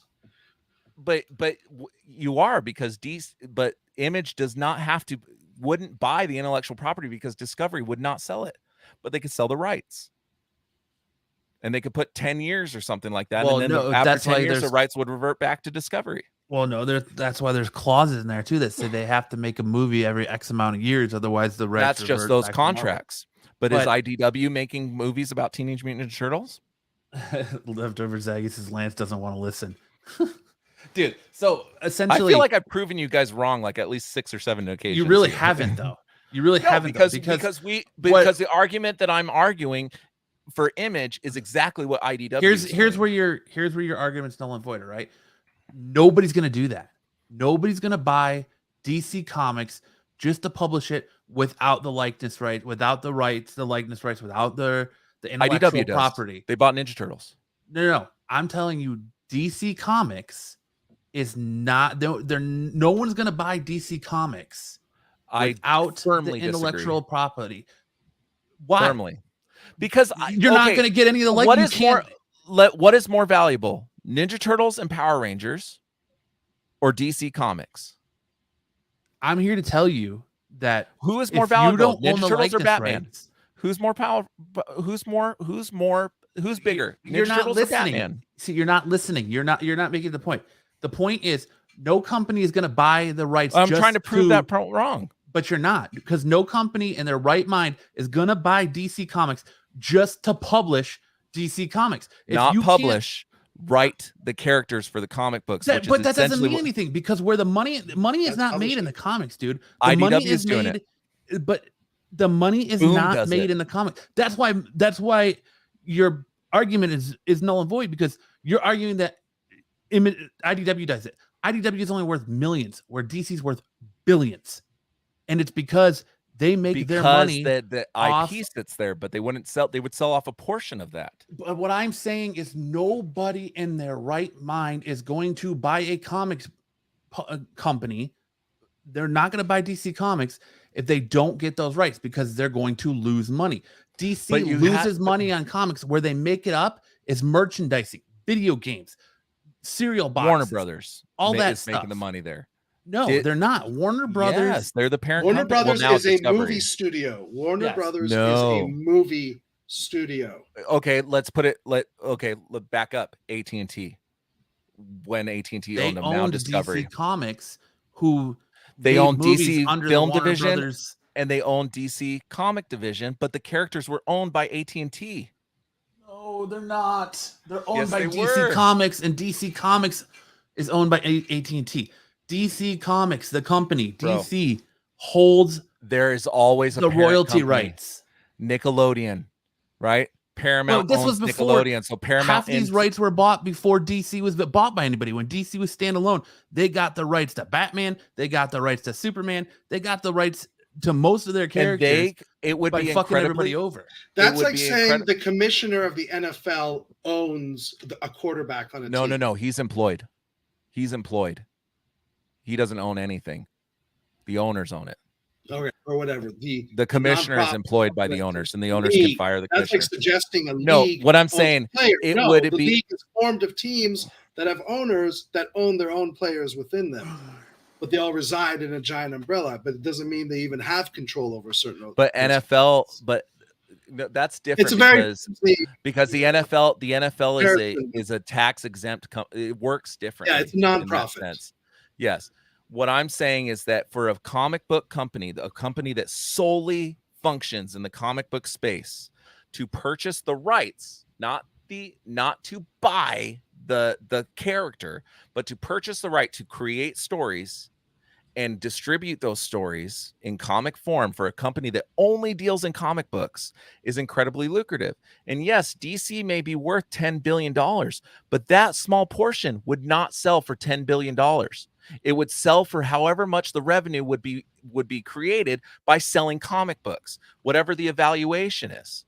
But the evaluation of $10 billion is the IP, but Discovery does not have to sell. That's how this works. That's how this works. That's how contract law works. But you keep using IDW. All right, that's fine. IDW can publish IDW, Turtles, Boom comics. That's fine. Whatever. But then just the Ninja Turtles property, the Ninja Turtles license makes way more in merchandising than their comics do. That's what I'm saying. Is that that's what I'm saying. So if you looked up the evaluation of the Ninja Turtles right now, just says it right here. Lance, DC owns their characters. When that company got bought, they were a division of their own company. AT&T then sold DC. All those rights and ownerships went to their new owner. So Discovery now owns it wholly. Yes, and what I'm trying to get so Discovery can say, "Hey, Image, we're going to give you the rights to create comics." But Image isn't going to do that because they're not going to make money off. What I'm saying is anybody could do that, and if you are a company that is solely involved in selling comic books, that is lucrative. That's 100% against what Image Comics was started for. Image Comics was started because we're using Image as a placeholder. I'm saying any company that would be in that comic space. But if they can't sell merchandise. Does IDW sell Teenage Mutant Ninja Turtle toys? No, they don't. What are we arguing here? My point is, what are we arguing here? There's two companies that exist. There's two companies that exist right now doing exactly what I'm arguing. What I'm trying to get through to you is that DC Comics division is losing money. Nobody's gonna buy just the right to publish stories with Batman. It's not to have their own writers to yes, they would. No, nobody would do that, dude. I'm telling you. Elon Musk. Image was started was Elon Musk. These artists and creators were sick and tired of being fucked over by Marvel, sick and tired of not getting paid for their characters. But I'm using Image as a placeholder. IDW, I know, but I'm explaining to you in whatever one you want. I'm explaining to you the whole reason Image started is going against everything you're trying to bring up. But you're using Image too firmly. I'm not. No, I'm not. But I'm using them to explain what I'm trying to tell you. They started Image so they would own the rights to their own creations. That would be like, someone that would be like Todd McFarlane being like, "Hey, I'm going to go ahead and sell you. I know all this.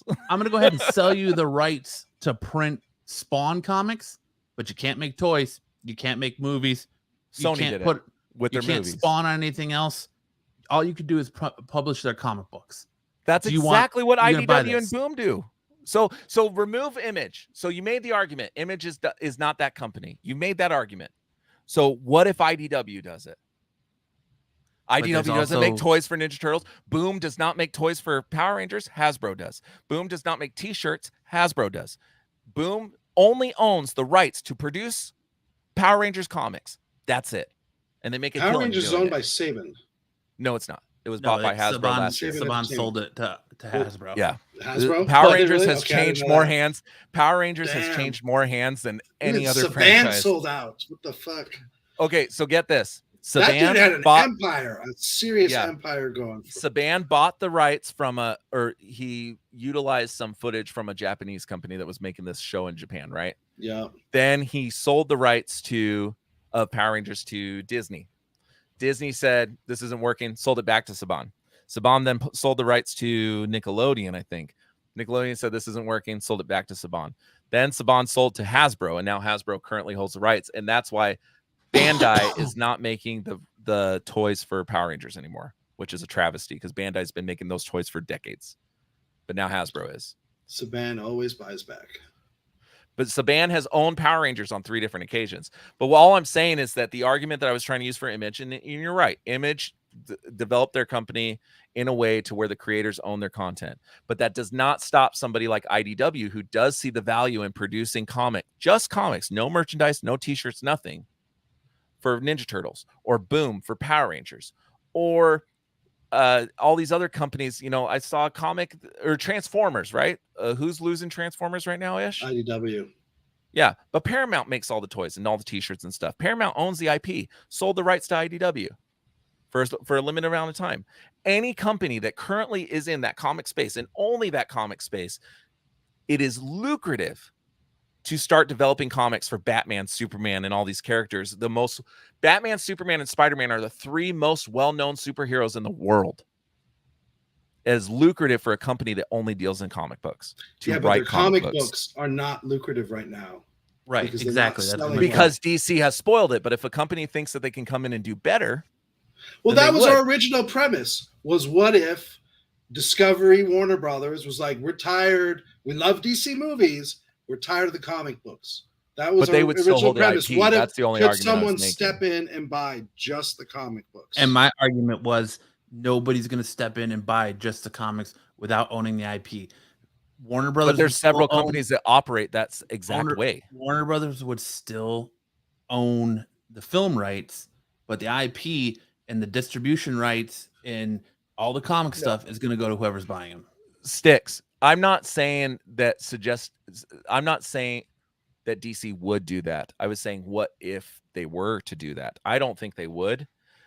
I honestly think if Discovery did anything, Discovery would just stop making comic books. Honestly, they would just stick to movies and television shows because Discovery's not in the comic. If they don't feel like that is a lucrative part of the business, they'll just stop doing it. But if they were wise, if it was me running the company, I would say, hey, IDW, for $10 million, or obviously be much more than $10 million. I'm just using an arbitrary number.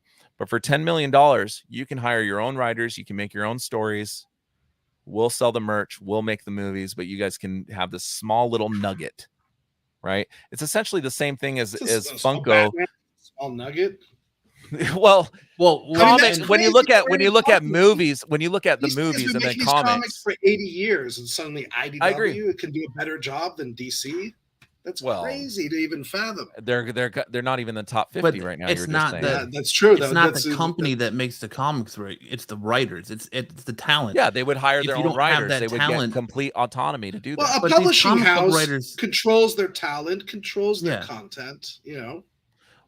Well, DC. It's not like they're fucking spring chickens. Isn't it Penguin or Diamond or something? Isn't it Penguin or Diamond that publish? They're distributors. Okay. Yes. The publishers are the people that are creating it. Publishers would be DC. Marvel. So if DC. Discovery looks at if think about it as a video game studio, right? So Square Enix made the Avengers game, right? Was it Square Enix? Disney has their own in-house video game developers, right? Lucasfilm, they own it. They own several video game studios, but instead they went to Square Enix. Square Enix was able to make a game off Avengers, but Square Enix does not make any merchandise. They don't make any TV shows. Now you're getting into licensing. I'm talking about license. That's what I've been talking about. The rights, licensing, those are interchangeable words. You're talking about, but no, we were talking about intellectual property. No, I was trying to separate intellectual. I was talking about rights and trying to separate the fact of intellectual property. Discovery could still hold that, much like but Batman to DC is not a license. Right. Batman is DC. No, but Discovery could sell. DC doesn't need permission to make a Batman comic. And that's what I was trying to say is DC isn't making money off of Batman comics. It's making money off of Batman lunchboxes, Batman. So toys, Discovery would still Batman. own all that. They would just sell the but- rights to create comics to some other company that only creates comics. If you don't have the intellectual property, the rights to do that, no one's going to buy that. No one's going to buy the rights just to So Matt is produce saying Batman from a business standpoint, it makes no sense. Exactly. I think it Lance, makes you're thinking absolute from a logical creative sense. standpoint. Hasbro, if you are a company that only makes comic books, that's what you do. You don't do anything else but publish comic books. And you see some shiny thing like Batman that sells. Batman is confirmed to be a sure sale because even though DC is not in the top 50, yeah, I agree. If you're in the business of buying things that are tanking, I got a car to sell you, buddy, for top there dollar. Are plenty. What do you think? What do you think? And I'll retain the rights. Fucking name for him, Bain Capital. What is that? What is the name of those companies? Like, would you buy a Batman? There are entire companies. There are entire companies that exist, like Bain Capital, which was run by Mitt Romney. That all they do realize that all they do is buy tanking companies. They already do this. Like DC has released licensing rights to IDW to do Batman Ninja Turtles. They already do this. They're not making money there. Their money is made. I do realize that. That's what. That's the argument I've been trying to. IDW does not have the right to make toys. Right. Because they're not a toy company. And DC sold the rights to Batman to IDW. All this would be is just a much more firm contract to say 100% of all Batman comics are going to be written and published by IDW. But what I'm saying to you is that the draw of DC Comics is that you're getting those rights. You're getting the 420 mark, by the way. Yeah. We're getting but that's not the right case to if you are a Batman company, any way you want on anything you want.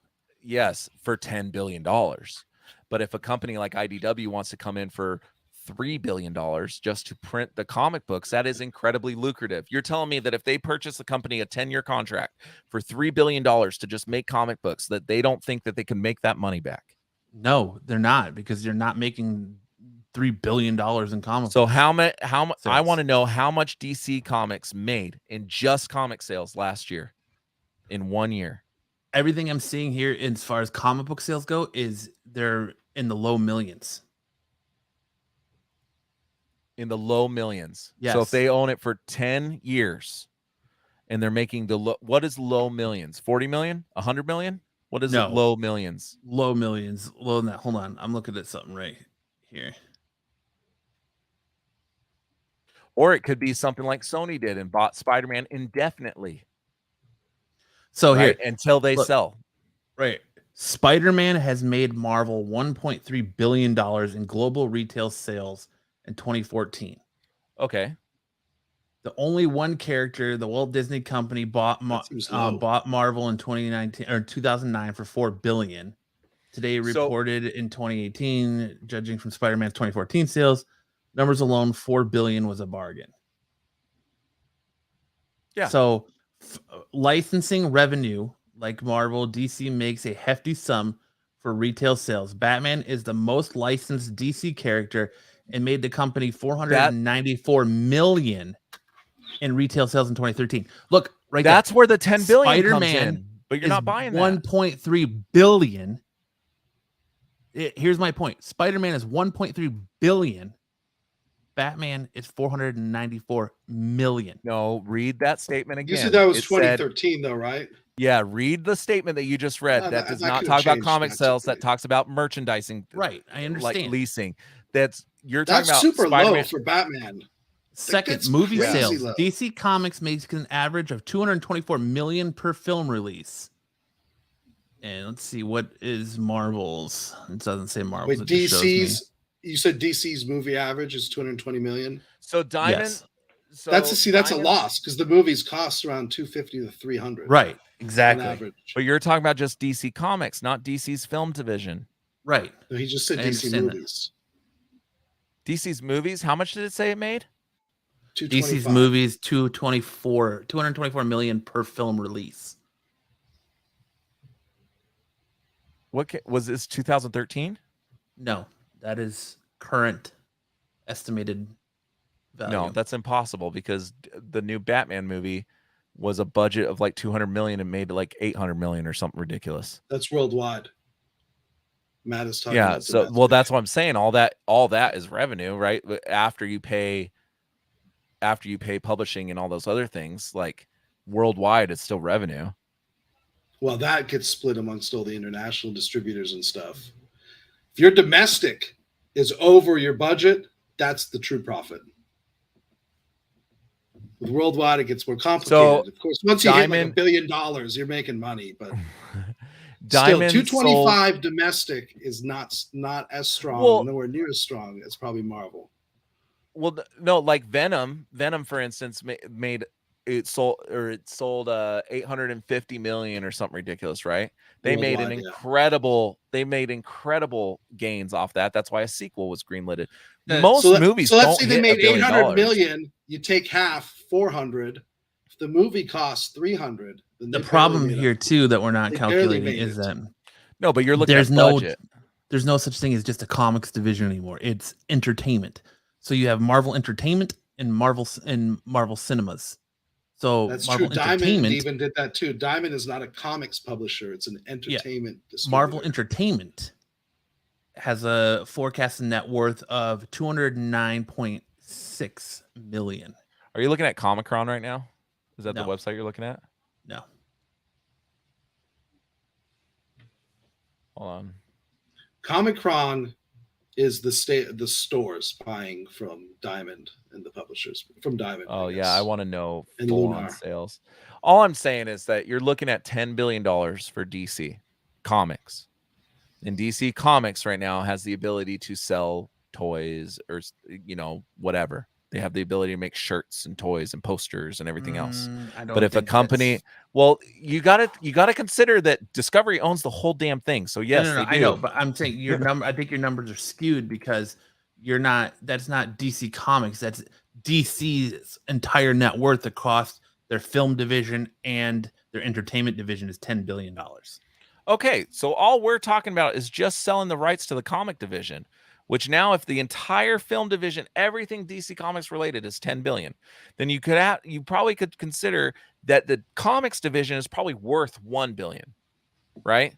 Considering how much movies make, right? And DC usually comes out with 3 television shows and 2 movies a year, roughly. And not to mention the CW crap that they come out with. So you look at the comic sales as $1 billion, right? And IDW wants to come in and buy an indefinite contract or a 10-year contract, whatever it could be, and says, we'll pay you $1 billion to have the rights to publish our own Batman comics indefinitely. No one else has the right to do this. Just us. You didn't say it, you just said 10 years, not indefinitely. Well, I said 10 years or indefinitely. So you're renting. You're renting. Exactly. But Sony is not renting Spider-Man. Sony is an indefinite contract. Unless they sell or stop making movies. It's midnight. We've been at this for we've been at it for 2 hours. Basically, anyways, I get what your point is, but my point is that no company's gonna buy just to distribute comics, man. There's got to be some kickback to it. We don't know IDW's deal. IDW might get rights from other things. That's all I'm talking about. It's the rights. That's all I'm talking about. I think we're arguing the same thing here, and we just to Matt's point, round and round. Here's a sobering thought. We'd all agree Iron Man is an extremely popular character, right? He wasn't before the movie, though, right? Was, but no, with the movie, in the last 10 years. Yeah, the movie mega popular character. Iron Man, the comic book, sells 9,000 issues a month. 9,000. Like you have to understand numbers? How incredible that's on Comic-Con. So that's one of the lowest selling? That's one of the lowest selling comic books out there. 9,000 is the lowest. That's incredibly low. Yeah, that's down there with like the small publishing companies. Dude, if I had $1 billion right now, G.I. Joe comics. I mean, some of the numbers versus what you see in pop culture versus how that comic book sells. It's staggering sometimes. Yeah. That's why it's nice that like at least Batman and Spider-Man are still huge and they do all the numbers. But even someone like Iron Man can barely sell comics. Superman's big though too, right? Still, Superman doesn't crack the top 50 in sales. Wow, I read I want to say maybe 4 or 5 years ago that the top 3 most well-known superheroes in history are Superman, Batman, Spider-Man. They're the top 3 selling merchandise. Spider-Man was ranked the most popular fictional character of all time. Over Batman? Yes. According to Comic-Con, over Robin Hood, over Mickey Mouse? The number 1 most popular fictional character ever. Over Mickey Mouse. Correct. That is incredible. That's incredible. Over Mickey Mouse? I feel like everybody knows who fucking Mickey Mouse is. Here's the other thing. That's incredible. According to Comic-Con in 2021, graphic novels sold $1.4 billion worth of inventory. Individual issues, 435 million. Well, you got to all those graphic novel sales are all like Barnes and Nobles and Amazon buying the books from them. You also got to consider the how many of those they produce and how many the price mark on those, right? Because a graphic novel costs 3, 4, 5 times what a single issue costs. Yeah, absolutely. It would be from $30 to $100. And you could be people like me that wait until all the issues are released into a compendium like that and buy. So I'm assuming those fall into graphic novels. The trade paperbacks probably fall into that graphic novels total as well, right? So that's collected trade paperback. Yeah. This time last year, what do you think the top 5 comic book sales were? I'd say number 1 was Last Ronin. This time last year? Well, maybe not. It's too soon, maybe. Last Ronin was the number 1 seller of last year. I'm pretty sure. Nope. This time last year, July last year, the number 1 book, X-Men. Followed by Moon Knight. Okay. Followed by Extreme Carnage Alpha. Followed by Batman. Followed by Sinister War. Followed by Berserker. Followed by Mother of Madness. Batman Fortnite 0 Point. Skybound X. Wait, Mother of Madness sold more than the Fortnite? I bet you. Yep. I find that hard to believe. Incredibly hard to believe. I want to touch on Stick's point real quick. Like when he was saying that he bets Discovery wouldn't do that. If Discovery feels like they can start making good movies and make the comic books lucrative again, then they wouldn't sell. So Amazing Spider-Man was 15th on that list. So that's crazy. Mother of Madness sold 103,790 units. I don't believe that. Batman Fortnite Zero sold 93,000. That's insane, dude. Madness. No way. That is some sort of X-Men. Do you know Mother of Madness? Are you aware of that comic? Yeah, I don't know what that is. The one that's written by Amelia Clark, and it's about the woman whose power is menstruation. There's no fucking way they sold that. We couldn't sell 2 issues of that. But that was issue. Think about where we live, bro. That's issue 1. But think about where we live in Arizona. Oh, come on. Still, that issue probably comic book about menstruation and menstrual powers. Yes, but think about where we live. That probably wasn't a big seller for you, but I bet you it was a big seller in places like New York, California. You know, these like. I don't want to use a term. Did you say this outsold Spider-Man? Yeah. So Spider-Man did 77,227. Think about where we're at, dude. Like it makes sense that you wouldn't have. These are skewed. This is like when Disney like buys out theaters to like prop up their numbers. Someone ordered 1,000 copies of Mother of Madness. And Leftover says he bought that Mother book. Oh, I did too. I have it. I have it also. So we have 2 people that have said they bought it, and Ish couldn't sell 2 copies. And he probably hasn't bought a Spider-Man comic, so maybe. No, I do think that I would be really interested to see demographics of buying those, and I bet you in the coastal cities and kind of those left-leaning states, it probably sold much better than it did in Arizona or Texas or any of these that's probably right-leaning. Accurate, yeah. I mean, it's very possible that the word might have spread that this was some, I don't want to use the word of politically correct, but like politically forward type book, you know, that it probably sold really well. And we can use the word woke now, right? Yeah. Yeah. I'm trying to be very respectful because I do believe I'm a little woke, but I don't like that term, but whatever. The trending forecast for this month in 2022 has Amazing Spider-Man number 3, Star Wars Mandalorian number 1 at number 2, and What's the Furthest Place from Here trade paperback at number 1. Really? Wow. Two of those top 3 are Marvel books. Six Boy Mom had heavy flow apparently. Batman isn't even projected to crack the top 10 in sales. Dude, the Fortnite, our fucking phones would not stop ringing for Fortnite. Do you have Fortnite? Do you have Fortnite? People came in all day long. Do you have Fortnite? I could have sold 1 million Fortnite comics. Yeah. If we had the foresight to know it would have been a big seller, we could have sold so many. It's unreal that that's not up there in the numbers. Fortnite's stupid, dude. I've never understood it. Well, most people were buying it for the codes inside, not for the actual last month's sales. It was huge. So yeah, last month's sales, as far as like what the comic shops have bought a lot from Diamond, Closet number 1, Spawn Scorched number 6, Grimm number 1, the second printing, The Last Ronin. Grimm did very well, yeah. Grimm ahead of Last Ronin. Down. Yep, Last Ronin hardcover. Astronaut Down, Spider-Man 3, Jane Foster, Mighty Thor 1, Ghost Rider 1, third printing. Last Ronin Astronaut Down sold more than Spider-Man number 3. Astronaut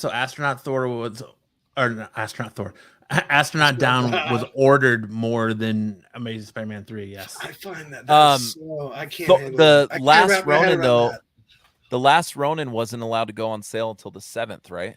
That's because Diamond pretty much fucked everybody. Yeah. Yeah, but comic book stores. But this is what I'm looking at right now. I never care when they tell us these things. I have it. I'm selling it. Right now, I'm looking at what was the most ordered books by shops, and again, Batman is not even in the top 10. Batman's not even in the top 25. For our shop. Batman is like, and Spider-Man are so far ahead of most other comics for our ordering. Yeah, Batman didn't even crack the top 25. And I feel like our demographic. That's why I feel like there isn't even a DC book in the top 25. Yeah, that's crazy. That's crazy. And they were high on their game just a couple years ago. I feel like Batman Who Laughs came out a couple years ago, right?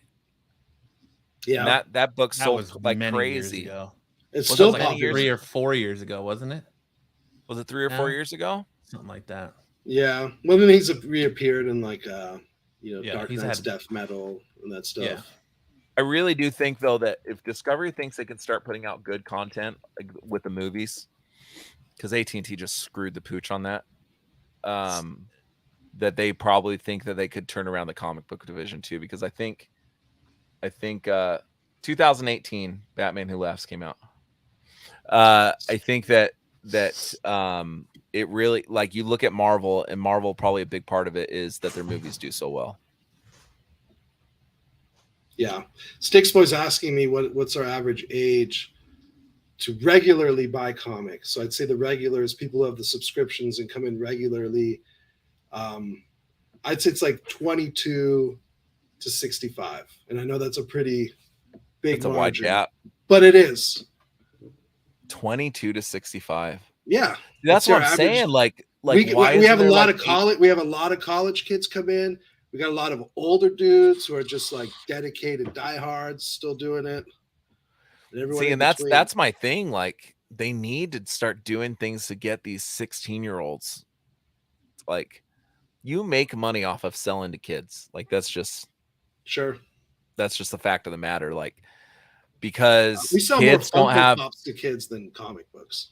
Yeah, because Funko is in, and Funko has done something to create a market that gravitates towards kids. That comics, they're gonna die out if they don't figure out a way. There's it really varies on the kid. If I can tell if the kid's kind of like the screen obsessed kid, he's not gonna want the comic books. But most kids are screen obsessed. But then there are some kids, and because I usually talk to the parents, right, and they always overshare, and they're like, oh, well, we're really strong on reading books and stuff. And yeah, so the kid's going to gravitate towards comic books.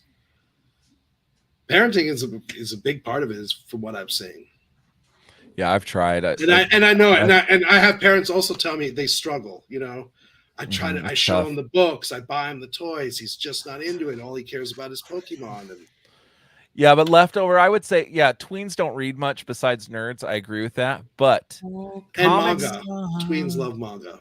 Yeah, comics is one of those things where it's not really viewed as like a book, right? Like a novel book. Like you're not considered a dork really for reading comic books if you were like sitting in the corner of your high school reading like a novelization, right? There's a different stigma that goes along with it. So if they figured out a way to like attract these kids, the business model to me, like if I was investing in that business model, I wouldn't, just because the forecast doesn't show me that. I mean, your youngest demographic is 22, really? No, that's regular. That's why I focus on the word regular. So I don't I don't have like 14-year-olds who come in every single week.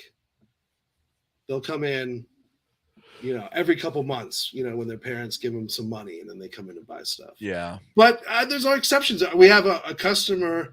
He started when he was 13. He's now 18 years old. He actually comes in every single week. He buys new comics. He buys back issues. And yeah, so it's there.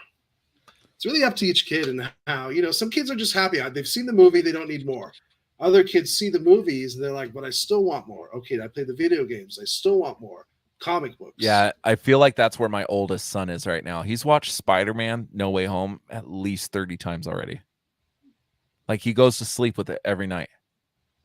Like on summer vacation when it hit Disney Plus, or not Disney Plus, when it hit digital and I bought it on Vudu. Like every night he's watched Doctor Strange at least 15 times already. And he's not curious for more? Like I think that I just while you wait for the next movie, you could read all these comic books. But he's at an age, he's 8. He's 9. He's at an age where he's still struggling like reading. You know what I mean? Like, but I feel like if I sat down and read with him, that potentially when he does get into the mode where he doesn't need dad to read him with him, you know what I mean? That sure. I think he's that kind of kid that I think would gravitate towards more stuff about those characters. But my other son, no way. My other son gets annoyed that he watched Spider-Man so much. Really? Yeah. They're just two different kids. I mean, not everyone in the world loves comic books, Yeah, but it's funny. Like, if you like those characters, why wouldn't you like comic books? Like, it baffles me. Yeah, why wouldn't you want to go to the source material? Right? Mm-hmm. See, I wonder if these Comic-Con numbers are skewed because they're taking a lot of stuff from Diamond, and Diamond doesn't do Marvel stuff anymore or DC stuff anymore. So I think comic book industry data is probably amongst all the different entertainment industries probably the worst. Yeah, because the other thing they're not considering is digital sales. It doesn't sound like or actual sales. How many comic books sit there and never get sold? Yeah, you got to look at consumer sales, not store sales. Because I'm sure you may buy 10 books of Batman and maybe you end up at the end of the month with 6 of them still. Batman's different because through time, people still can come and buy him. But like Mother of Madness, there's probably a store in Portland with 5,000 copies sitting on a shelf back there. Yeah, and I think but that sale was recorded. I would be interested in seeing consumer sales. Yeah, those are absolutely not tracked. And I can't really think of any other industry that doesn't track actual sales the way comic books completely. Yeah, I've never heard of that. Almost like they're afraid to, because then you got to think like movie theaters. Spider-Man does sell, and this crap didn't sell. Yeah, you got to think like movie theaters. They buy the movie, right? The rights to show the movie at their theaters, and they record how many people actually buy tickets for that. That's how they get the sales, right? So why wouldn't comics do the same thing? Is it because comic book stores, there's so many and they're so unregulated that there's not that many? There's about 2,000 in America. That's it? Yeah, it's the codependence. It's the comic book store cannot operate without ordering the comics, so they're totally at the behest of the publishers. Marvel says we're releasing this comic, I'm like, I gotta order it.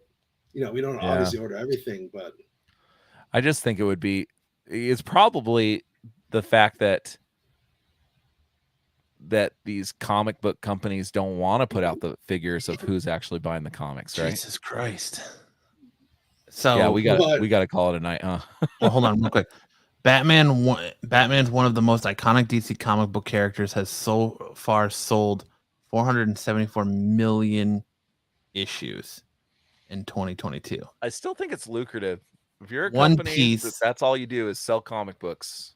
One Piece is the biggest selling comic book collection with approximately 490 million sales worldwide. But it's been around for decades, right? Spawn Scorched #1 was the best-selling comic book in January of 2022. Sales for digital comic books increased by $750 million in 2020. We still have Scorched One left over on our rack. Over 90% of all U.S. comic sales belong to Comic-Con and Diamond Comics. I don't envy you ish in your job because I would try. I would like it would be so hard to forecast that stuff. It is. You literally got to go down to literally how many we count the issues on the rack. I ordered 10, 3 weeks later, 5 left. So now I'm only ordering 6. Yeah, that just sounds incredible. Sticks Boy saying no store would backstock 5,000 copies. You know what? I know a store in the Valley that purchased 20% of every Berserker comic published. So they had over 3,000 copies of Berserker #1. Samurai. One of those big names start with B. I'm not saying who it is, and I know he still has long boxes of them just sitting there. Long boxes of the 1/10s. How do you not just put a fucking bullet in your I just don't, dude, that would, oh my gosh. Well, Marvel Comics has 31.7% of the market share by year's end 2021. DC Comics has 27.1% of the market share by year's end. Japan has 43% of the global market share. The print comic market is valued at over $7.14 billion worldwide. And that's manga in Japan. Comic book sales reached 1.28 Yeah, in my opinion, those two things should be separated. They're made differently. Manga is closer to a graphic novel than it is a comic book. And even oddly enough, it's a different culture too. Yeah. Not Japanese, just as manga and comic books. The readers barely overlap. It's I wouldn't even. 63% of the comic purchasing community is men, ages 13 to 29 years old by 57% of the comics. White customers make up 71% of comic book purchases. Who's counting that? It's all on the statistics website I'm looking at. Ugh. How do they collect data for the skin color of who's buying comic books? Census based on what? Comic book stores are providing this data? Maybe they're standing outside comic book stores and I have no idea. I think that's really weird. Nobody's ever got those. Maybe it's political. You just went in and voted. Who'd you vote for today? And what would you consider yourself? White, black, Hispanic? Yeah. Now when you open the shop tomorrow, you got to make sure and watch and see if you have just that one random person that comes in and hangs around for a while but doesn't actually buy anything. Well, that's they're taking the census data. That's right. That's hilarious. There's not just secret shoppers, there's secret data surveyors. Yeah. All right. Well, I think that's what we're gonna call it. I hope you guys enjoyed the arguments, the insights, the fucking almost 5 hours worth of content. Dude, props to Sticksboy and Zaggy for sticking around. Yeah. Marco and his clipboard. That's right. That's exactly who's doing it. It's Marco and his fucking clipboard. But appreciate everyone in the chat tonight. Sticks, Zaggy, Jesus, who else? It's been so long. We had a couple new listeners. Yeah, Eric. My name is Kyle. Eric, Aaron, as always. Patrick, fucking Max hanging out on the beach. I think Patrick left when I came on. Yeah, Hartman, Zaggy, I've already said Zaggy, your mom, everybody who's hanging out in the chat. It's great as always. Thank you guys so much. So much for hanging with us. Check us out. Check me out Wednesday night over at Renovision as we continue to do the goddamn action hero tier list. You're on Renovision? No, I'm only on Renovision because somehow I got sucked into doing this action hero tier list that's been going for 2 weeks now, and it's going on to the third week. So, Oh boy. Yeah, but are we charging them a fee for renting you out? Right. Always check out Pete and Marco. Who's your and the pimp boys in this over situation? Is it Aaron? Yeah. Check out the guys over on Renovision. It's next time we'll keep it to 2 hour sticks. I promise. Sorry, buddy. And then Max and Tyler having a new episode of Quickies drop on Monday. The audio for this will drop on Monday. And next week, I think we're going to talk about Ms. Marvel. Yes? Probably. Matt? Yes, probably. I think that's the only thing really coming out. Probably. Do you think it's time we can get into the last 2 episodes of Stranger Things next week, too? I think we can get into the whole season of Stranger Things if you want. All right, let's do it. Next week, Stranger Things and Ms. Marvel, Geek News. And they said, what? Yeah. You got to say it like that or else it doesn't work. Oh, and a synopsis. And check out Fantastic Worlds Comics. We got a YouTube page. We feature new release comics every week on our videos. Check out our website. Yeah, and Ish is going to talk to his boss about sponsoring our podcast, huh? For synopsis. So good. All right, guys. Well, I want to thank everyone for hanging out. Hope you guys had a good time. Let us know in the comment below what you want to see on this channel. What other content you like to see. Let us know your thoughts on Thor: Love and Thunder. Just generally let us know your thoughts. We like to comment, increase we're seeing. But yeah, make sure to check out Ish at Fantastic Worlds. Go in there and buy some books. He got your hookup.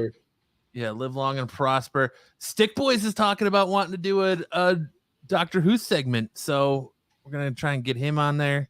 Dude, if we're doing Doctor Who, then we're doing Star Trek. I'll let you do a Star Trek. Do you want to do a Star Trek show? And then now, it sounds like Max can. I'm not on an island anymore. There you go, Max. No, I'm sorry, Lance. You hey man, and if Max Bender is listening. Max Bender was in the Facebook chat, and I thought it was the other Max, so I kind of made a little sarcastic comment to him. But that was definitely not intended for Max Bender, if he's listening. Hey, you want to talk Star Trek? Do it. Yeah, you can do it here. Strange New Worlds was great. I was seriously addicted to that show. That's my favorite show of this year, I think. They've already wrapped season 2. They've already wrapped it? It's in the can. Dude, I'm excited. I love that show. It's so good. All right. You gonna close it there, Matt? Yeah, we're out of here again. Check out Ish over on at Fantastic Worlds and his stuff. Check out the Quickies. Get ready for sounds like Star Trek and hopefully Doctor Who stuff coming. So until wrestling, then, Matt, we got to do our wrestling episode. We do have to do wrestling. Yes, actually, we'll have to talk about that after this is done. But until next time. Guys, thanks for hanging out. If you're listening to this in the playback, make sure to hit that like button and subscribe. Smash that bell notification so you know when we go live every Friday night and we have any live content with all the new influx and content we're about to have. Make sure to like us on all of our social media platforms. Follow us on Instagram, Twitter, everywhere you find podcasts. And until next time. Hey, go Leafs go. That's bye. Matt. I'm Lance. That's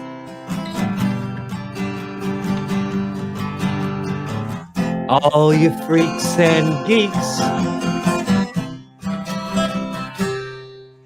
Come all you freaks and geeks. Let's listen to Absolute Geek. Absolute Geek. We'll go ahead and spread our cheeks. Spread and drink some Cosby wine. We'll drink some Cosby wine. Hey. It makes me feel real fine.